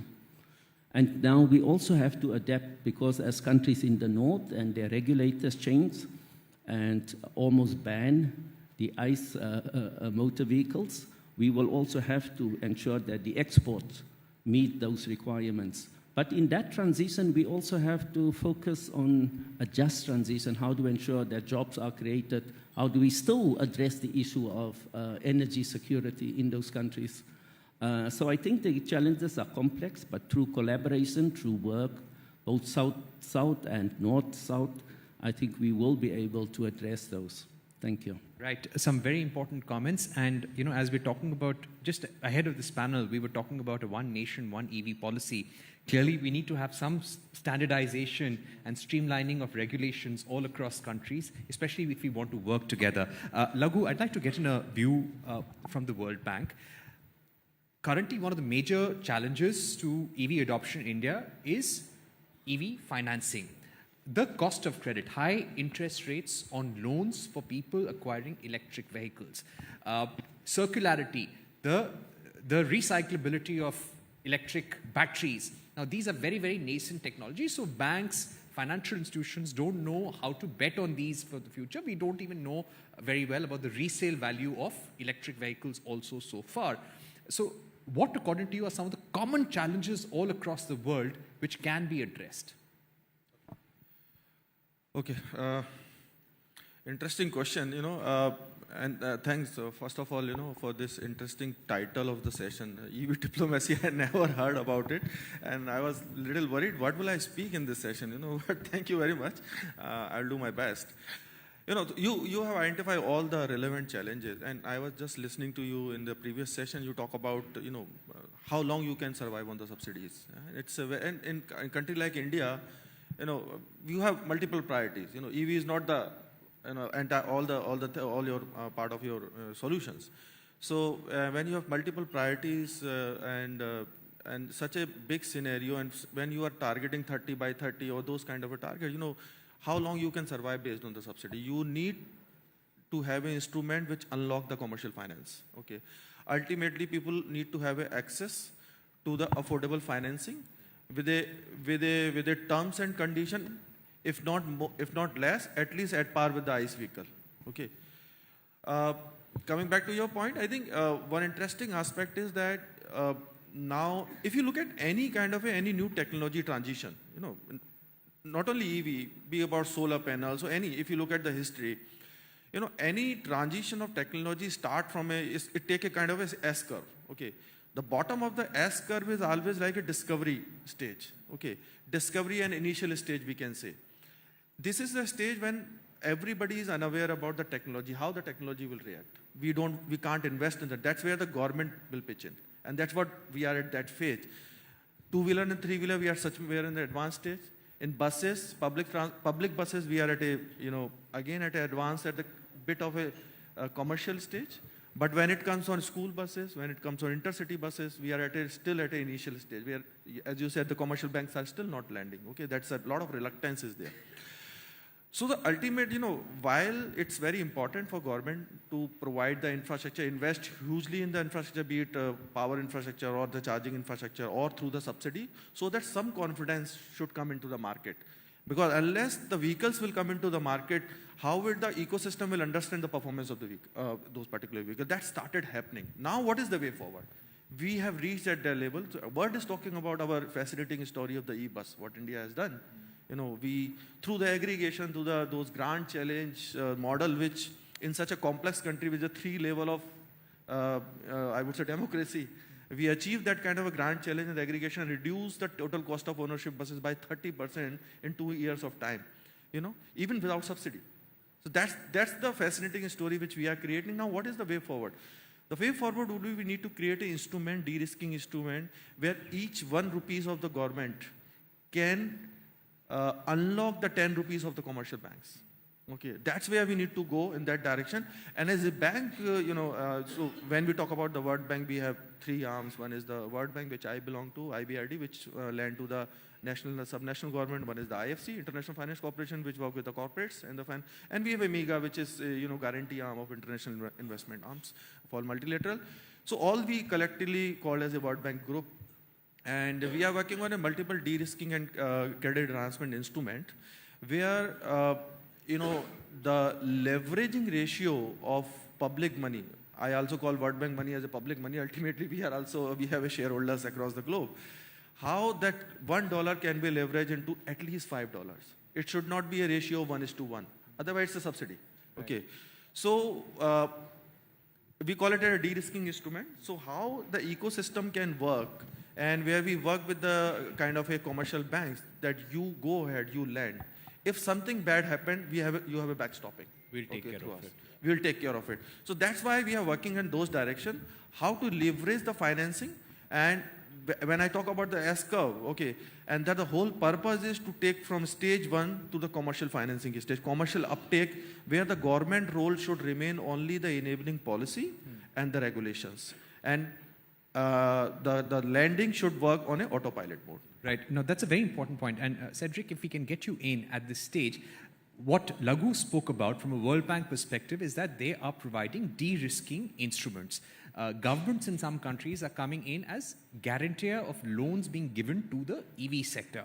Do you think this is how countries in the African Union can be supported with their EV transition? Do you think that is an area we can work together?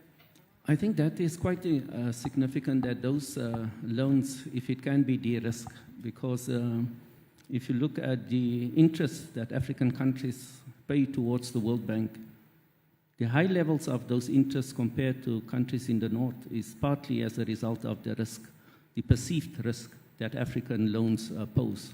So if the World Bank and other financial institutions can de-risk it, it will make the loan cheaper and therefore finance available. So that is one way of doing it. So that's on the financing part. But I think that a country like India, for example, you have your internal market, but if you create your industries also on the continent through the continental free trade area, the African continental free trade area, you have access to all of those markets, 1.3 billion people. So I think there's also an incentive for Indian companies to set up factory within the continent and not just export, and thereby accessing a market of 1.3 billion people. That market, through the African Union and its countries, also have access to the European market and through AGOA, through the USA, through AGOA.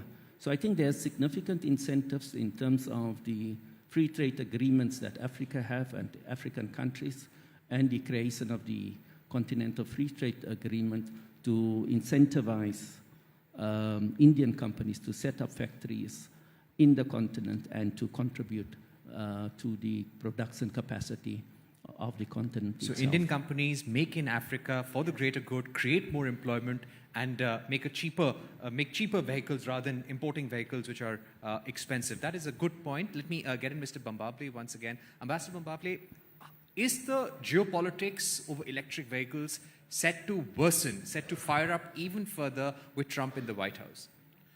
Well, there are going to be some kind of higher tariffs on certain countries. We'll have to wait and watch which those countries are. But without answering your question, as you know, Parikshit, since my retirement from the Indian Foreign Service, I've been involved with OLA Electric. And I want to give this whole concept of EV diplomacy a kickstart by inviting each of these gentlemen and ladies who are on the stage to come and see our OLA Electric factories, which are just outside Bangalore in Tamil Nadu. I would like to invite them all to come and see us, because seeing is believing. And you can visit both the two-wheeler factory as well as the cell factory. This is an open invitation. I do hope you will take it up, and my colleagues from OLA Electric are here today. So we will follow up with all of you and give EV diplomacy a kickstart. That's a great point, sir. And I'm sure they would all like to visit the factory and see what OLA is doing in terms of breakthroughs in EV manufacturing and cell manufacturing as well. Martin, if I were to come to you, looking at the geopolitical challenges, looking at the change in administration in the US under Biden has already slapped 100% tariffs on Chinese EVs. The European Union has also slapped very high tariffs. So where does Europe want to go with these high tariffs on China, and where does that leave room for cooperation with countries like India? Thank you. That's a very, very challenging question. But first, thank you so much for that invitation. I'm sure that all Norwegians would feel very welcome at your factory. Ola is, as you probably know, the most common first name for a Norwegian man. So we will feel very welcome. So thank you. I think rather maybe than answering that quite challenging question, I would like to tell a little bit from the Norwegian story and how we managed to actually become this country with the highest density of electric vehicles, because I do understand that that's the direction that India also wants to take, and maybe some of the lessons may be useful. And I think that you did touch upon this very much in your previous session, you know, on policies in Norway. The government introduced lots of privileges to people driving electric vehicles. So, for example, even when you drive an electric vehicle, you can drive in the bus lane, so you avoid jams. You can park for free, and parking is normally very expensive. Tax and toll are exempted for electric vehicles, and also the insurance premium is lower for electric vehicles. So that is in terms of economic or policies, basically. And then, of course, when you buy an electric vehicle, it's much cheaper than buying a normal vehicle. Also, the government has invested very robustly in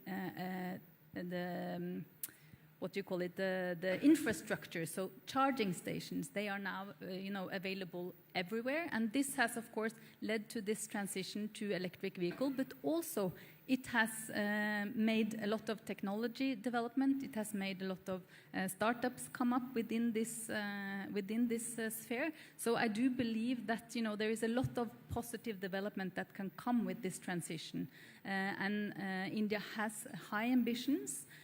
And India has a very good trajectory towards a green transition. So eventually also the electric vehicles will be powered by green energy. So that may also help the air pollution here in Delhi, for example. So I think that there is a lot to learn from a conversation like today with other countries, and that we can collaborate and that we can find solutions together and move forward towards an electric vehicle transition, despite of the geopolitical challenges that we may of face. course, there is clear like-mindedness. As you said, the genesis of OLA's EV brands as well. It was a European company that was acquired, and of course, that was I think that was a transferable battery, but that was later converted. The whole scooter was converted into a fixed battery scooter. But Nick, I would like to ask you, when we speak about EV diplomacy, give us a sense of what India and Australia can do together. Well, look, I spoke a little bit about the role that we can play in terms of supplying critical minerals into your EV industry here, and that's something that, as you noted, is underway. We do currently export some of those materials here to India, but we're hopeful that there'll be greater volumes coming, and we again. For example, when we have Quad, can the Quad work towards some sort of strengthening of EV supply chains in the entire Indo-Pacific region? Yes, look, the Quad, as again some of your viewers will know, it has a rather complicated sounding program called the Quad Clean Energy Supply Chain Diversification Program. And Australia, along with the other 3 countries involved in the Quad, has kicked in 27 crore rupees, or about $50 million in our currency. And what that will do is it will encourage Australian private sector enterprises to partner with local organisations in South Asia, across ASEAN and the Pacific, and fund joint projects that are looking at solar, EV, batteries, etc. So there's one specific concrete example of where the Quad, I think, is seeking to do just that. Right. Christine, if we were to ask you about the ambition on electric vehicles and what UK and India can do together in the region, in South Asia, in other emerging and vulnerable nations, what would that be? And frankly, if India wants to take that leadership role in electric vehicle manufacturing, in supporting and being a reliable partner for the world in EVs, what are some of the regulatory changes that we need to bring? And that would be possibly my question to all panelists here. Norway has an excellent experience of transitioning to EVs. So does UK with automobiles, Australia. I would like to ask you, from UK's point of view, what can India do to make itself a more lucrative destination for EV manufacturing and also being a reliable supplier? Well, India's already doing a lot, and we've heard from ministers and people better qualified than me to talk about the India story. One of the things India's doing, which is great, is leaning into the Zero Emission Vehicles Transition Council, which is an international grouping which was set up by the UK and by the US, which is precisely looking at these kind of cross-cutting, cross-boundary issues and thinking about how we can work together to push forward low-emission vehicles. And we've just, at the last COP that was just announced, was a new partnership between the Zero Emission Vehicles Transition Council and India, a new partnership agreement, which is going to see India do work in third countries and to support this agenda. So it's already happening. I think there's more we can do. I think bilaterally, like others, there are areas where the UK or South Africa or Australia have expertise and skills where India's incredible innovative manufacturing capability can help us transition front scales or R&D, whether that's in battery recycling or extracting critical minerals in a sustainable way, and working with Indian expertise to sort of scale that up and take that to the world. So I think those are the possible examples. Right. Nick, if I were to ask you again, because in your opening remarks, you showed us the map and you focused on the lithium reserves that Australia has, but what, according to you, would be the major challenges that you see for Australia at the moment? China does not have the kind of lithium reserves which Argentina, Bolivia, Australia might have, but they control the processing of lithium in a big way, 70 to 75% of that. That definitely poses a challenge to the rest of the world, to manufacturers and to nations. How is Australia trying to overcome that and becoming self-reliant and stronger in its own way on that front in the coming years? Well, look, challenging question, another challenging question from you, Parikshit, but look, Australia is looking to partner with countries with whom it enjoys close and productive relationships, and India is one of those countries. We do not produce electric vehicles in Australia.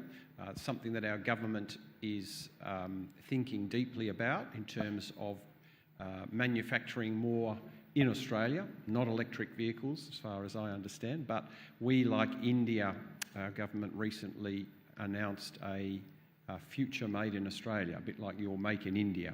And there is another opportunity for our two governments to look together. Our Prime Minister met your Prime Minister last month in the margins of the G20 in Rio, and they agreed that there were synergies between those two projects.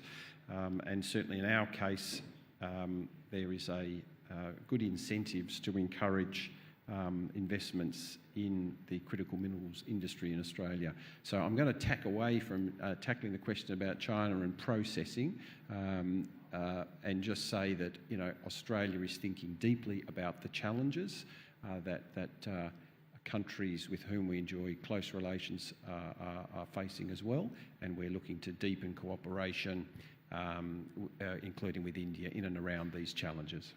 Right. Laghu, give us a sense of what India can do in terms of a partner in South Asia, in Indo-Pacific, in African Union. With the used automobile manufacturing base that we can have, what can we do? And especially, what our Deputy High Commissioner from South Africa had to say, they would like Indian companies to go and manufacture. And friendshoring, onshoring, that is the big theme right now. When we think about that, what can India do to be a leader in EV technology? So, as far as you know, I thought 60% of the two-wheeler market in Africa is Indian companies, okay, which is already very well established ecosystem, I would say, and India is leading in the African market. And what I can see is that with a less complex powertrain and assembly line the EV has, it become more and more opportunity for the EV industry in India to explore such market. With the innovation and the startups we have, like including OLA and Ather, I think it's a huge market established. And another area where I found is the electric buses, okay, which can now, I remember we used to have 2 to 3 companies. Now we have series of 8 to 9 companies manufacturing in India the e-buses. So it's time to go outside crossing the borders. And one area which I think is where we can work is the standardization and the quality products. Okay, we need the products which are in terms of standards and specification at par with the global standards, because so that we are not only manufacturing for India, we are manufacturing for the globe. Okay, and that will make a major difference, because you cannot have a 2 different assembly line and a manufacturing line. And that's where we need to work upon. And I think we are already in that direction, so it's not that we are not working. Let me just take that question with Martin as well. Martin, one way that Norway achieved that 96-98% EV registration mark was through very streamlined regulations. But if you had to standardize this or work towards standardization across jurisdictions, countries you want to do more EV business with, what would be the starting point? Is there any conversation with countries like India or countries in the African Union for that matter? I think that's an excellent question, and of course that would help a lot with the standardized standards and regulations. I think one lesson that we have in Norway is that the consumers themselves, they organized and they were very active, partnering with the government, partnering with the industry to make sure that they could actually benefit from being EV drivers. So I think mobilizing also the consumers, the buyers of the vehicles, that is definitely something that has worked in Norway, and I believe that might work elsewhere as well. Right. Ambassador Bambavle, if we were to ask you to put your diplomatic hat on, give us a sense of what can be the right strategy for India's EV diplomatic push. Like we were talking about having a one nation, one EV policy for India, to have a cohesive regulation across the country, can we have a very strong EV diplomacy policy or EV export policy through which we can actually be a winner in the EV transition around the world? No, I think, you know, the government would have to assist in the first steps, the first stages of the exports of Indian EVs. I think the government of India will have to come in and help out in some kind of subsidy for the consumers and for the producers.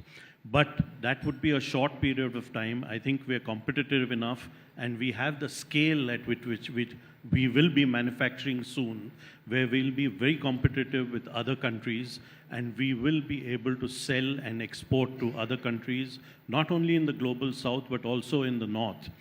But eventually, I completely agree with the Deputy High Commissioner of South Africa that the answer will be to go there to other countries and set up our own manufacturing capabilities there, because that is the only option. You can't keep on exporting from home. So I think that is a 10-year strategy that the government of India would have to assist private industry in India. I think private industry in India is up to the challenge, but a little bit of hand-holding will be required in the early stages, but then later on, I'm sure private Indian industry will be able to run on its own.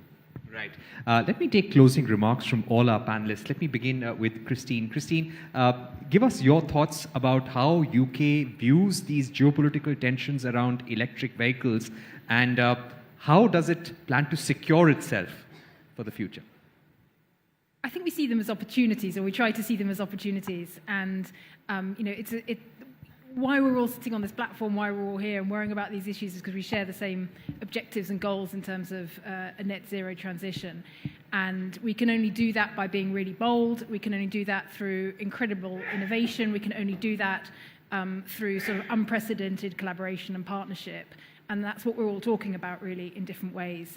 And, you know, I came here today in a Jaguar I-Pace vehicle, which is, you know, great British company now owned by an Indian company, creating an absolute top-of-the-range electric vehicle. I think about the Tata investments into the UK. You know, the UK can only go on its journey. How can you forget Royal Enfield?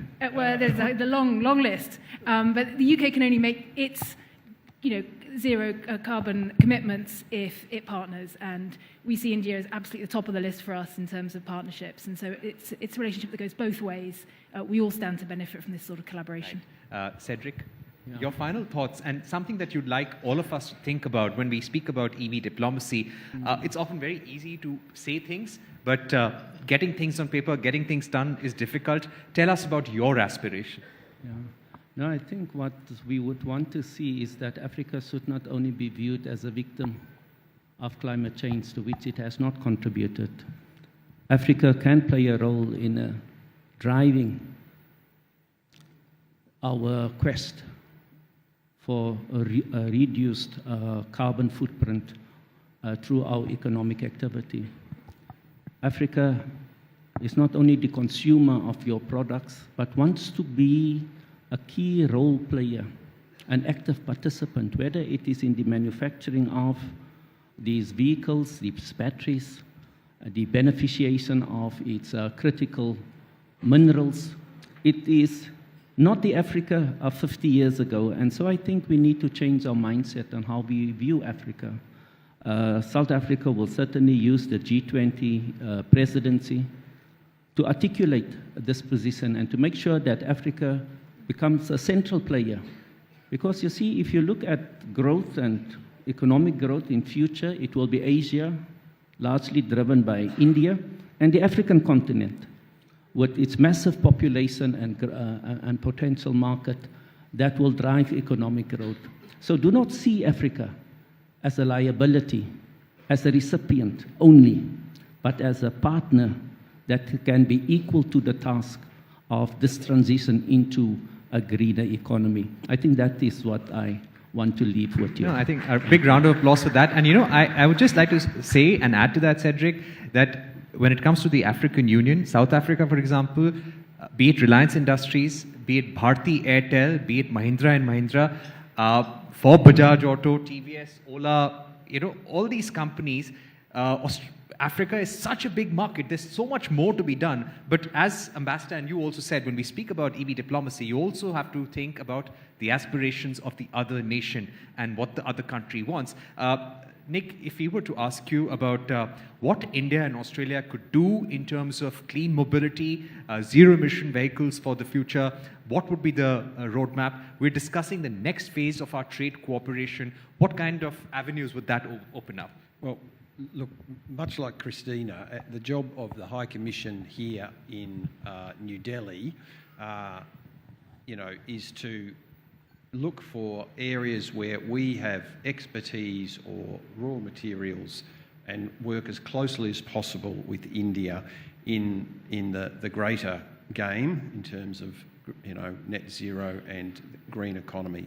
And, you know, there are some prospective areas where we are doing things. You said a bit earlier, rather than just talking about these things, what, you know, delivery, doing things. So if I can just provide as my final point, one specific example, Australia and India last month announced a renewable energy partnership. So that looks good on paper, but what are we actually going to do? And I'm pleased to say that during the course of next year, we will be establishing in partnership with India a rooftop solar academy, which is going to train thousands of Indian solar technicians to feed directly into your Prime Minister's goal to have 10 million rooftop solar units. And so there's a specific example of an outcome from a shared desire and goal. Right. Laghu, I'll put a tricky question to you. India has been slightly slow in finalizing FTAs. Do you feel when you speak about increased EV exports, more EV diplomacy, the first question is drop trade barriers, make it more open to do business? Tough for me to answer, you're right actually. I really don't have, you know, as a bank, we believe in the free trade, you know, but as a country, I would say I'm not allowed to answer such kind of, I will be a bit hesitant to answer. But I'll pass on to my other panelists to be very frank. Okay. Any one thought that you'd like to leave us with? We've got panelists from Europe, UK, India, the African Union. What can we do together in order to have a very strong supply chain of electric vehicles and then support the needs of each other as well? So, you know, as a World Bank, you know, where we play a role is connecting the dots. Okay. So everybody is there. Probably we have an overarching view. Okay, because we have a global presence.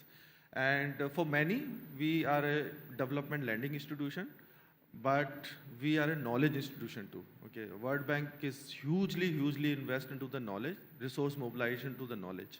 We support the countries across the globe in, you know, with a common agenda of climate change mitigation and those, you know, decarbonization of transportation and decarbonization of industry and all those things. And every country has a different priorities. Every country has a different socio-economic, political circumstances.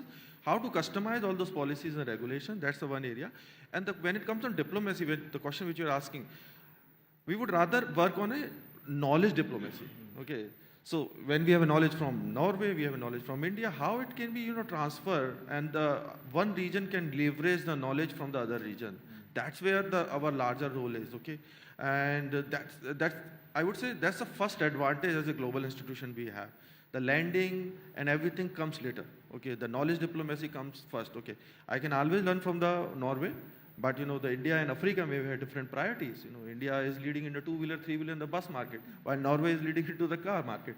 So, but there is something to learn, but it has to be replicated in a different way, probably in the other region, and that's where we play the role. Yeah, because countries in Africa, such as South Africa and even India, they are much bigger than Norway, much denser in terms of population, and city to city things change completely.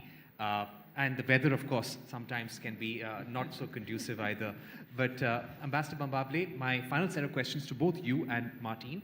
What I'd like to ask you, Ambassador Mambable, is what can the private sector do? We often keep asking what governments can do in terms of having incentives for EVs, policies, and work with other countries. But what can the private sector do to support this EV transition globally? Well, what the private sector can do, and which it is attempting to do, is to lower costs and improve efficiency. And I think in the EV space, we are beginning to see that. And as scales increase, you will see that costs get even lower. And as we adopt faster EV technology in India and contribute to a green Bharat, we will also be contributing to a greener Earth and a greener globe. Right. Martin, final thoughts as OLA, as Norway is winning its EV transition. You've got a Norway pension fund. Clearly, you have the technology, you've got the experience and the money. What does Norway now want to offer the world? And final thoughts that you'd like to leave all our panelists with. Thank you so much, and I believe that all of us on this panel, we really commend India for their high ambitions when it comes to zero emissions, when it comes to the green transition, and I believe we are all here to collaborate and to help as much as we can, because it's not only for India, but it's actually for the rest of us that India succeeds. So when it comes to the EV transition, Norway, the government, the EV Association of Private Car Holders, the Norwegian businesses, we are all eager to share our experience and to help as much as we can and to collaborate to also gain more experience and more knowledge from our part. So, yeah, thank you. Thank you so much, Ambassador Mambable, Martin, Laghu, Nick, Cedric, and Christine for joining us on the panel. It's been a thorough masterclass from top diplomats and the World Bank on how to win the EV diplomacy battle in a volatile geopolitical environment. And interesting times. We've got Trump in the White House, and things are only going to get more interesting in the months to come. Thank you for watching.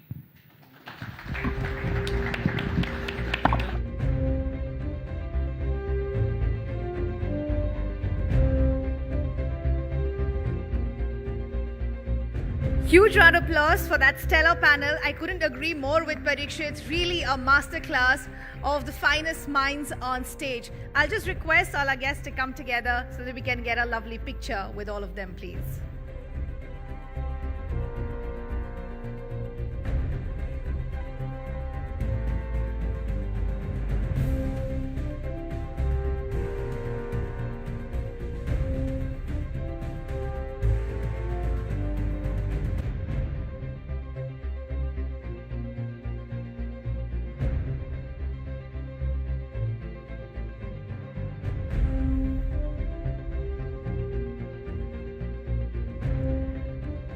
Thank you so much once again for taking out the time and joining us, and for those insightful conversation and discussion as well.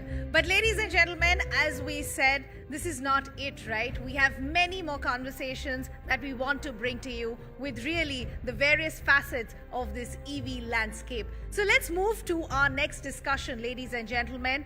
And for that, we will be talking about something that makes lives very, very interesting for people like me and you, right? This is what we discuss almost every day, that if I need to buy an EV, how can it be more accessible for me and how can it be more affordable for me? Exactly what we'll hear in our next conversation. And for that, ladies and gentlemen, join me in welcoming Bhavya Dilip Kumar, the principal correspondent at moneycontrol.com, who in fact will be steering this conversation, which is aptly titled Democratizing Green Mobility. But also, let's give it up for the stellar panel that will be joining Bhavya for this conversation. Rakesh Ranjan, CEO, Food Delivery at Zomato. We have Sudhakar Reddy, founder and CEO at FreshBuzz, and Ankush Agarwal, CEO at OLA Financial Services, completing this lovely panel. And Bhavya, the floor is all yours. Ladies and gentlemen, could we have a huge round of applause once as we welcome our stellar panel, please? Thank you so much, Ridhima, for that intro. Thank you, gentlemen, for joining us. Hope you're all having a great, insightful day, because definitely I am.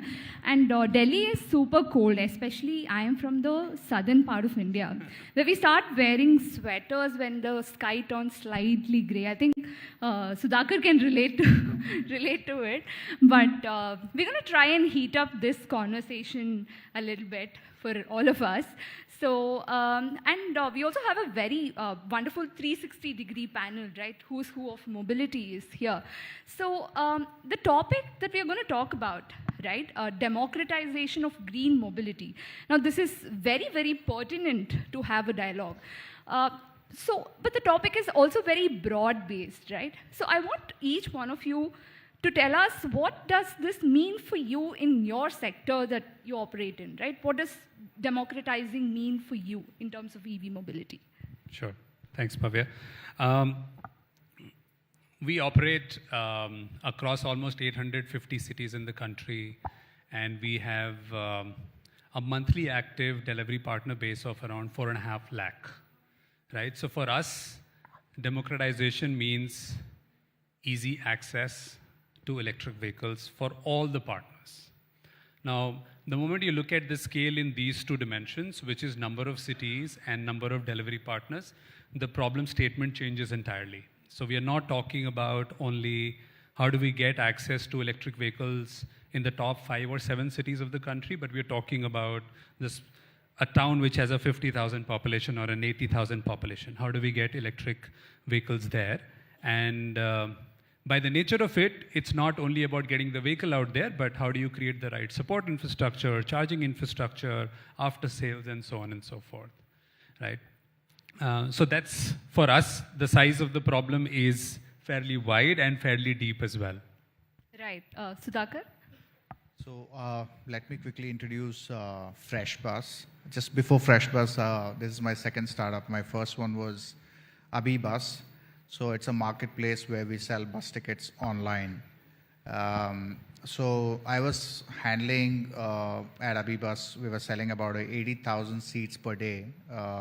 And at a marketplace, we had about 300,000 buses operated by 3,000 bus operators, be it small to big, and public road transport corporations. So the India moves on bus. I think today morning the remarks made by the Gadkari ji and other few high-profile people over here. So they said the bus is something which is everybody are focusing on. I think yes, the 300,000 buses are diesel buses, and now we just took a pledge that we want to make all 300,000 buses electric. So in that phase, what we've done is that we started becoming an EV bus operator, fleet operator. So the FreshBuzz runs about 20 buses, and the mission is to make about as much as the transition from the diesel buses to the electric buses. Wonderful. Ankush? Great. Good afternoon, everyone, and thanks for having me. For us, so in fact, I would take the liberty to slightly change the panel topic what we had, right? So we said it was, how can we democratize electric vehicles? In fact, at Ola, what we do is we think of it in the other way around. We actually believe electric vehicles can, in fact, democratize mobility in itself. Now, just to give context over there, there's 1 in every 4 or 5 adults in India currently has ownership of a two-wheeler. So it means there's a lot of white space for us to grow into, not just as EV, but overall as the automotive industry. That's the challenge that we have to solve for. And how we solve for that is by having high-performing vehicles in different price segments designed for the consumer needs. And that's what we are working towards. Wonderful. Yeah, I think Ola is trying to solve the affordability and availability aspect of the democratization as well. But Rakesh, I want to come to you now. So as per recent stats, what we hear is that the last mile delivery segment will be growing at around $6.3 billion by 2025, which is now, right? And transportation and logistics are contributing to about 10 to 15% of the population with respect to the overall vehicles. Now, I understand that last mile delivery vehicles can't only solve the pollution issue, but with Zomato, can you give us some data as to how many of your fleet is electrified already, where exactly the stage is, but how hard or easy is the transition for you? Okay. So first up is that we have actually taken a pledge that we want our entire fleet to be electrified by 2030. And again, given the size of the problem that I mentioned, it's a fairly ambitious goal and a target to take. So that's the first part of it. I think for us, we started on this journey around 2.5 years back when we announced these goals, and we also unveiled it last year, December, around this time. And then post then is when we have started working on it. Our electric vehicle penetration, if I would say, would be in the range of around 9 to 10%. Given the size of the business and the width of the business, that is actually a fairly good milestone to get to within 1.5 years of starting out, right? So we are 5 years more ahead of us. As and when the ecosystem catches up, because that's one of the larger challenges that's been for us, is that the ecosystem has slightly trailed than what we thought it would be at this point of time. And that remains the biggest challenge for us to be able to get a larger part of our fleet electrified. Challenges have been many. First up is that while we are in 840 plus cities, the electric vehicles are only in around 30 to 50 cities, right? So we've not been able to get more electric vehicles outside the top 30, 50 cities. So that's the first challenge. How do we get to cities beyond that? Even in the cities that we are operating, our electric fleet, we largely have to rely on fleet operators, because the individual ownership of electric two-wheelers is almost non-existent in the space that we operate. Right. The preference for our delivery partners is still to buy a second-hand ICE bike versus trying to buy a new electric vehicle, which is slightly more expensive, they're unsure, and so on and so forth. So that's been the second challenge for us, because we are largely limited by the scale of fleet operators right now.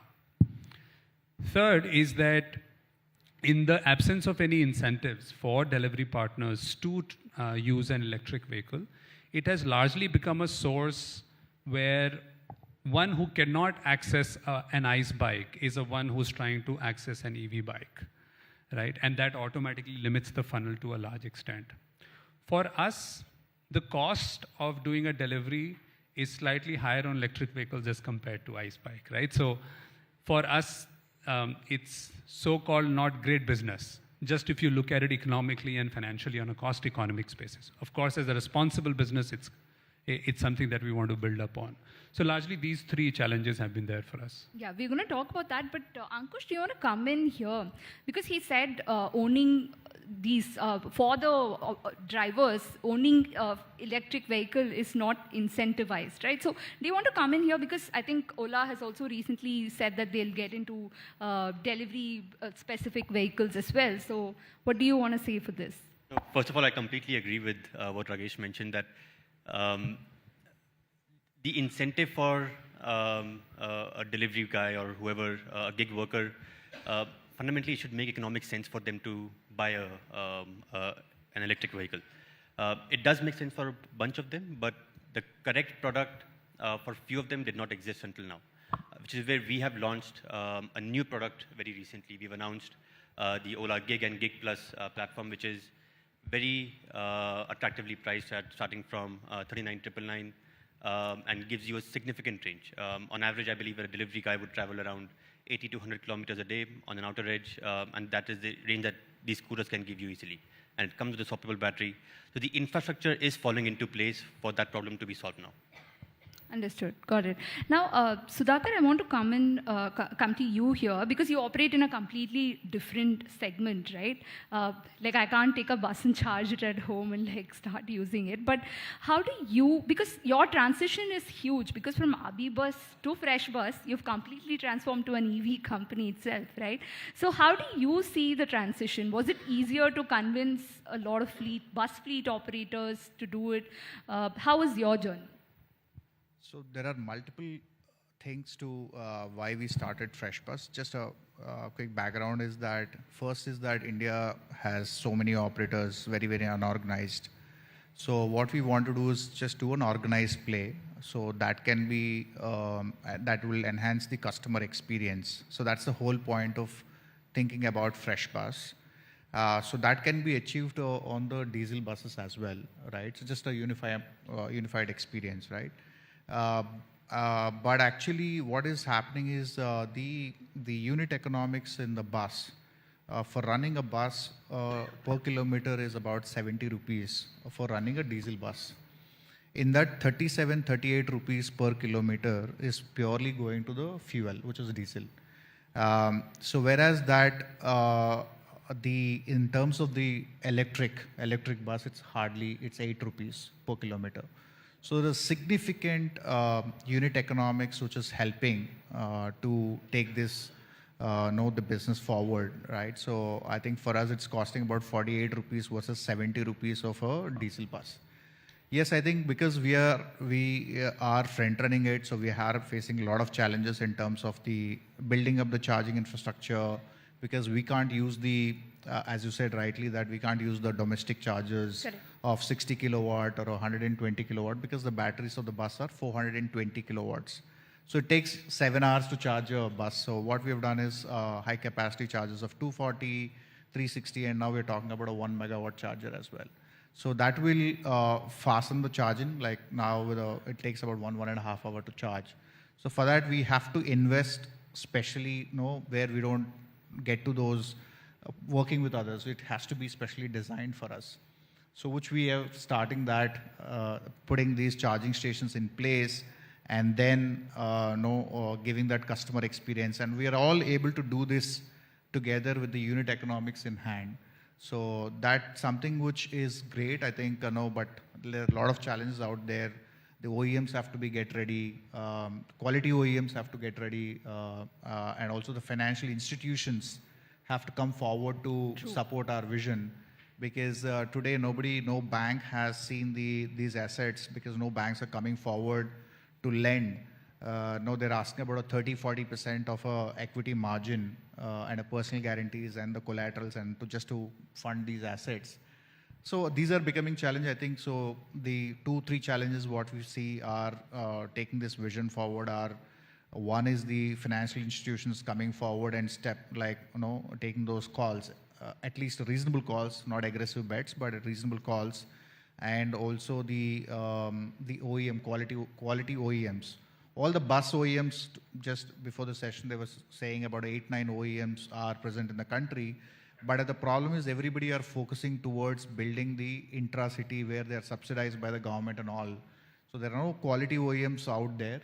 So we want the Volvos and the Scanias, Mercedes kind of people to come forward and build these buses for us.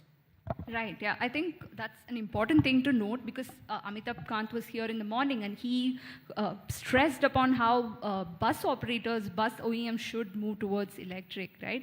But you mentioned, but you also have 20 buses, EV buses so far. So how did you convince those fleet operators to go electric? No, that's what I think it was hard, right? So what we have done is I became a fleet operator now.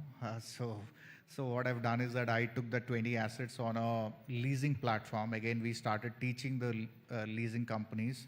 We partnered with Macquarie. Macquarie is one of the largest asset management company. So they came forward, but definitely the leasing companies are very, very expensive. But we took that plunge of investing, the charging stations and also taking those calls, so that we want to transition this industry of entire diesel buses to the electric buses. So we took those calls. Obviously, I think maybe over a period of time, Once we have 300, 400 assets in the next, by 100, we'll be 100 by June. And, and once we cross about certain volume of 300, 400, then we will go back to the industry and ask them to prove this is working. The unit economics are working much better. Why don't you transition from the diesel to this? And we'll help in that. So that's what we are working. Wonderful. So I've got one headline from you on that. Thank you for that. So Ankush, I want you to come in here. So both of them spoke about what they dealt with the partners, right? Like driver partners, delivery partners. How do you see it with the consumers? Because you're directly dealing with consumers, right? Even though two-wheelers have grown much faster, it's the fastest growing, in fact, among EVs. But what's that hesitation point among consumers that you see today? Is it affordability, or what's that point? So, so the transition to electric has already happened. I think there was a few people debating about when is the inflection happening or how long is it going to take. No one is going to debate, is it going to happen or not? Electrification is bound to happen. And we fundamentally believe the inflection point is right now. We have certain states where, across the country, where the electric scooter penetration is close to 50%. And if you look at the past trends, the electrification is only increasing month on month. So the inflection is happening as we speak. And as I mentioned earlier, our focus has been to broaden and diversify our product portfolio, have different products at different price points, catering to every single customer's needs. So today what we have is we have products starting from 40,000 rupees going all the way up to a high performance vehicle, which is the S1 Pro at 1.4. So having high performance vehicles at different price points is the key priority for us. But the range anxiety, is it coming down? Do you see that coming down among employees, among consumers? I've never heard that anxiety from consumers, actually. Really? Yeah. So wow. It's a debate that we normally have inside rooms, smaller rooms, where we use cars. For two-wheelers, however, the average use case that Gadkari ji also mentioned, a study was done, and the average use case is 25 to 28 kilometers a day, whereas an electric scooter with a 4 kilowatt battery can give you up to 190 kilometers in a single charge. So range anxiety is customers, it was the initial adoption apprehension, but now you see EVs all across the country. We are in a much matured market now for that. I just want to add to that. Range anxiety, definitely maybe not so much heard amongst regular customers, but definitely something that comes up for gig workers quite a bit. If you look at, of course, now OLA has introduced something in the relatively lower price segment, which has decent range as well. If you look at how much a delivery partner typically drives, how much distance a delivery partner typically drives on Zomato, it will be in the range of 80 to 100 kilometers. And then, of course, they want to go back home as well, right? So you're looking at a range in the range of 100 to 140 kilometers, which most low-cost, relatively low-cost EVs that are present in the country right now clearly don't give, right? So for them, range anxiety is actually very real, right? So if they want to maximize their earning through gig work, that's the kind of distance that they're looking for. And second, they want it high speed as well, right? Because traffic is very high. So between two red lights, you have to sort of accelerate slightly faster to be able to sort of move around and have a productive day. So for our delivery partners, range anxiety is real. Not just the buyers, I think even people who are traveling inside the bus has a range anxiety as well. So because I think a lot of times at the times in the options when they are choosing the bus, today they're choosing diesel bus over an electric bus because of the what if something happens on the road, right? So then we have to educate the customer, right? Hey, this is not going to be the case. And we have brought up an assured program that if something happens, I have to give you a 200% back. So that anxiety is still there in the minds of the consumers or the travelers. That's interesting. So when we talk of affordability, I think all three of you should chip in here. Rakesh, I want to start off with you. I think you touched upon it. One of the challenges that you highlighted was that, it's a costly affair for you, for Zomato as well. So how do you handle that? And also, if you can put some numbers out, right, for an initial EV transition phase for your last mile delivery, how high is it and how are you managing that? Yeah. So it is slightly higher. It's not a lot higher, but in the kind of business that we exist, which is absolutely ice wafer thin margin, if I can say that, even that small 1 rupee per kilometer or 1 rupee per order is actually pretty high. So it's in that range. I think because we have consciously taken a goal to be 100% electrified by 2030, that's a cost that we are saying, okay, it's good for the environment, it's good for the country, and hence good for the business. That's the best way that we are trying to look at it right now.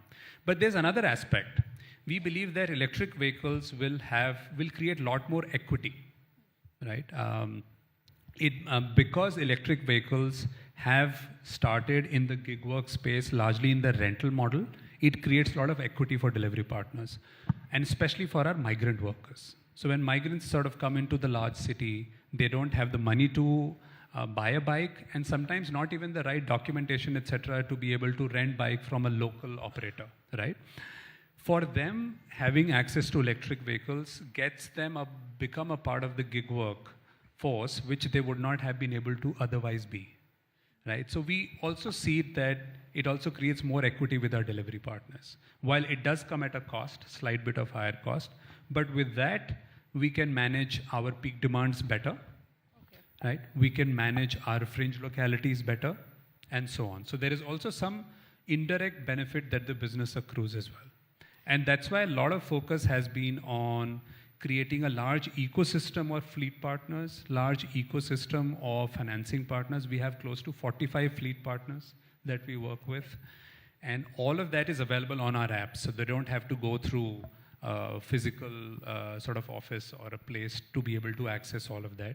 We, at city level, we also conduct what we call as EV bazaars, where we bring in a bunch of OEMs, financing partners, training partners, to get delivery partners used to trying testing these products so that they can adopt as well.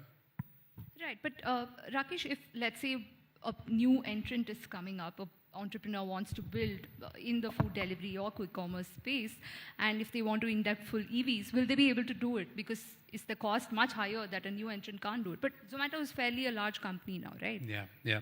So there are two ways, right? One is that, let's say, because there is a defined set of earnings that a delivery partner on EV would definitely make, the ease of underwriting that asset becomes better than ever before, right? Because you know that this gig worker will make at least so much money, right? Okay. So the underwriting is slightly better and easier, and hence that facilitates a slightly higher adoption of EVs, even for independent bike owners to sort of come in, right? So that's one of the biggest things. Second thing that we have been actually thinking of is that should we also buy EVs of our own? The trouble with that is that we are not in the business of operating a fleet, and hence we don't know how to operate a fleet, right? We don't know how to underwrite that asset. We don't have supporting after-sales service or a charging infrastructure and so on and so forth. So if we do go down that way, we will have to create the whole support ecosystem right now. And the current ecosystem is not as pervasive as we would have wanted it to be, right? So maybe we will try that model in high-density cities and localities in the near future. But besides that, it will be very hard to scale that model, and hence it will be a lot more about convincing local operators to come on board. And given that a brand name of Zomato will be behind, we will most probably be able to get more people to have fleet sizes of 5 and 6 and then rent them out to delivery partners. Are you already piloting that? The second model as well, we're in the process of. Okay, interesting. Yeah. Again, our needs are very unique, as I said, right?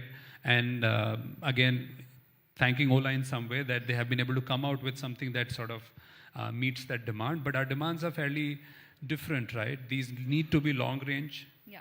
These need to be high speed, low maintenance, no frills, right? More frills makes it more amenable for sort of damages and repairs and so on and so forth. So we have been trying to work with a few EV partners and almost creating custom bikes. Interesting, very interesting. Yeah, Ankush, I was just about to, yeah. So just to add on to what we've just discussed, for me, there are two key ways that we focus on making EVs more affordable. The first is reducing the upfront cost of the vehicle itself, right? That is fundamentally done by supply chain efficiencies, vertical integration, focusing more on technology, and reducing the cost that the customer has to pay upfront for the same product. And EVs are fundamentally deflationary versus a petrol vehicle increases in price every year.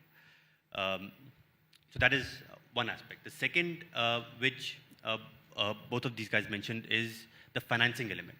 Now that is in fact an opportunity in electric vehicles, because the vast amount of electronics and software being used in electric vehicles enables you to track the vehicle better. So you can monitor the asset much better than what you could do with a normal ICE scooter or a four-wheeler, in fact.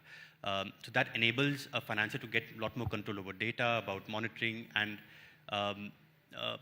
today in the ICE industry, you would normally have to pay a 20% down payment to own a scooter. Whereas already in EVs, we are seeing that number come down to 10%. And the cost of a loan to get an Ola scooter today is actually 2-3 percentage points lower than what it is to get a similar ICE product. That's an interesting start. But is Ola into EV financing as well? We have a marketplace at Ola Financial Services. Correct. It's a sister company. And it's a smart marketplace where we partner with a bunch of banks, NBFCs, and they provide the underwriting and financing to the end consumer. Okay, interesting. So, Taka, what is it for you, the cost of electrification, right? Because you have a very good view of, you've built Abibus. So, let's say you raise the same amount of funds you raise for Abibus and FreshBus. Will that be enough for FreshBus to have an EV fleet? Sorry, I think I missed it, sorry. So, what's the cost of electrification? Do you need more investment to run FreshBus than, let's say, you've already run Abibus? Yeah, I think Abibus is, it takes a lot of time because it's a marketplace model, and it needs certain volume to sort of get to that break even. Once it crosses that, right? So there is a clear, you'll be able to make significant amount of money, right, with the same costs, right? But here, in terms of the electric buses, where you can make money from first bus itself, right? Because it boils down to that particular bus, what your the route you are running on and the fares you operate. So this is slightly a different model when compared to Abibus. So this is where if you can increase the fleet, right? So where your costs are pretty much similar, and you'll be makes unit economics of every bus can be profitable. So but the problem is that currently that to electrify a route, it is having a significant amount of equity to be put in for the leasing partner to lease these assets. And also we have to build a charging infrastructure. As I said, we can't use the existing domestic charges or a 60 kilowatt charges. So that is a harder problem for everybody for a small players to step into this game. So where it is taking the investment a lot more higher. So we are solving that problem by setting up this. But actually the unit economics wise, this makes more sense because of the vehicle utilization, right? Currently the bikes must be doing 30, 40, 50, 60 kilometers. The intra-city buses are doing about 150, 160 kilometers. We do intercity. We run between Bangalore, Tirupati, Hyderabad, Vijayawada kind of a routes, or maybe Delhi, Jaipur tomorrow we'll be launching. So that the vehicle utilization is 660 kilometer plus per day. So that brings significantly the capex, the bus cost is almost 50% higher than the regular diesel bus. But OPEX wise, it has a lot more margin on the table. But that building that ecosystem needs a lot of money. Yeah, of course. Got it. So let's talk about the urban-rural divide, or urban and tier 3, tier 2 divide, right? We have for the electrification journey, because that's also very important for the democratization of green mobility. Ankush, if you can come in first, right? In terms of two-wheelers alone, what's the gap like? What's the data on that for Ola Electric? Do you see that gap shortening? Like, are we there to solve that gap yet? So in terms of demand for the electric vehicles, right, we see a massive demand from urban and small cities in the country. Today we have 700, 800 odd stores across the country, mainly present in metros, tier 1, tier 2, and few tier 3 cities. Despite that, we sell significant amounts in tier 4, tier 5 locations. And what we're doing right now is expanding our sales and service network footprint from 800 odd stores today to 4,000 stores this month because of the massive adoption of EVs that we have seen in rural India. When you talk to consumers, the value of an EV is even more apparent in the rural market because they're more value conscious. Yeah. What is it for you, Rakesh? I think we were speaking about how you're seeing increased demand from smaller cities, but is it transitioning also to EV fleet that you operate? Do you see? Not so much right now. You have to also look at how, let's say, vehicle ownership evolves in our country, right? If you look at are there large fleet operators in India right now? Still not so much. When I talk about fleet, let's say I talk about four-wheelers and trucks and so on and so forth. It said that the average fleet size of truck operators in our country is 2.5, right?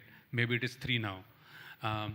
Which means that there are a lot of local entrepreneurs who keep a small fleet and then they rent them out and lease them out and operate them. That transition also needs to happen for EVs for it to get adopted in tier 3, tier 4 markets sooner. Because individual ownership, while it will definitely happen down to the sort of, let's say, lower income segment, it will take a lot more time. And for that to happen, there has to be a lot of local entrepreneurs betting onto it. If you look at right now, from a fleet operations point of view, on electric vehicle side, you only have large operators. And for them, because they need to set up the whole infrastructure, it makes sense only to operate only in the larger cities, right? So someone like Zip Electric would have a hard time to set up a base in Hosur, for example, but it's going to be easier for them to do it in Bangalore.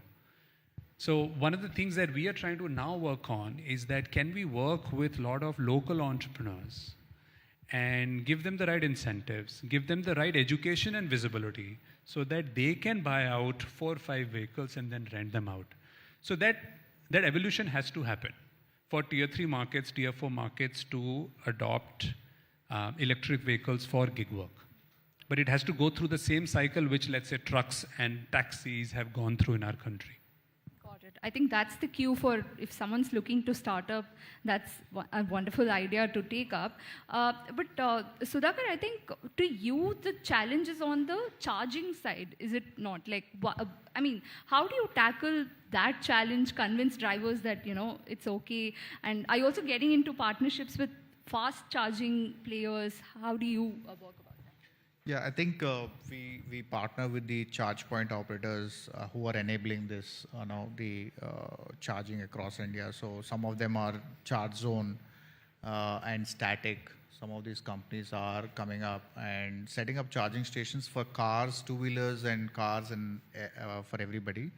So we are talking to them in terms of, hey, look, so we are enabling this route. Probably the hubs are going to be us. Probably in between, if there is something, opportunity charging is required, then we talk to them and we push them. And so in one of our route, Charge Zone has already deployed the charging station for us, exclusively for us. And in routes like Delhi, Jaipur, we are talking to Static. So they are enabling a highway charge point for us. So I think definitely, this ecosystem has to be evolved. I think everybody has to work together to make it what the 2030 vision of India or a 2047 vision of India to make it happen. I think all of us have to work together. Right. So we have last 4-5 minutes here, but let's talk about policies and partnerships, right? Rakesh, to you, how do you see partnerships with ONDCs facilitating the whole Bharat, touching the Bharat for electrification, right? So do you see such partnerships to help players like Zomato in democratizing green mobility? Yeah, absolutely. I think, as I said, we work with, on a monthly level, 4.5 lakh active delivery partners. And a lot of delivery partners use our platform as a way to get started with work, which also means that which also means our churn is very high. So a lot of people join our platform, work there for a month or 2 months, and then use that either as an opportunity for supplemental income in the future, or they hence feel that they're more comfortable to work with organizations, and hence they start working with others. Which means that on an yearly basis, we work with 10 to 12 lakh delivery partners, while on a monthly basis, we might be working with 1/3 of that. So just the sheer scale of it, and the number of kilometers that they run, it is absolutely essential for folks like us to do as much as we can to have the highest amount of EV adoption, right? And that's why while we are working with some fleet operators in the large cities, we are also trying to figure how do we vet the ecosystem at the smaller city level. I think I'm also seeing a fair bit of interest now. There are partners, especially on the financing side. Electrify is one of them, which is trying to do the same with small-time operators and so on and so forth. So that is definitely one. I think the other thing is all state governments are interested in EV, right? Some state governments have taken definitive steps, and some state governments are interested as well.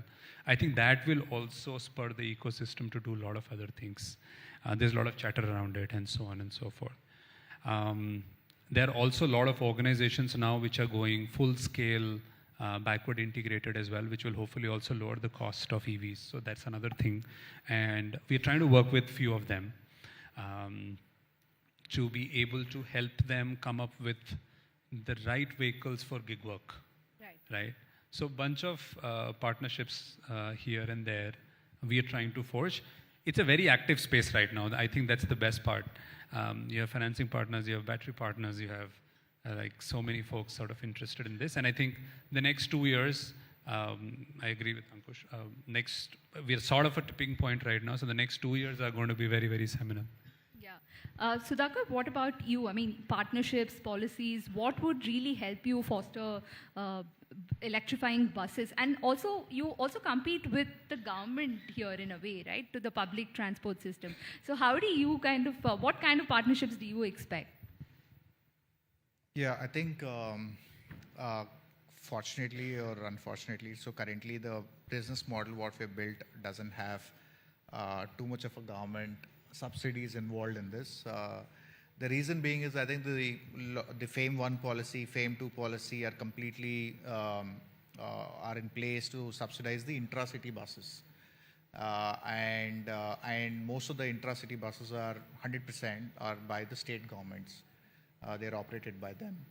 And for them, the vehicle utilization is very low. So where government has to step in to fill those gaps, right? Because for them, manpower cost is very high, and the electrification is must, keeping the pollution and everything in mind. I think for all the intra-city buses, I think the subsidies have to continue because of the vehicle utilization is extremely low. And for a private, till date, I think, yes, I think a bit of relief on the national permit where the government of India has exempted for the EV buses, there are no national permit cost. So you can register in any state and operate anywhere in India. So anywhere to anywhere in India. So that's something which is there, but that's a very tiny piece of it. But for intra-city, the subsidies should continue to support the SRTCs. For intercity, I think fairly it should be competitive, and so to fair play for all other private guys as well. So the private players have to step up more. Yeah, I think for that, as I said, the ecosystem, which is the financial institutions, have to step forward. Maybe government has to push these financial institutions to lend more, especially on the EV assets. Understood. So Ankush, Ola Electric, I think, believes that subsidies should not go away, but the industry should prepare for a lower subsidy environment, right? So what is your view on this? Do you think India's market is ready for that? Subsidies are good. I'm not going to say subsidies should go away, but fundamentally we believe that subsidies will go away, right? And we want to prepare for a post-subsidy world, which is what we've been doing. And the entire focus on technology and bringing economies of scale to bring costs down with supply chain, vertical integration, etc., is a focus towards becoming closer to that reality. Yeah. Wonderful. So lastly, I just want one input from all three of you. So Zomato has already taken a target of electrifying 100% by 2030. But if we have to consider whatever we spoke about affordability, availability, and accessibility as well, right? So if you have to consider democratizing, including the Bharat, then what would be your envision, or what would be your vision for 2030?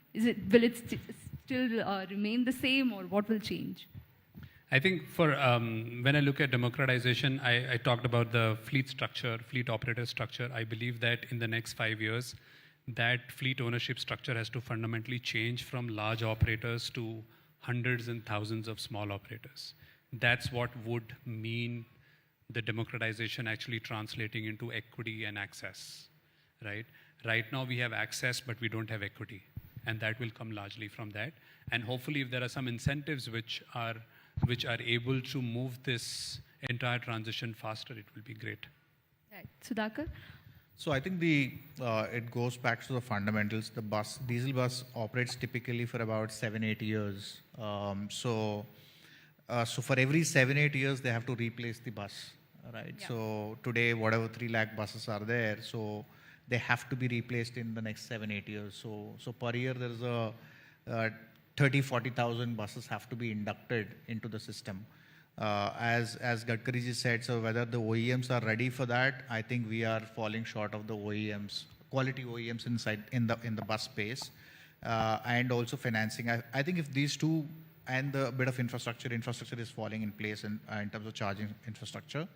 I think if these 1 or 2 things of financing and the OEMs come up, I think we see that in the next 7-8 years or 10 years, I see the entire bus industry is going to be an EV industry for sure. Wonderful. Ankush? For me, there are 2 parts to this. One is making EVs physically accessible to people. For Ola, that's one major initiative that we are currently doing. As I said, we are opening 4,000 stores across the country. But despite doing that, there are around 8,000 taluks or tehsils in India. So even with 4,000, we're only 50% there. So there's a lot more that we can go. India is a big country, and we want to go even deeper to make it accessible to every single Indian, make EVs accessible to every single Indian. So that's one. Second would be to focus on technology. For us, technology is the core enabler which makes this a reality. It will reduce your costs, it will increase performance, and therefore it will drive consumer adoption. Wonderful. I think big plans, big goals that we have noted, and we have beautifully addressed what are the challenges for democratization of green mobility, not just India, but the Bharat as well. So thank you so much, gentlemen, for joining us. Thanks for the valuable insights. Thank you.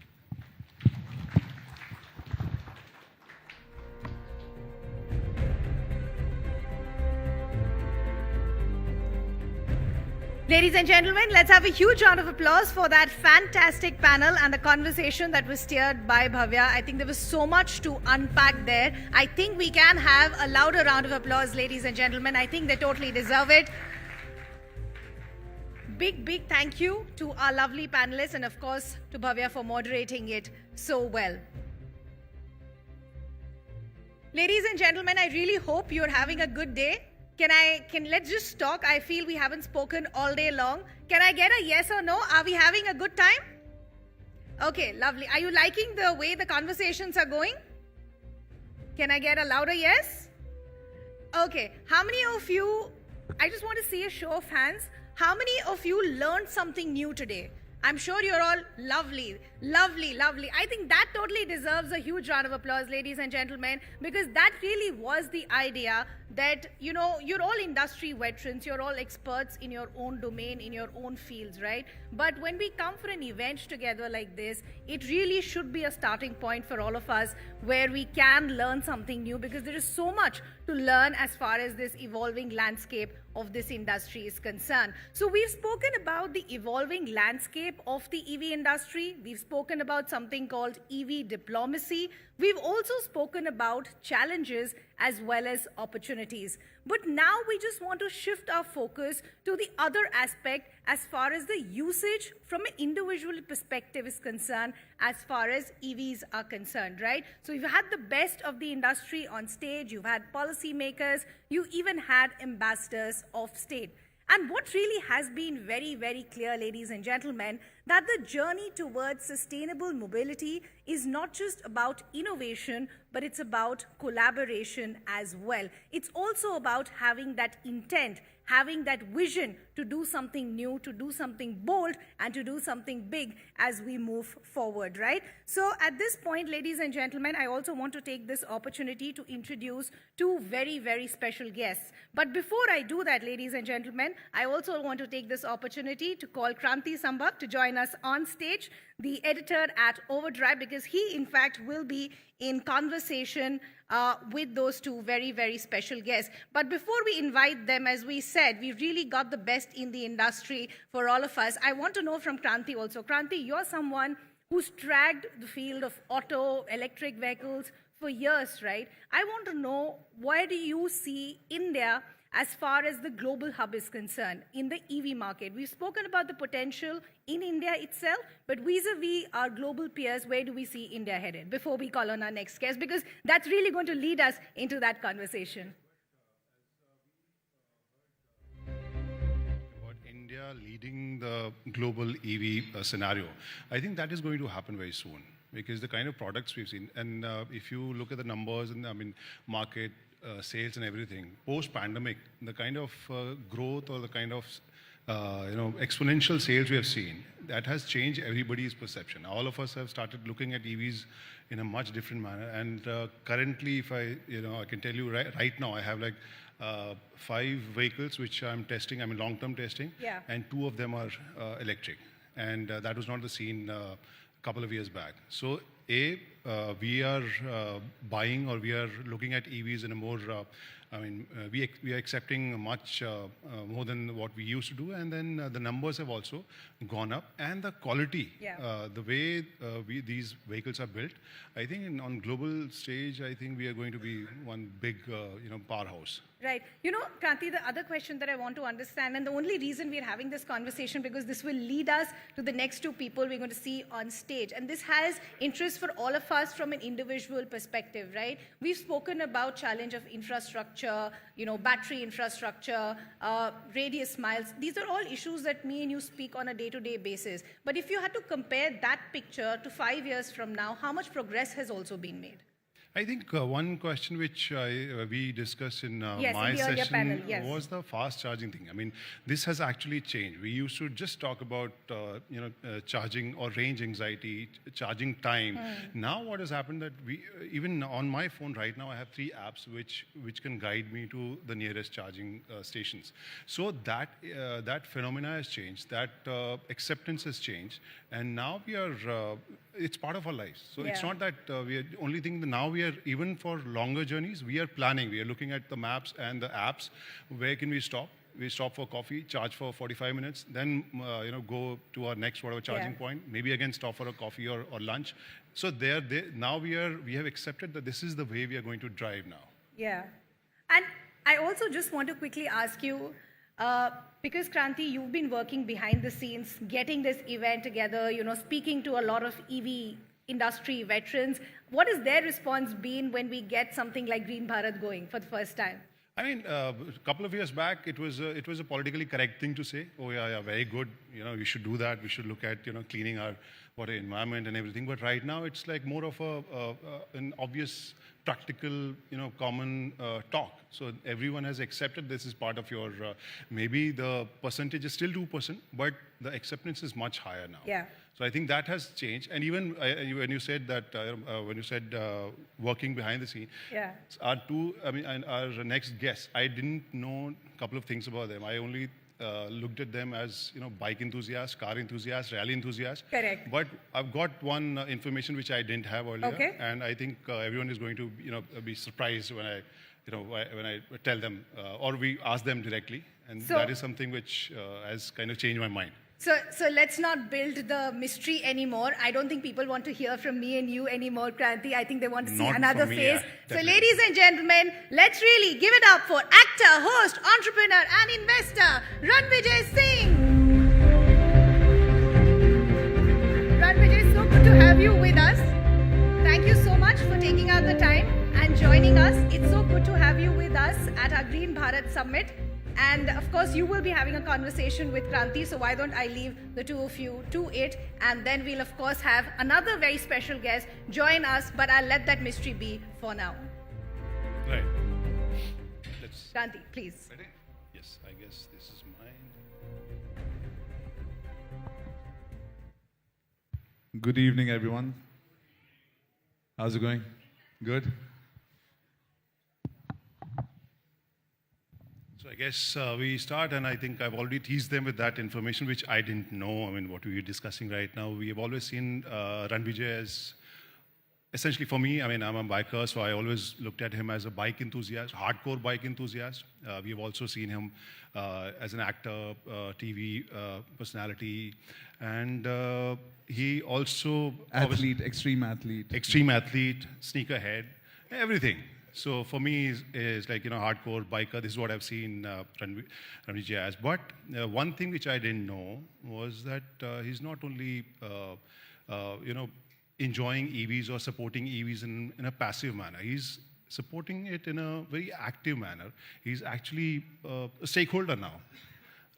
Yes.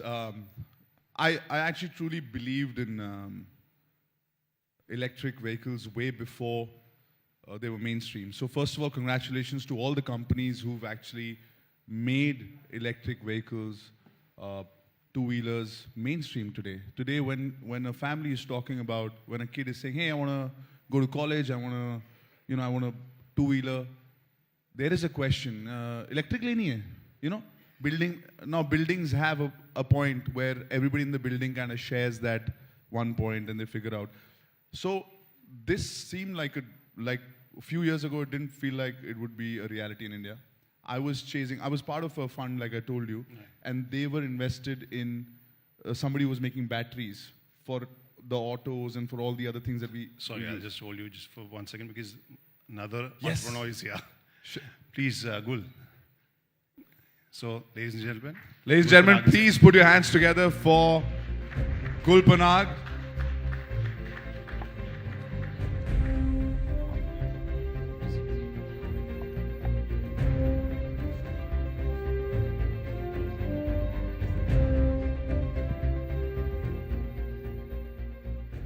Yeah, Ranvijay, please. First of all, I have to pay my respects to my producer. I just did a very nice, heartfelt, emotional film, which I'm not going to call you Gul Didi in front of everybody, but my dad was serving under her father, so we've had a very, very long relationship, and a lot of the responsible things that we're going to talk about today, she's paved the way for a lot of us 4G brats. Very happy to be sharing the stage with you. Thank you, Ranvijay. You're always so gracious and so kind with your words. Good evening, everyone, and thank you for having me here.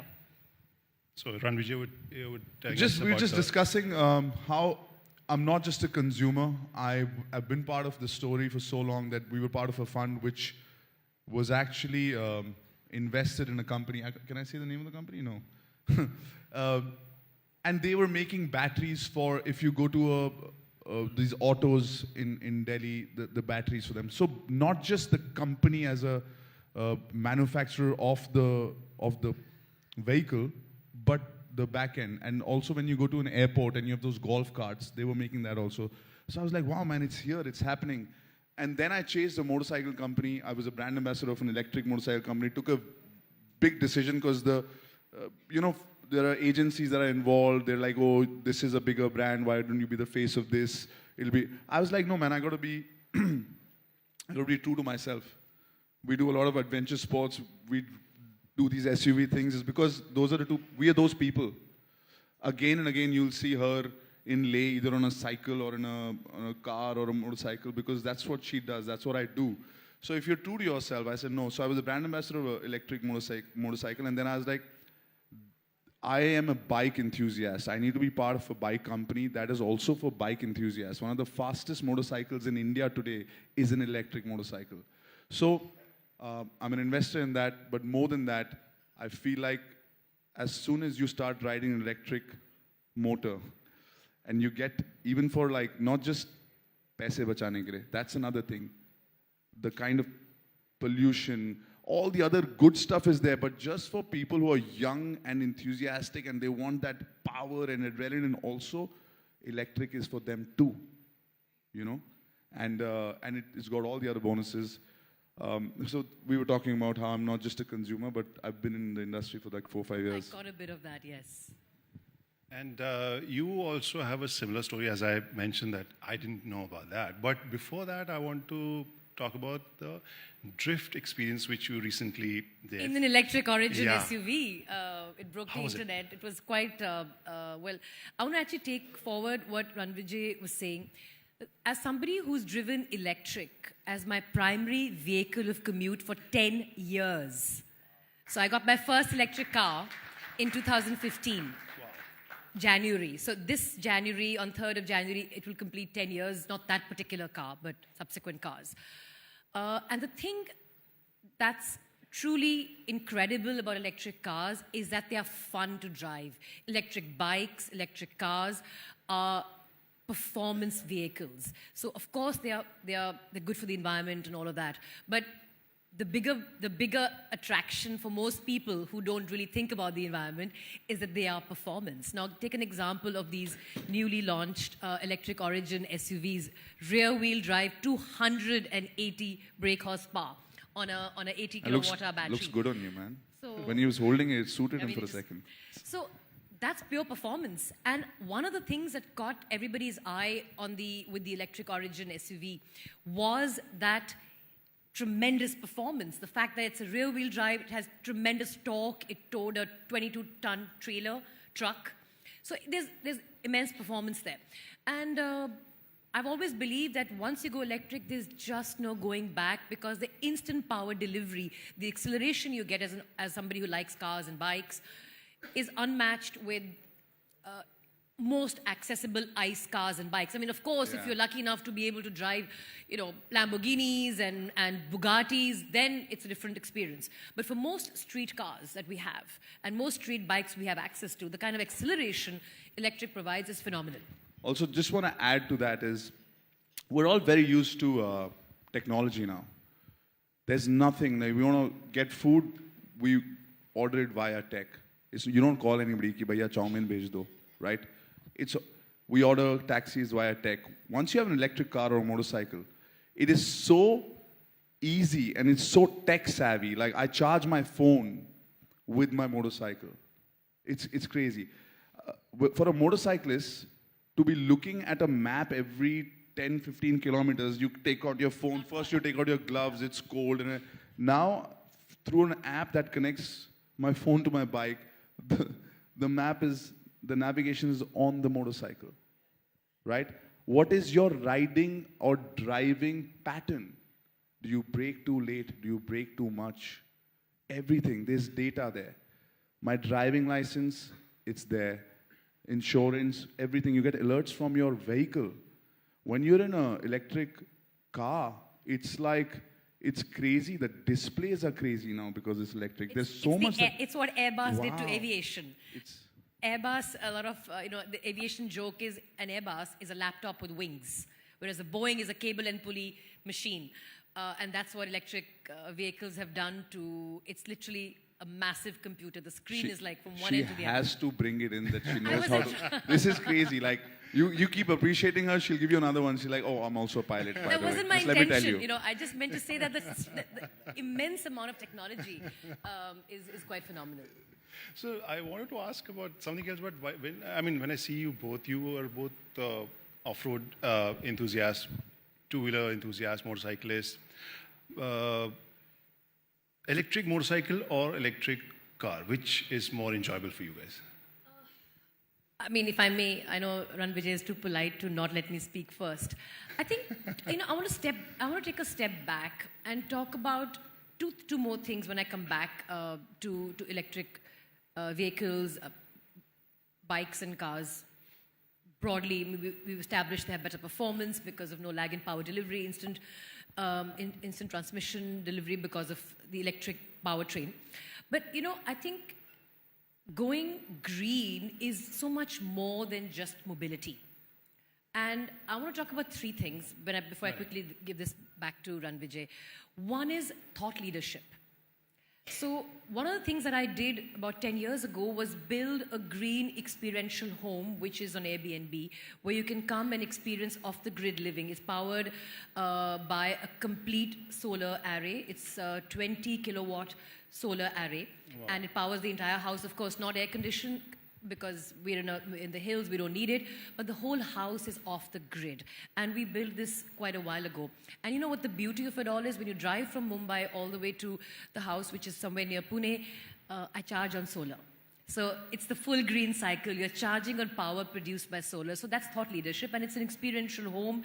If anybody wants to go stay there, I'm happy to connect you to how one can go about booking it. So it's also demonstrating that it is possible to live green, to be able to be sustainable and yet have a fairly comfortable home. So one is the thought leadership that comes from demonstrating experiential living. Two, as Ranvijay already spoke, it's not just about our fun outlook, our adventure outlook that makes us interested in better performance, which more often than not comes from EVs now, but also where we like to put our money. And speaking of which, I'm here. My founder of Sunfuel is here. I'm a co-founder at Sunfuel. It is an electric charging infrastructure company. So it's the whole spectrum. It's thought leadership and experiential ecosystem. It's making the right choice in terms of what you drive or what you ride.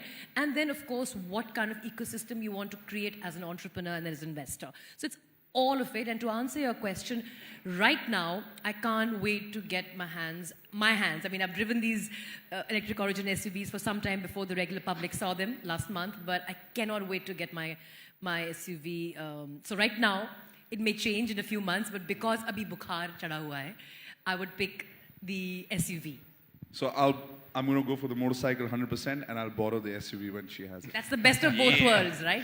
Fantastic. And now, finally, I come to that question, which I really want to know, which I didn't know earlier. Your investment in electric ecosystem, what was that initial thought, reason, trigger point? Why did you think of getting to this arena?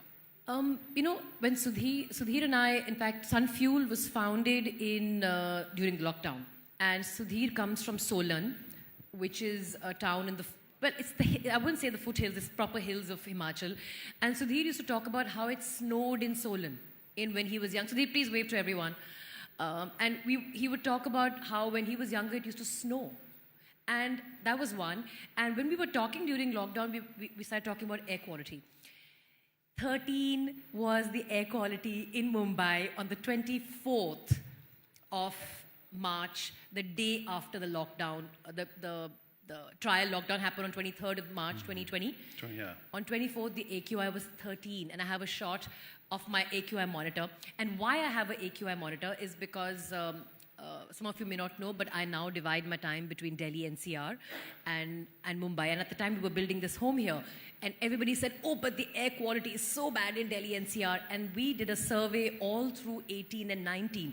And except for those 10, 12 days, which are right after Diwali because of sudden drop in temperature and, cold air sits and hot air rises phenomena, the air quality in Delhi is worse. But here's the thing. The air quality pan-India is the same between Delhi, Mumbai, not Bangalore, Chennai, Kanpur, Lucknow. We did this survey with our traveling AQI meter to establish that everywhere we're looking at 250, 260. It never drops below that unless there's been a fresh rain. So that was the other part, that we saw the demonstrable effect of no cars on the road within one day in Mumbai, 13.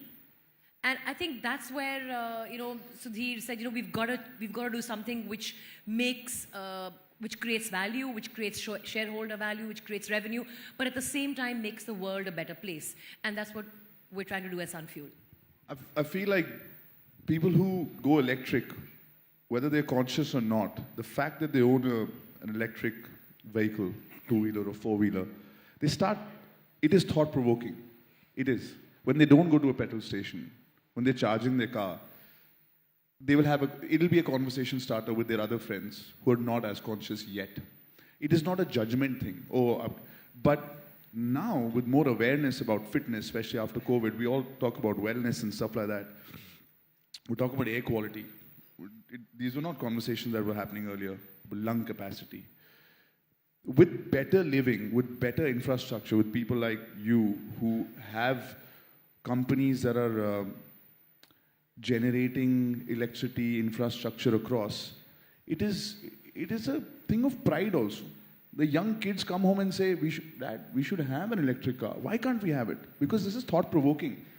And because we talk about air quality, because we talk about saving the planet, and I feel like every time we do events like this, every time there's a brand that's promoting, this is a country where when electric vehicles came, you have to start telling people that, oh, ye to yahan se Goa pahunchenge kaise? You know, people had these strange questions. Isme to charge karte kuch ho jayega. The first initial few years was just just awareness. Now we're at a place where we're like, which one? What is 500 kilometers, 300? You know, it's happening so quickly because it's a parallel industry of solar, of wellness, of electric, all coming together. So I think, and we're in the right country, man, where now you have an idea, within a few years it's implemented and executed. So I've seen it in front of my eyes. And it's also a thing in the family, like now the younger generation goes home and tells them that we got to have at least one car electric. And then it's reverse education. It's not parents telling the kids telling the parents. Yeah, I think that's a very, very powerful tool. You know, another thing I wanted to add here was, I think when people go on holiday, they're more open to trying new things than when they are in their homes. So another thing that we've done is actually in association with OLA as well, we run experiences in Ladakh on electric cycles and electric scooters, wherein you can explore those parts of Leh. See, on day 1 and day 2 in Leh, you really can't do much because you have to acclimatize. Right. Day 1, you really get there, but day 2, you can't do much. You still have to move about little by little. German bakery. There are places you can go to which are only accessible by two-wheeler, which you can't walk to because you just can't walk, and you can't drive to because four-wheelers don't get there. And that is where, through another, the experiential aggregator that I run, which is Magucho. Magucho runs electric cycle rides, which are zero effort, and of course, electric scooter rides in Leh, which is in fact the microcosm of India, all the way from April till September. When there's nowhere to go in the country, you can always know you can count on Leh. And I think the number of people who have adopted the idea, every time a tourist comes and does a cycle ride on the electric cycles, they realize there's zero effort. The throttle is actually enough to take you wherever. And that's how conversion happens. Because when people are on holiday, they're experiential, they're looking to try new things, and they're like, ye to bhai bahut badhiya hai. So the trial aspect in your home ecosystem is a little challenging to pull off. But when you're out and about traveling, and I must say the UT administration in Ladakh is so forward-thinking when it comes to seeding the idea both of electric mobility as well as a solar ecosystem. And with the kind of sunlight Ladakh gets, it's the perfect candidate to have a net green Very world. interesting aspect you brought right now, because when we talk about electric batteries, temperature zone is something which we all discuss. So, if you could share that experience, did it feel some odd, or the battery performance was okay? There's a charge cycle that the manufacturer will typically have, which needs to be adhered to, and they all have protocols for cold weather. And in fact, most OEMs that operate in India have already done extensive testing in Ladakh for precisely this reason.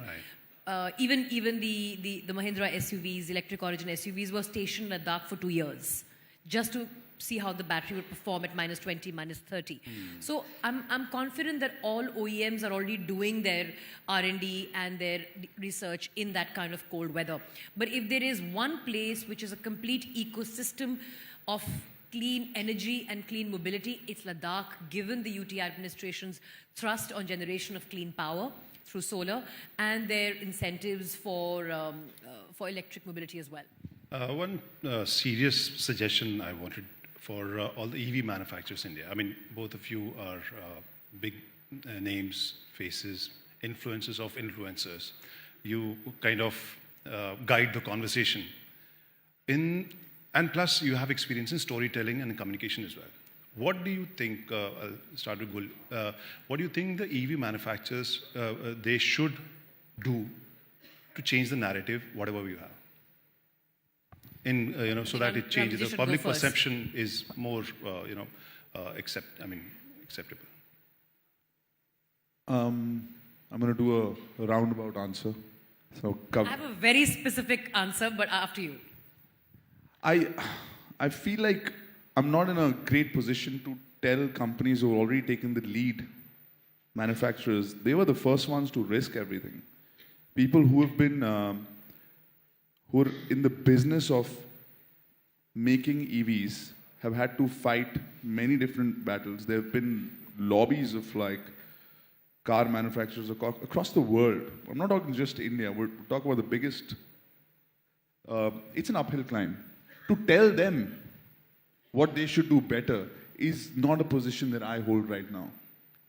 What I think people should concentrate on, especially when you talk about us, is spreading awareness of the benefits and the joy and sharing experiences and busting myths. That is the biggest thing when it came to electric cars, charging, motorcycles, all of that. Also, because I believe in self-sustenance. I believe that India should manufacture everything, all electric parts, everything.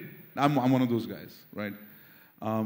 Like the logo, Green Bharat. I mean, we make in India, everything should be from here. That's my thing, but I know it's easier said than done, especially if you're a manufacturer, putting things together. But there are companies that are doing all parts should be.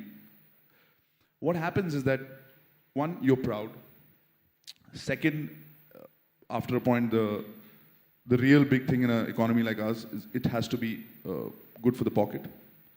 The range, like if I and Gul, we do a show, for example, it's an exposure where we're in a car or a motorcycle and we're racing each other or going from one point from, this is also pitch. Huh? Yeah, we should do that. And we're just charging our motorcycle and the car and everything and showing people the benefits of this. That's what the companies should, which they're also doing. That's why we're here. So that when somebody sees, oh, I can actually go from this place to this place, 500 kilometer range, because the belief in, now I'm a user, she's a user, so we truly believe it. We're not looking for words of what to say, because I ride a motorcycle every day, which is electric. No problems, even better, more storage in a motorcycle because there's engine in here, right? So a lot of these benefits we need to talk about, we need to be aware, have more conversations about it.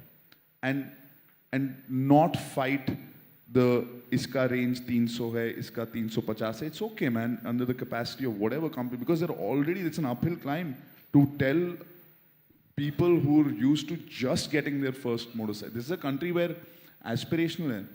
A kid who's in college says, I want a motorcycle. Now between which motorcycle and electric and all, he's saying, मेरे को motorcycle तो दे दो, right? मुझे automatic gear वाला कुछ चाहिए. So then you're telling the family to buy a car and all this. So I think it's the exposure. It's talking about what are the benefits for the planet, for your pocket, for everything, and the fact that if you can just be like if there's a chip that's not getting made in China, nothing should stop. And I think we're on that. We're there. We mostly are concentrating on being, self-sustainable. I have not touched on your point. I think you've summed that up really well. I think what the OEMs can do is to make sure they do thought leadership, that they do awareness. But and the public needs to be educated. In fact, what we often talk about at Sunfuel is the information asymmetry, the complete lack of awareness as to how much charging you really need. And we often talk about city charging network. A city charging network is required but not needed. It's required because you want to see a charger nearby, but it's really not needed because you're going to more often than not charge at home. And how often are you actually going to go from city 1 to city 2? Unless you're one of those people who goes, say, to Pune every weekend, then you're not the right TG. My point still remains that most people, where data suggests the commute between cities is not as often as the drive within the city. And within the city, your large charging pools are either in office or in home. So I feel the information asymmetry that exists in the electric ecosystem needs to be addressed, one. And two, if we need to take on China, China is on the threshold of being the largest, by numbers very soon, car manufacturer by the sheer number of EVs they're producing. They were very behind the world in ICE, so they figured that's not even a battle they want to fight. So they went ahead and won the EV battle.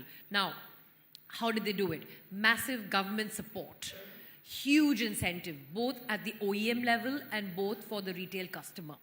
I think that is one push I feel that we need from the policy framework. We need more aggressive inputs. I don't want to call it a subsidy because I don't like the word subsidy, but I think that we have to incentivize the adoption of electric mobility, and not just for fleet and for multi-large fleets where they're taxis and all of that. Not that. You have to demonstrate the fact that there is real intent in wanting to be an EV giant. And that's only going to happen if we aggressively do policy intervention, both by incentivizing the OEMs, and incentivization of OEMs can't come through economies of scale. I mean, they're anyway taking the leap, as Ranvijay says, by building more, by doing a leap that nobody has taken, by taking that jump over ICE OEMs and saying, we will do this. And thereafter, incentivizing them, supporting them, incentivizing the customer, making sure that the information asymmetry is addressed, and of course incentivizing the charge point operators, where policy must keep up with what's happening in the world. The current government framework, and I'm going to go a little technical here for 1 minute and then completely come out of it. The current policy incentive for charge point operation for a DC fast charger is 50 kilowatt hour. Is 50 kilowatt hour. It used to be 30. Today, cars are being made with 80 kilowatt hour batteries. We need to be ahead. The policy framework and the policy intervention that's required is to incentivize 100 kilowatt hour DC chargers, 120 kilowatt hour DC chargers. We cannot be incentivizing technology that's already yesterday's technology. A 50 kilowatt hour DC charger should not have the kind of government support that it has. It needs to be extended to 100, 120, 200, 300 kilowatt hour chargers. That is where policy needs to be. Policy can't be doing catch-up, where average cars today are going to be in excess of 40 kilowatt hour batteries. And we are giving a push for a 50 kilowatt hour charger. So we are always playing catch-up. And I think we really need to be more aggressive as far as policy intervention is concerned in the entire EV ecosystem, from the OEM to the consumer to the charge point operator. Fantastic. I mean, two phases I can pick from your answers. I mean, one was myth-busting, what Ranjay mentioned, and you talked about the asymmetrical information and also the policy. We should not be, the policy should not be catching up. So in this sense, being a Delhi boy, I think you think that Delhi NCR should have different kind of approach for EVs, because each winter we talk about AQI, and you mentioned AQI. I think right now the best incentive that's being given in the EV ecosystem is being given by Haryana. And I think the Delhi government should take the lead in firstly offering a larger incentive for the retail customer. Definitely. I mean, you want to be able to make the electric offering as attractive as the ICE offering. And Delhi is choking for about a month every year. So I think that responsibility falls both on the central government as well as the state government, because it is the nation's capital. It's just not Delhi state, right? So I feel we need to be more aggressive. Many years ago, Sheila ji had pushed the envelope by making sure all buses were CNG. And that made a dramatic difference. And also the autos. It's one of the first places where the autos went green. We need to now take that beyond. I think the kind of infrastructure that Ranvijay was talking about, that, think from conceptualization to execution, that loop has shortened so much in the last 10, 15 years now. We just need to make sure that a larger part of the commercial vehicles are probably routed outside of Delhi, because that's what's going to save us. We are still very far from a technology standpoint of adopting 100% long distance trucks on EV, and that's probably going to happen with the Sun Hydrogen game getting stabilized, which is we're still some years away from. But until then, whatever EVs can support in terms of heavy buses and trucks, there is limited benefit beyond a point of having an EV transportation system. More of us should be adopting mass transport, public transport. We don't do that. So I think behavior modification, behavior choices must be made. And I think Delhi is one of those places where some radical things can also happen. You did odd and even here, right? If you say one day electric in a week, then start with that, right? You can do these, you say, okay, parking free. There are lots of places in the world where there are congestion charges and the electric vehicles don't have to pay. So people have started buying in those areas just electric cars because the congestion. You know, there are lots of these cool ideas. In malls, you can have the best parking is electric, right? These are cute ways, but it incentivizes people, and that is just, that's all you need. These days, anything goes viral. Once people start going and getting VIP parking because it's electric, suddenly there'll be, you know, so there's a policy, government and everything, but there can be creative ideas also, right? There could be electric Thursdays, electric Fridays. You could just hitch a ride, pool. Because this is one of those places where this solution has to happen now. It had to happen like 5 years ago, actually, right? So why not? And things like this have happened. That odd even happened. People were like, oh, traffic come hai. You know? It's not a popular or successful one, but if creativeness can be also leaned up on, so why not?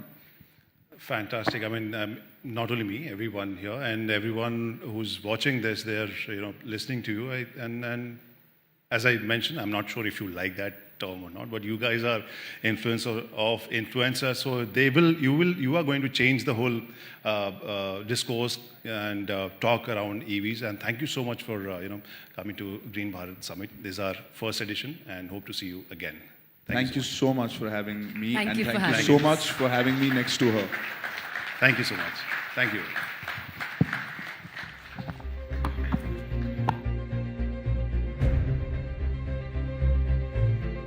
Ladies and gentlemen, we can definitely have a much louder applause as we thank Gulpanang and Ranvijay Singh. As Kranti really said, they've been spearheading the EV cause from a very individual perspective. They've been very, very passionate about it, and we've seen that in their stories for the longest time possible. So really, it was so good to have them with us for our first edition as far as the Green Bharat Summit is concerned.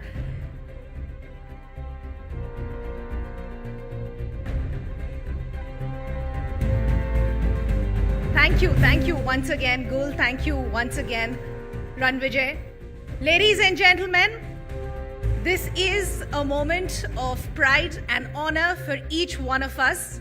This really is the moment that we've all been waiting for, because we do have the presence of India's Minister of Commerce and Industry, Shri Piyush Goyal ji, who's been extremely kind to take out the time and join us. Could we have a huge round of applause, ladies and gentlemen? Just thanking the Minister for taking out the time and joining us, because it really means a lot to us. Thank you so much for joining us in all our endeavors. Ladies and gentlemen, I know that you've been patiently waiting to hear from the Minister, so I will not take any more time. We thank the Minister for his time. We're also going to have him in a conversation now to try and understand a little more about the EV landscape. We're going to try and understand about the first approach to revolutionize transportation and then charge up its future as well. And for that conversation, ladies and gentlemen, join me in also welcoming not just the Honorable Minister, but the moderator for this conversation as well, Bodhisattva Ganguly, Group Consulting Editor at Network18. Let's have a huge round of applause as we welcome the Honorable Minister and a moderator for this conversation.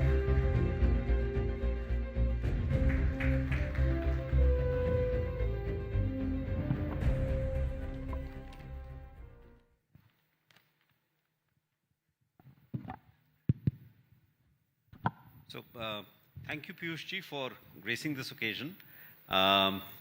This very important initiative of the Network18 group on e-mobility, on EVs. So let me start off by saying you've been vocal in saying, you've said in the past, the entire EV vehicle ecosystem needs to, because it's one of the emerging industries of the future, India needs to be a leader, it needs to move to India. I know you have a passion for quality also. How do you think it can be done? Does it need incentives? Does it need subsidies? What are the government steps? Subsidy is also something which you'd love to talk about. Yeah. First of all, thank you very much for organizing this event and helping create an awareness, particularly amongst our youth, about the importance of sustainability and the role electric mobility can play in moving towards our national goals, a more sustainable lifestyle, and a safer future for the next generation. India has been a success story when it comes to automobiles and the entire value chain, auto components, the shell, battery, almost the entire auto ecosystem is very strong in India. I don't know if you got a chance to visit Bharat Mobility, which we had earlier this year. If not, the second edition is going to happen early next year, first quarter, even bigger and grander than the first one. And any visitor to Bharat Mobility will really feel proud about India's achievements. We have made a mark for the nation across the world with an ecosystem in automobiles that could be the envy of the entire world. In electric mobility, while we do have a challenge on the raw material, critical materials required for battery, and possibly also some challenges around the technology for cell manufacturing, I think by and large, it's a very easy to make vehicle. Electric vehicles don't need the very complicated ICE engine. The rest of the shell and everything is almost the same. So it's one ecosystem where we can very surely and certainly be Atmanirbhar, have a robust India element to it. And looking at the success stories of Tatas or Mahindras or Ola Electric for that matter, I'm very certain that given the rapid increase in adopting electric mobility that we are seeing in India, now even in commercial vehicles like buses and trucks, very soon the entire value chain will be in India. Our auto component industry, led by the Automobile Component Manufacturers Association, ACMA, has had several engagements with me and are very, very committed to meet all the requirements of the electric vehicles that we have. Right. So, you have a And sorry, I don't think it needs subsidies. Right. I'm one of those, and I hope all the youngsters who are watching this program or in this room will clearly take back a message, move out of the subsidy mindset. Subsidies or these clutches are okay for a short period. It's like a kickstart of a scooter. Remember the old days we had the scooter where you kick-started it just to give it that initial thrust. A subsidy can only and only play that role. Any industry which expects to remain subsidized, subsidy-driven or protected from competition beyond the initial few years can never be successful. We have to stand on our own feet. We have to build our competitive edge so that we can look at the long-term success story in our industry. In fact, one of the things when you pushed for LED lighting was that you removed the subsidies. That's right, and that's why it was successful. To set it in context, there was a subsidy of 9 crore rupees annually given to help support the LED lighting systems. And government used to give 100 rupees per bulb. So 6 crores, that means 6 lakh bulbs were getting 100 rupees a bulb from the government. 3 crores was spent on administration expenses, right, because we had to administer the scheme across the country. And you can imagine the whole country, 120 crore people in 14 when I started thinking about this. Everybody was waiting for their turn to get that 100 rupees subsidy before they replaced their lights with with LED lights. And it was such a stupid thing that instead of 120 crore people giving economies of scale and large scale demand for that product, making it much more affordable and giving a payback of less than 6 or 7 months. We were waiting for a future subsidy. Because of that, the total sale was minuscule. Therefore, there was no Indian manufacturing. Imported products were sold at a very high price, and the whole LED lighting was a pipe dream. The first file I signed on that program was to eliminate that subsidy, much against the wishes of the bureaucrats, though. Everybody thought that that's counterproductive, and it's what a message it will give that you are withdrawing subsidy. But I believe that was the beginning and the most important element of our project to take LED lighting through the length and breadth of India. Today, you can all be very, very proud that your country, your motherland, is the world's fastest adopter of LED lighting in the world. Prime Minister Narendra Modi gave it a real thrust that we have to succeed. And in the whole world, we are recognized for having adopted LED lighting faster than any other country, even 1/10 our size. And I remember the estimate at that time was consumers will save 40,000 crores annually in their electricity bill. I suspect if we were to juxtapose it to today, when you can't get that old Edison bulb or anything in the stores anymore, we would be saving 100,000 crores today, annually. So I guess the point you're making is that EVs, whether in two-wheelers or three-wheelers or cars, should become economically viable, should be economically attractive on its own merits, not driven because of subsidies. I mean, that's the broader point. Supported it through a variety of subsidy schemes. Right. FAME 1, FAME 2, PM E-Drive, now the PLI scheme for automotive industry of 26,000 crores. We have the advanced chemistry cell manufacturing support for 50 gigawatt hour worth, I think, 18,000 crores. So we've had a significant amount of kick-starting the ecosystem. Right. But let's not make that permanent. Let's make the industry self-reliant and stand on its own feet. So are you satisfied with the response of the industry to the PLI schemes for battery manufacturing and so on? I think there's been very good response. These are new areas. Not any and everybody can do it. But I believe that the response has been good. The adoption and absorption of new technologies has been quite fast. And I'm very confident that in the days to come, literally the way things are going, the two-wheeler industry will, two and three-wheeler will certainly move into 100% electric phase. At today's prices, frankly, even buses, trucks, passenger vehicles, all of them are economically viable to buy electric, particularly since the operating cost becomes almost zero. Now, I know it's strictly down to your area, but can the government mandate buying e-buses only or cars which are EVs, at least the central government, if not state governments? Bodhi, I'm of the view that government should not be mandating anything. We should allow economics to prevail and the market forces to find their own level. Right. When government mandates anything, there's always a natural reaction and opposition to it. My own sense is that it's a compulsive economic case to move to electric vehicle.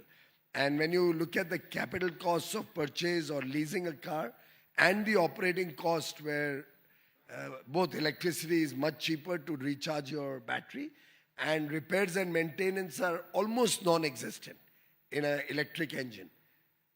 I think it's a no-brainer that the country will move towards electric very fast. Right. So one thing I wanted to, especially, America has increased the tariffs on EVs from China, EV exports to China to more than 60%. Europe has also imposed high tariffs on EV exports from China. What kind of an opportunity do you think it gives to Indian EV makers? I was seeing some of the electric vehicles that India now manufactures. They were on display in one of our programs for the German business delegation that had come in. I'm also next week going to be seeing Mahindra's new car, which I believe is very smart. Yeah. OLA has come out with some beautiful options. I see TVS and Bajaj, all of them coming out with really very smart and very beautifully designed international world-class vehicles. My sense is that we have to be bold about it. Not only the domestic market, which we must try to capture, but each of these manufacturers of electric vehicles should quickly also look at capturing world markets.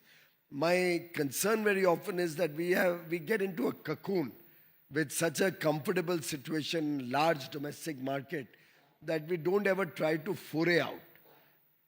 I believe if they were to look at the export market more aggressively, they could improve their own economies of scale, going for much larger factories, much larger scale of production, and become even more competitive, both domestically and internationally. So I would think with the wonderful products India makes, we should not let any market go. We should be much more aggressive in the marketplace, international marketplace. In terms of foreign automakers entering India, one is, of course, the Tesla, whether it's coming or not, and we'll see what happens. What about Chinese EV makers? Because they are also now emerging as leaders in the EV ecosystem. Is there any, I know obviously there is the border issue with China, but is that something which the government is thinking about? Well, as of now, we have a press note 3, which mandates that government approval will be required for any Chinese investments. And any applications that Chinese companies or the Indian partners make go through that press note 3 process. To the best of my knowledge, we have not approved any Chinese manufacturer ever since the press note came out to infuse equity into any automobile manufacturer. Right. And as far as Mr. Elon Musk is concerned, it's still radio silence for his... Well, we cannot decide on behalf of somebody else whether they choose to come into India or they do not choose to come into India. I can only say that we are ready and happy and willing to create the conditions that will attract more and more companies, whether it's Tesla, whether it's BMW, whether it's Mercedes, whether it's Volvo, or whoever else makes electric vehicles. We'd like all of them to come to India and manufacture in India. We are happy to create the benchmark conditions, the local positive environment to attract their manufacturing in India. We are happy to go an extra mile to support them in setting up their charging systems all over the country. But all our policies will be individual or company agnostic. They will be for the industry, and everybody will be happy to come in. And we will be delighted to see all of them. We'll be delighted to see Mr. Elon Musk and Tesla come to India. And personally, I think anybody who misses this opportunity of coming to India does so at their own risk and cost, because this is the world's largest market today. 1.4 billion aspirational Indians. And the big advantage with India, ladies and gentlemen, is that most vehicle owners will be first-time owners. In the developed world, they already have their ICE engine car. So they will be replacing that with a new technology electric vehicle. Replacement is always a bigger challenge. But when somebody is buying their vehicle for the first time, it's much easier to attract them to an electric vehicle. I would think that if Mr. Elon Musk or if Tesla was to come to India and open the bookings for their vehicle in India, probably they'll end up getting 100,000 cars booked in the first day itself. Yes. Yeah. Probably. It has great brand value. Okay. So while this conference is about electric mobility, but for a country like India, should there be multi-paths, on this journey? For example, what about hybrids? What about even what are your views also on so-called intermediate technologies like CNG? Well, we welcome every technology that helps reduce the carbon footprint. So we are happy if CNG or any of these other intermediate technologies come in. We are happy to promote hydrogen. It's a long way off before it can be used in vehicles, but I believe that possibly some large commercial vehicles like trucks and buses, they are exploring the hydrogen option. A little expensive, but you have to keep innovating and working on it. Unless you experiment, you will never get anywhere. So even though it's more expensive today, I think we must continue to study and explore even other possibilities, whether it's ethanol-driven buses, which Mr. Gadkari is very passionate about, whether it's CNG, whether it's hydrogen. As regards the hybrid technologies, personally, while I do use a hybrid car for the last more than 10 years, I've never been a fan of hybrid per se. I believe that running the petrol engine only to charge a small battery of 0.5 kilowatt or 1 kilowatt and using it to drive your car doesn't really give you any great savings. I've not found any great fuel savings in the hybrid car. It's just that it's a nice car and well designed, very smooth, very silent, that I continue to use it, and somewhat less polluting than the ICE engine.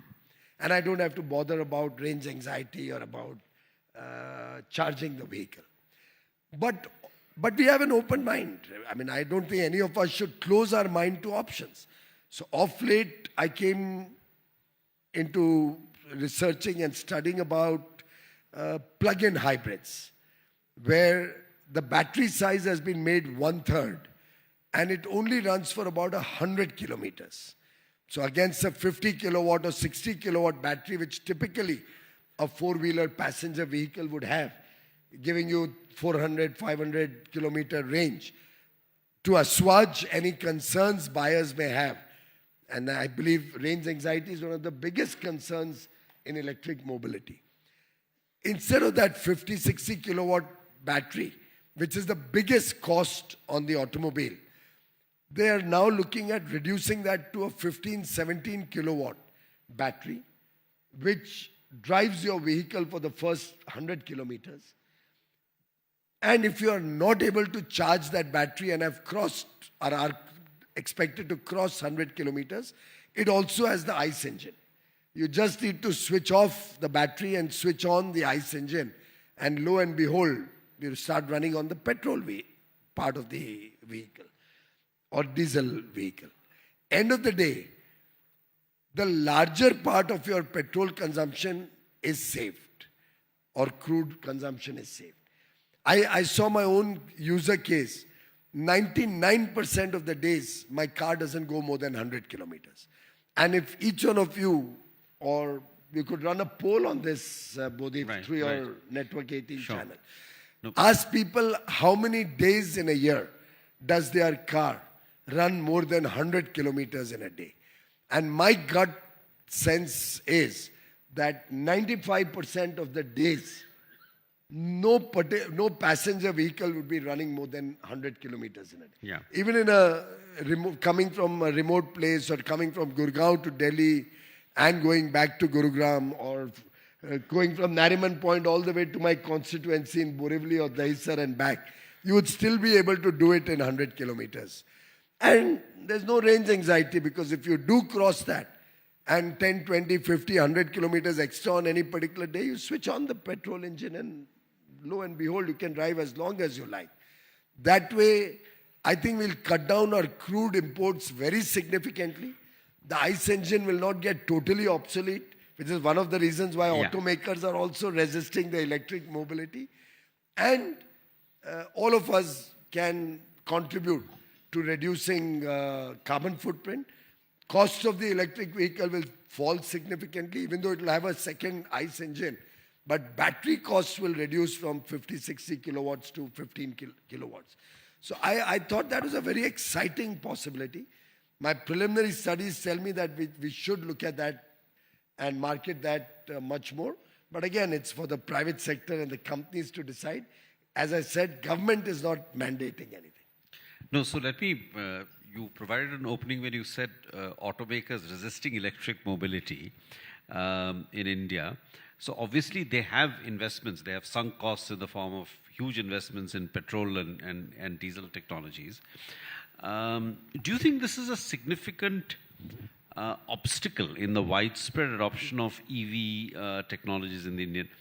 I'm given to understand, and I'm pretty sad about it, that some of the automakers are worried about the large investments they've done in the past.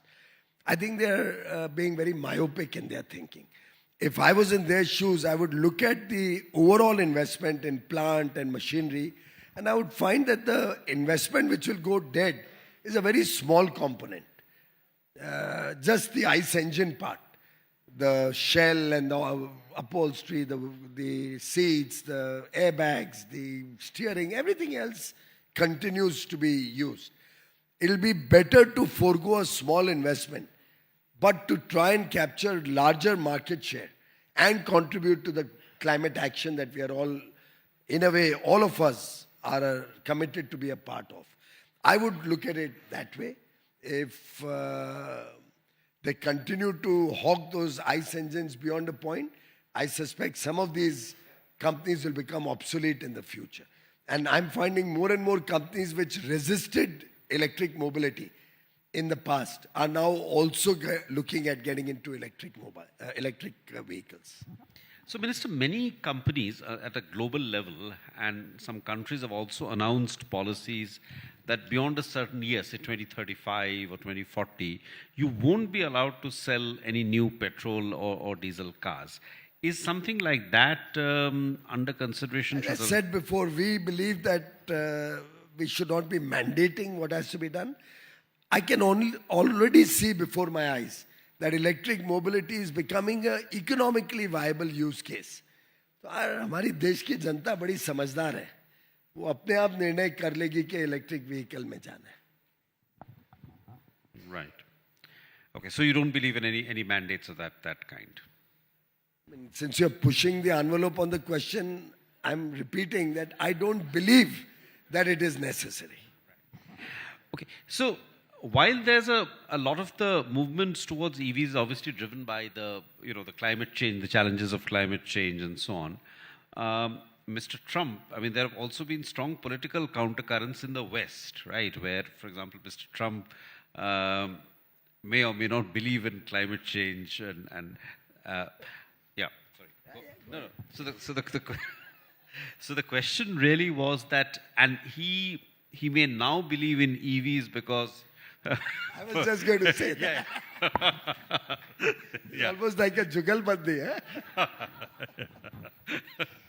Yeah. I was just going to say that whatever may be the views in the first term, I'm sure this time around he will be a strong proponent of electric mobility.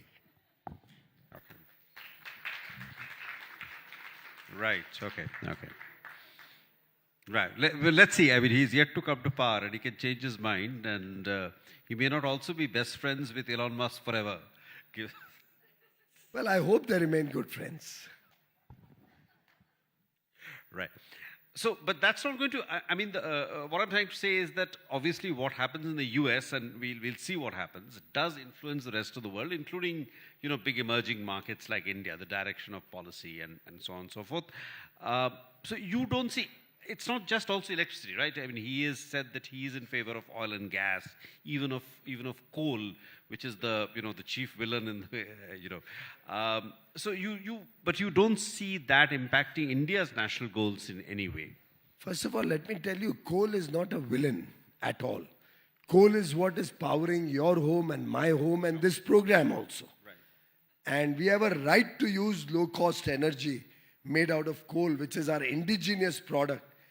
Just as the Western countries or the developed countries in Europe or America or Japan or Korea have used low-cost energy as the principal driver of their economic growth and their prosperity. None of these countries would have been where they are today with per capita incomes of $50,000 and $80,000 and $100,000 if it was not for low-cost energy, largely coming out of coal. Once they've achieved their national objectives of growth and development and prosperity for their people, it's very nice to preach that coal is a villain and coal is bad. And we completely reject that argument. Sure. We need a base load in the country. Our base load comes out of coal, and we will need that coal-based base load to inject all the large quantity of renewable energy that we produce. By the way, we are one of the best performing countries in the G20, all the major economies, when it comes to meeting our nationally determined contributions that were decided in Paris at the COP21 in 2015. We are one of those few countries who have exceeded what we had committed. We had committed a certain amount of renewable energy, 45% of our installed capacity by 2030. We have already achieved that in 2022, 8 years ahead of schedule. And now Prime Minister Modi has increased our renewable energy target from 200 gigawatt, which we now have, to 500 gigawatt. The world's fastest rollout of renewable energy has happened under Prime Minister Modi's government. Right. So we are a government very sensitive to nature, to the environment. As a nation, 140 crore Indians are very sensitive to nature and the environment. And if we go around the room, you'll have people who pray to the sun god, pray to the moon god, pray to the rivers, pray to the trees. We find godliness in everybody and everything. That's the beauty of India. That's our legacy. That's our history. That's our culture. That's our tradition. That's our strength. We are a country which never believed in waste. You go back home and if you leave behind in your plate a lot of food, I think my mother, she's no more now, but my wife would certainly tell me, why are you wasting so much food? Why did you take so much in your plate in the first place? Bodhi, when you and I were kids, if we ever left a room without switching off the light or the fan, I think my mother would give me a smack on my face. These kids these days don't have to suffer that anymore. Though I sometimes feel that this consciousness that we have in India is our biggest strength. This consciousness that waste is not good. This consciousness that whatever we have in extra or surplus, let's share it with some lesser privileged person or somebody who needs it. That is our strength, what Prime Minister Modi has offered to the world as mission life, lifestyle for environment. And I believe that's the life we all live. If we don't, we must live.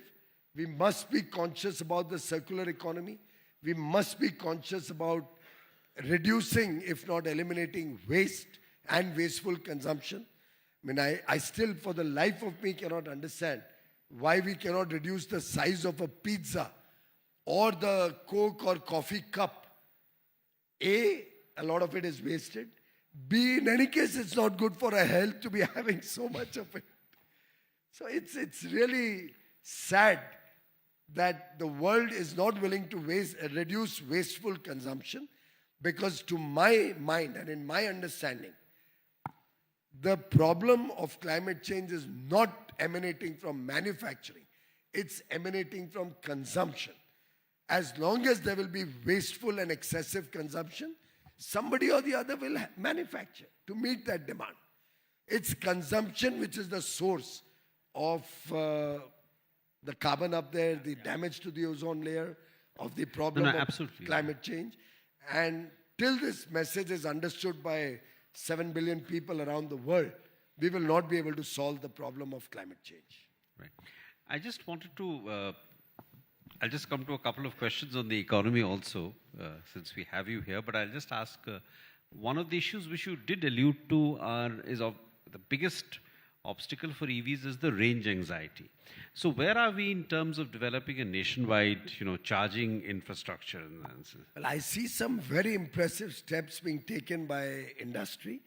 Just yesterday, one of the companies which is into swapping of batteries and promoting common charging and common batteries across the country was showing me on his mobile, his app, about the presence of their charging system throughout Delhi. And they've created an ecosystem which is there in probably every 2 kilometers or less. They have a proper charging and swapping station. Now, these are things which really grow out from a nucleus. I'm seeing the charging ecosystem developing across the nation in all the major cities. Prime Minister Modi has already guided us that we should have this charging ecosystem in almost every petrol pump, gas station across the country. We should promote more and more charging stations in residents' associations, in common public parking places. So I think this is something which normally takes off a little slow, but once the inflection point is met or achieved, and costs come down, and we're already finding battery costs and charger costs, fast charger costs come down. This will take off, and overnight you will not realize when this whole ecosystem comes up across the country. It's doing really well, and I must compliment Indian industry for the work that they're doing in this. Right. So I'll just ask you one sort of question on the GDP growth. The last GDP growth came in at 5.4, which was below expectations, and I think this was, of course, before the GDP figure. Another discussion. I also asked you your views on this. So what will the government think of increasing capex? You also talked about various other policy responses. For example, you advised certain sections of industry that they could consider cutting prices, right? On a similar way, not exactly the same, but the CA also made the point that while corporate profits were very high, the wage growth in the last few years had been, low single digits. So what are your thoughts? Well, I think, as was mentioned by the Honorable Finance Minister recently, clearly the Q1 was a period when we had elections. Q2 also we had some major elections. But the lag effect of the May-June election obviously continued for some time. But we can already see that capex, both public spending, government spending and private spending, is picking up. The third quarter preliminary figures of the first 2.5 months seem to be showing good numbers. The GST collection is one indicator, exports is another indicator. And by and large, my sense is that you'll see that by the time we reach March 25, we would have made up for some of the lost ground and will continue to be the world's fastest growing large economy. Having said that, I think it will also be important to see how other countries and the geopolitical situation plays out. Probably we may see some of these conflicts around the world also softening in the months and quarters to come. Overall, India is in a sweet spot. The mood of the nation is very positive. The mood of government to encourage industry, both to meet the domestic demand and to take our offerings across the world, is clearly there. We stand with industry. We are working towards both better quality and inclusive growth, sustainability and inclusive growth. And we are working towards ensuring that sustainability is at the core of all our activities. With this kind of a decisive leadership that the nation has, and with states like Haryana and Maharashtra, which are both growth engines, right, now out of the cusp of electoral politics into action mode, I think the future looks good. Normally, I never look at the stock market as any barometer or any indicator of these things. But you can already see the stock market showing a bounce back. Right. Possibly because, as we all know, the stock market discounts the future. They must be seeing that the future looks to be pretty good. The future seems to show that consumption is coming back. Rural demand, as I am informed by some of my friends, right, who are engaged with rural supplies, are suggesting that rural demand is back, and monsoon has been very good. So all things in the aggregate seem to suggest a good future in the days to come. In fact, a lot of IPOs also in the last couple of weeks, fairly decent. That's also an indication. One last question. Are we ready to embrace, when President Trump comes to power, India hasn't so far has not figured in any of the pronouncements on tariffs which he has made. Are we ready to embrace a Trump presidency? Modi, as I have always believed, India is a friend to all.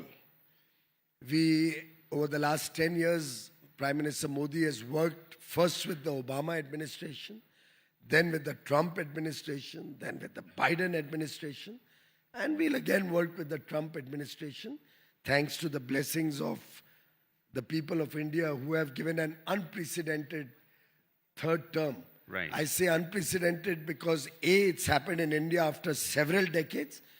B, and more importantly, if you look at elections across the world between 2023 and 2024, when many major democracies have gone through the electoral cycle, almost everywhere, every major country has seen a change in government. Countries like Japan, where the LDP lost, are seeing a change in government after decades and decades. They always had the one party rule. Government in France. Many other governments which will soon be going into elections are also shaky. Yeah. Clearly shows that Prime Minister Modi has earned the goodwill, the love and affection, and the trust of the people of India, who have given him the third term to serve. And I'm sure, just like he only improved the relations with the United States of America, with every subsequent US administration, in his third term, our relations with the United States government will only get bigger and better, and we'll see a lot of positivity in this relationship and a lot of goodwill that both the leaders share along with their friendship. The trust that Prime Minister Modi and President Trump have demonstrated in the past and will continue to further enhance in the days to come. Future is bright for India, is all that I can say in conclusion. We have a very bright future for the people of India. Piyushji, thank you. On that note, thank you so much.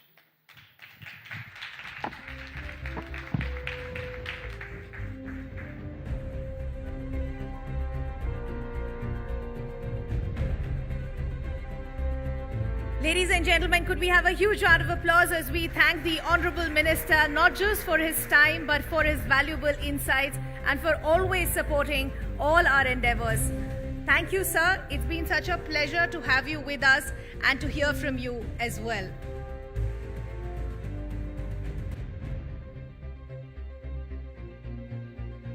Ladies and gentlemen, we've had a long day together, but we're still not done yet. They say maybe we've saved the best for the last. We do have a very interesting speaker who we're going to see speak and indulge in a conversation in a short while from now. But I request all of you to stay with us, because after that, we will celebrate the summit together when we join us for cocktails and dinner as well. So I'll request all of you to continue being with us as we have a very crucial session that we would want to get straight to now. So ladies and gentlemen, we were speaking about the EV landscape right through the day. We've spoken about the EV landscape here in India. We've spoken about the EV landscape globally. We've spoken about the diplomacy of electric vehicles as well. But how crucial is it to be an EV player today, to understand the mobility, to understand the potential in the country? So let me not take any more time, but let's get straight to it. Before that, I'd like to invite our moderator for this session. I'd like to invite Money Control's Deputy Executive Editor, Chandra Shrikant, to please join us on stage, because Chandra will now in fact be indulging in a very insightful conversation, ladies and gentlemen, with the founder of OLA, Bhavish Agarwal, to really understand how OLA Electric is working towards revolutionizing electric mobility in India. Chandra. Hello everyone. It's always challenging to do the last session because, I'm literally in between you and cocktails and dinner. But talking to Bhavish is always an interesting experience. He doesn't hold back. He's always very candid. And unfortunately, he's not with us in person, but he will be logging in live from Bangalore. He's very busy opening some record 4,000 stores this month, a target that he had set out. So we will just wait for Bhavish to log in a minute from now. But just wanted to thank you all for being an amazing audience. We've had some great sessions, since 10 a.m. today, starting with Amitabh Kant, to sessions with automakers, people in the battery industry. We also had an amazing session on the tech that powers EV. We, of course, had insights from two very key union ministers, Union Minister Nitin Gadkari and Piyush Goyal, who have painted a very optimistic picture about the EV industry in India and its potential going forward. And interestingly, both ministers have very strongly said that the EV industry should come out of the subsidy mindset and instead focus on investments. They've also said that automakers should stop being myopic and status quoist and invest more in EV. Otherwise, the ICE makers will become obsolete. So we've had some very candid insights. We also heard from Gul Panag. I always knew her as someone who I saw on the big screen, but it was very refreshing to hear her talk about EVs, her investments, and her plans going forward today. We will just bring up Bhavish in a minute from now. I think he's just logging in. Give us a couple of minutes.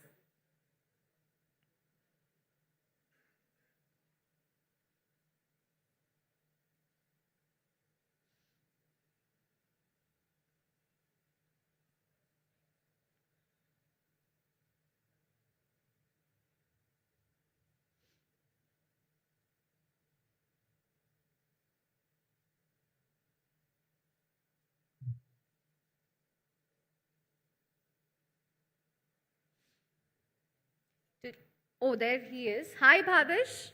Can you hear us? Hi, Chandra. I can hear you loud and clear. Okay, huge round of applause. Bhavish Agarwal, the founder of, I'm losing count, 3 unicorns now, Ola Electric and Kritrim, is joining us live from Bengaluru. Bhavish, I was just, recapping the day. We had so many amazing sessions and we really wish you could join us in person because it's truly been an amazing day with amazing insights from Union Ministers Piyush Goyal, Nitin Gadkari, Amitabh Kant, and of course founders, innovators, technologists. We really wish you could have joined us in person, but thank you for joining us live from Bangalore. Chandra, firstly, I want to actually congratulate CNBC Network 18 to have set up this kind of a platform. And I feel it's very timely. It's come at a time when this whole, the momentum behind Green Bharat is just taking off. Right, so I'm looking forward to the conversation. I apologize to everybody for not being there in person. I spent my whole day in the factory today. So, we've got to build this. Right. In fact, let me start with that very audacious target that you tweeted about, I think a week ago, that you plan to open 4,000 stores by December 20th with a service center, compared to 800, that you currently have. Yes. Where are you now? It's December 13th. Will you have 4,000 by December 20th? Wait and watch, Chandra. We will be sharing more. But, this is, like I said, this is the inflection point for India's EV journey, India's green journey. And the name of this event is, it's the inflection for Green Bharat. And the inflection means we have to actually make every common man in every nook and corner of the country be able to access the best quality products. So, that was our goal with which we said कि हमें 4,000 store खोलने, and we are actually going to make it happen. It's going to be, it's been a very challenging jump because, unlike incumbent companies, we don't have an existing distribution. So, and we have a model where we own all our stores. We don't have dealerships. And we are actually right now, we have 3,000 construction sites across the country right now. Right. So on a scale of 1 to 10, 4,000 by December 20th, how confident are you? 11.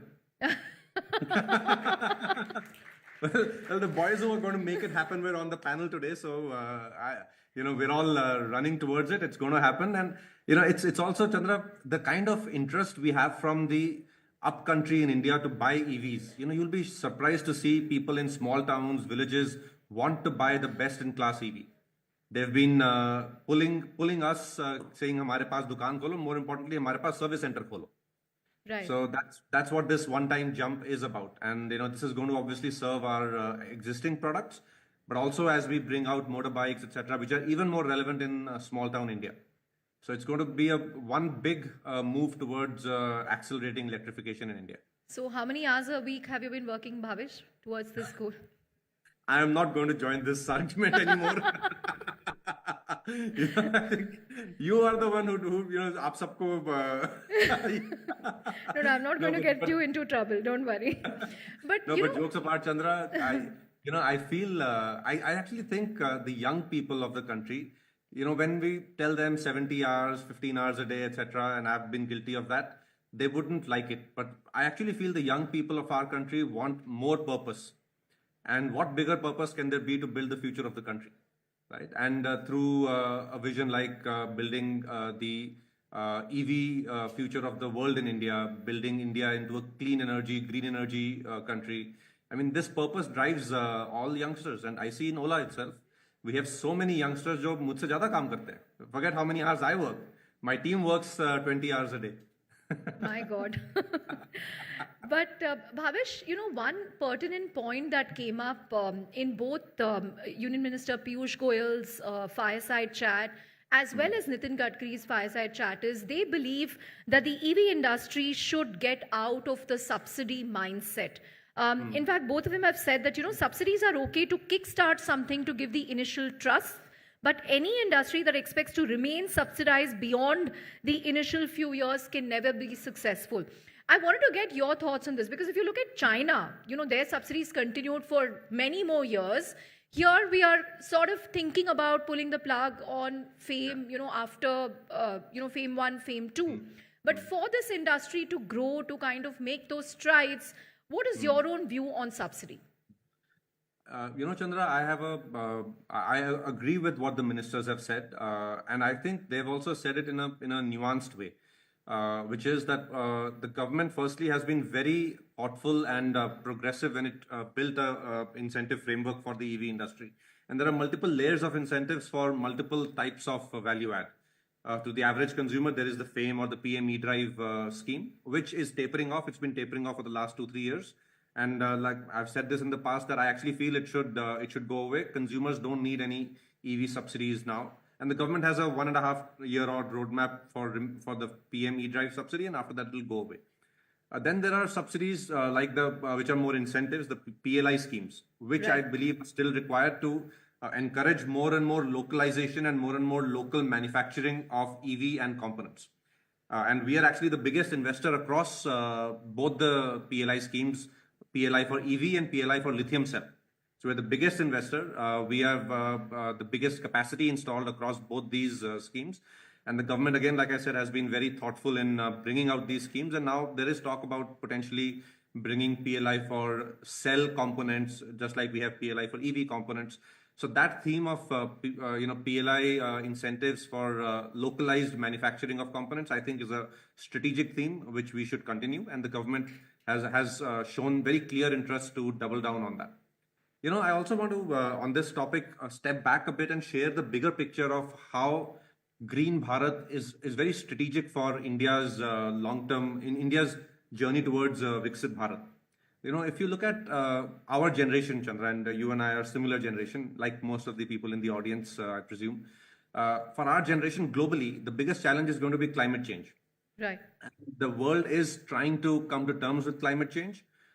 People in the Western parts try and leverage their strengths in supply chains or financial markets to lecture our country sometimes. Like the Honorable Minister said that, we have to continue with coal, but our long-term vision is to go towards a cleaner power grid also. For the world to combat climate change, it can't do it without India. India is 20% of the world's population.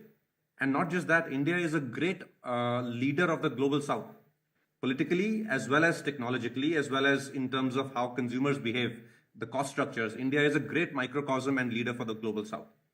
So like in the West, you have iconic companies like Tesla, etc., solving for climate change. All of that included, even China included, is largely 1 billion people out of the 8 billion people. So for the world to achieve a sustainable climate paradigm, India has to electrify. India has to make its grid green. And, in that sense, India will be building products and technologies for the rest 7 billion people in the world. That's the scale of opportunity we have in front of Green Bharat.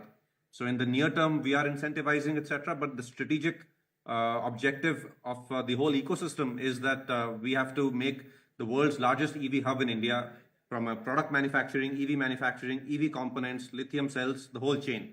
And that's where Ola Electric is actually the leading company across the whole chain, setting up these kind of capabilities and technologies in India. Right. Bhavish, while you spoke about how you have doubled down and tripled down both on the vehicle side and the battery side, we also had Amitabh Kant this morning, the G20 Sherpa, and he had a very dire warning for the auto industry in India. So he said while EV penetration, China has crossed 50%, Europe 23%, US 10%, India is just 2%. And he went on to say that, our manufacturers are at least 5 years behind the curve. They haven't really capitalized on the opportunity despite the government's policy push. And now with the US clamping down on China, the market is wide open for Indian automakers to go global, but they haven't shown as much intent as they should have. And he said that this also extends to battery. He said that the world is doing 1,000 gigawatts of battery storage. We have 0. So, where does the fault line lie? How much blame should the industry take? Or, are we really too early in the game and we will see these changes pan out, say, in the next 2-3 years? Some of these investments play out in the next few years. Chandra, the government has done more than enough, in my view. The government has brought in policy, it has brought in procurement of new technologies, has brought in an incentive and subsidy framework, has brought in encouragement for entrepreneurs like me. So I think it is the onus of the entrepreneur and the industrialist to really take this opportunity up. And we have a unique once in a generational opportunity. And if you look at all large countries, large industrialized countries, they've always had a large automotive industry because it's around the automotive energy industry is where other industries grow. So it is one of the anchor industries for any large economy. So we have a once in a generation opportunity to really lead the global wave of green technologies because the world needs partnership. The world needs low cost, high technology EV manufacturing, lithium cell manufacturing. And the only such alternative the world sees is China right now. And the world doesn't like what it sees over there. So India has a unique opportunity to really build a global scale industry in EV products and EV technologies and components like lithium cells, motors, rare earth metal supply chains, etc. And I feel while we are at the cusp of, we're at the very early stage, but if you see, we've had a strong change in the last 2-3 years. When we began our journey 3 years ago, EV penetration in India was 0. And today in scooters, which is where our effort has been in the last 3 years, EV penetration is 25%. So similarly, across all categories, you will see actually a sharp inflection over the next few years. And like Amitabh Kant said, by 2030, these technology curves are not linear. They are S curves, as we all know. Once the momentum builds, there comes a time when it just skyrockets. And we've seen this technology after technology up. You can see it in the quick commerce space. You saw it in the food delivery space. Before that, you saw it in the ride-hailing space. Now we are starting to see it in the EV space, 4G, 5G. So we are at that inflection point now. And the next 3-4 years, there are going to be a bunch of important vectors which are going to accelerate this. Firstly, the customer, and India is a consumer economy, right? The consumer wants EVs very, very clearly. If there's a great EV product, he or she will buy EV. Number 2, the cost of technology, which is the lithium cell fundamentally here, is only falling like this. And that's the beauty about technology, that if we invest into the future technologies only improve productivity of capital and labor. So the cost keeps falling. And already we're at a place where maybe in a couple of years, EVs will be without subsidy cheaper than ICE vehicles. Wow. And that's further going to inflect the industry. So I fully agree with Amitabh Kant that we are staring at that inflection.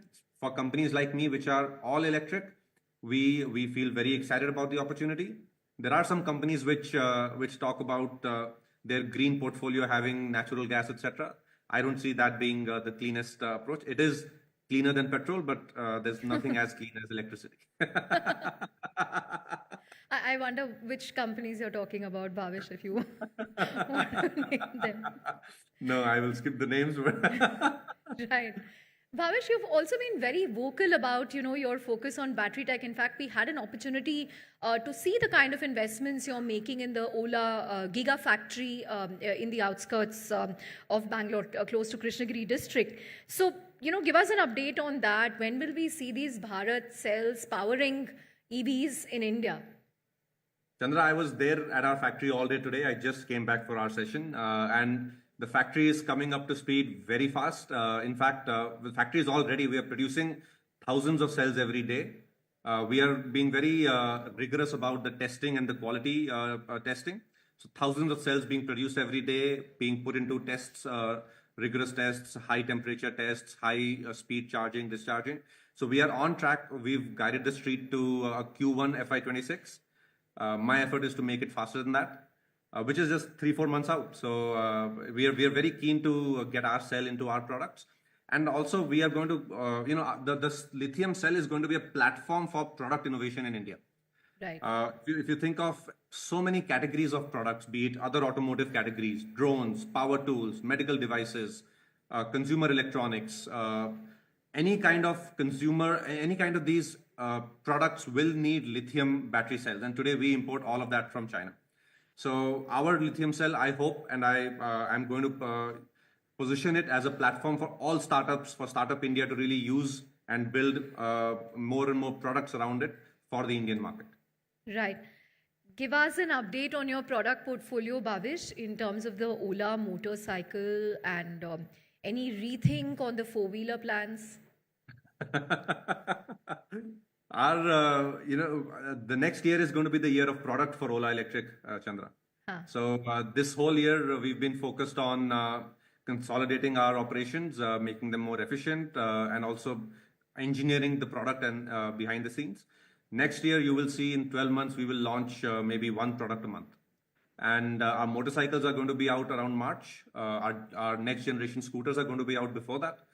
Our auto rickshaws are going to be out maybe in the middle of the year, and then more high-end motorcycles towards the end of the year. And once, our focus right now is to build these 2- and 3-wheeler products. Like I said, India is the biggest market for these small mobility products. And you'll be surprised, and the audience will be surprised to realize, and maybe some will know, that 2- and 3-wheelers in India consume more petroleum than 4-wheelers in India. So for India's macroeconomic advantage, for India's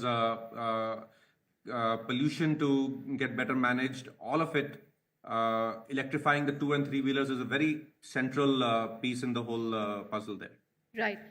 Bhavish, in terms of the 4,000 stores planned, right, will that also help you claw back market share in the electric two-wheeler space? Are you confident of coming back to the top position?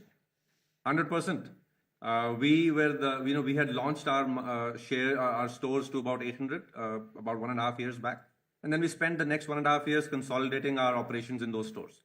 And all this while, to the credit of the other incumbent competition, TVS and Bajaj and others, they grew into their existing stores where they sell ICE vehicles. So right. we said, okay, we have to do this in true Ola style. So we said we'll just in one go launch, take the distribution or store network advantage out of the equation. And that's what we are doing. We feel very confident that it'll help us claw back the market share, and steady state market share for our scooter portfolio we expect to be around 35 to 40% as a leader. And it's not just market share, Chandra, it's also market share with margins. If you saw last quarter, our gross margins were 20+%, and our gross margins are only going to improve as we go along. And the broader theme here is, if you think of the winning strategy in EVs, the long-term winning strategy in EVs, there are only 2 companies in the world which have delivered scale, market share leadership, and profitability. It's Tesla in the West and BYD in China. And the strategy is, the common theme is that they're all vertically integrated in technology and manufacturing. Yeah. And we are the only such company. We make our own motors, we make our own battery packs, we make our own cells, we make our own electronics, we do our own software, and we do our own machines in the factory. So we are and that helps us keep our margins high as well as keep innovating very fast. And that's the winning strategy. And as long as other companies don't do a similar strategy, I think they'll find it hard to maintain a balance of scale and profitability in margins. Right. Bhavish, do you think price cuts will also help? Because GDP is slowing down. There is concern about consumption sputtering in India. Do you think price cuts will also help apart from this aggressive store launch across the country? You'll see. I don't want to let the Cat out of the bag. The cat out of the bag right now. So that means a price cut is coming. The beauty about technology, Chandra, is that it keeps reducing costs. We've seen that in industry after industry. So with our Gen 3, with our own lithium cells, our margin advantage will only increase. So at some point, we will definitely pass on some of that to the consumer. But as you say, just to digress a bit on the macroeconomic point on GDP growth, I actually feel GDP growth slowed down in the first half of this year due to maybe lower investments in infrastructure, etc., from a more government side, which has now picked up pace again, right? So I don't foresee any major structural challenges on consumption or GDP growth for India in the near term. Right. Bhavish, also, are you, is a lot of your bandwidth going towards resolving customer complaints, ensuring quality is at par? How much of your time is going towards that every day? We have completely resolved all the service backlog that we had. And we actually, it was not as much a major complaint issue. It's that we didn't expand our service network fast enough. Right. And that's something that we learned a lesson from this, because we had grown our sales very fast. And we had not grown our service network fast enough. And automotive, in the end, even if the customer doesn't need service, he'll still once every few months bring it in. Ke sir, dekh lo sab isme oil theek hai ki nahi, paiye mein hawa theek hai ki nahi, right? Especially a new technology like EVs. So that's actually, as we are now expanding, we are making sure every store has a service center from day one. So that gives confidence to customers to buy EVs at the beginning itself in their journey towards EVs. So customers should feel confident. We are opening service centers everywhere. No backlog remains. We are looking to the future. So how much, of your bandwidth is going to your various business? Because you're in AI through Kritrim and Ola Electric and battery and cab aggregation and, quick commerce through, not quick commerce, food delivery through ONDC. How are you kind of dividing your time? I have a brilliant team, Chandra. You saw my team. My team was through the day there today, and they know their subject better than me. And that's the thing across all our companies. My time primarily right now is focused on Ola Electric to make sure we scale the EV opportunity in India very quickly, and to make sure things like the Gigafactory, etc., also become large. And for example, in the Gigafactory, we have a 4 or 5 year lead over anybody else in India. Because we started 4 or 5 years ago, our Gigafactory journey. So we are very keen to make the most of this leadership position that we have. And I'm very singularly focused on scaling up Ola Electric. Right. As we wrap up, Bhavish, it's been a few months since, Ola Electric went public. What's it like running a publicly listed company? What has changed for you as an entrepreneur? What has become easier? What has become difficult? What's been the key learning? Chandra, I feel, I'm looking at this change not from a what is easy or what is difficult lens, but I'm looking at it as what is it that I have to learn more, right? Because it is a journey we have to go through. And for me, the biggest emotion or the feeling that I carry is a much stronger, deeper sense of responsibility that we are managing people's money, and especially all the mutual funds and all. It's all Aam Aadmi ka paisa hai wo. So we have to allocate it wisely. We have to make sure we deliver returns and deliver long-term returns. People have invested in us, believed in us.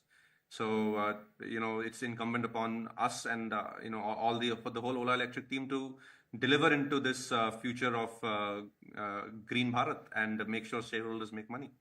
Right. Here's wishing you the very best on your journey of Green Bharat. A huge round of applause for Bhavish Agarwal. Thank you, Bhavish, for giving us time, for taking all our questions, and we hope to meet you in person soon. Thank you, Bhavish. Thank you so much, Chandra. Thank you.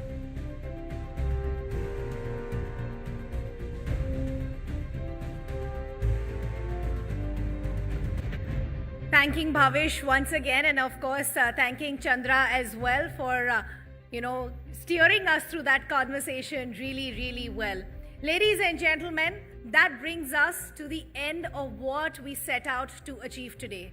It has been an absolutely power-packed day, full of insightful conversations, dialogues. We've heard from some of the best as far as the industry is concerned. They've been key leaders, policy makers, ambassadors of the state. And ladies and gentlemen, one thing has been very, very clear. that the journey towards EV, as many said, has possibly just started, because the potential and the opportunity is still there for all of us. What we really need is collaboration, vision, intent, and all of that for sustaining our mission as well. Ladies and gentlemen, on that note, as I said, we are wrapping up our summit today.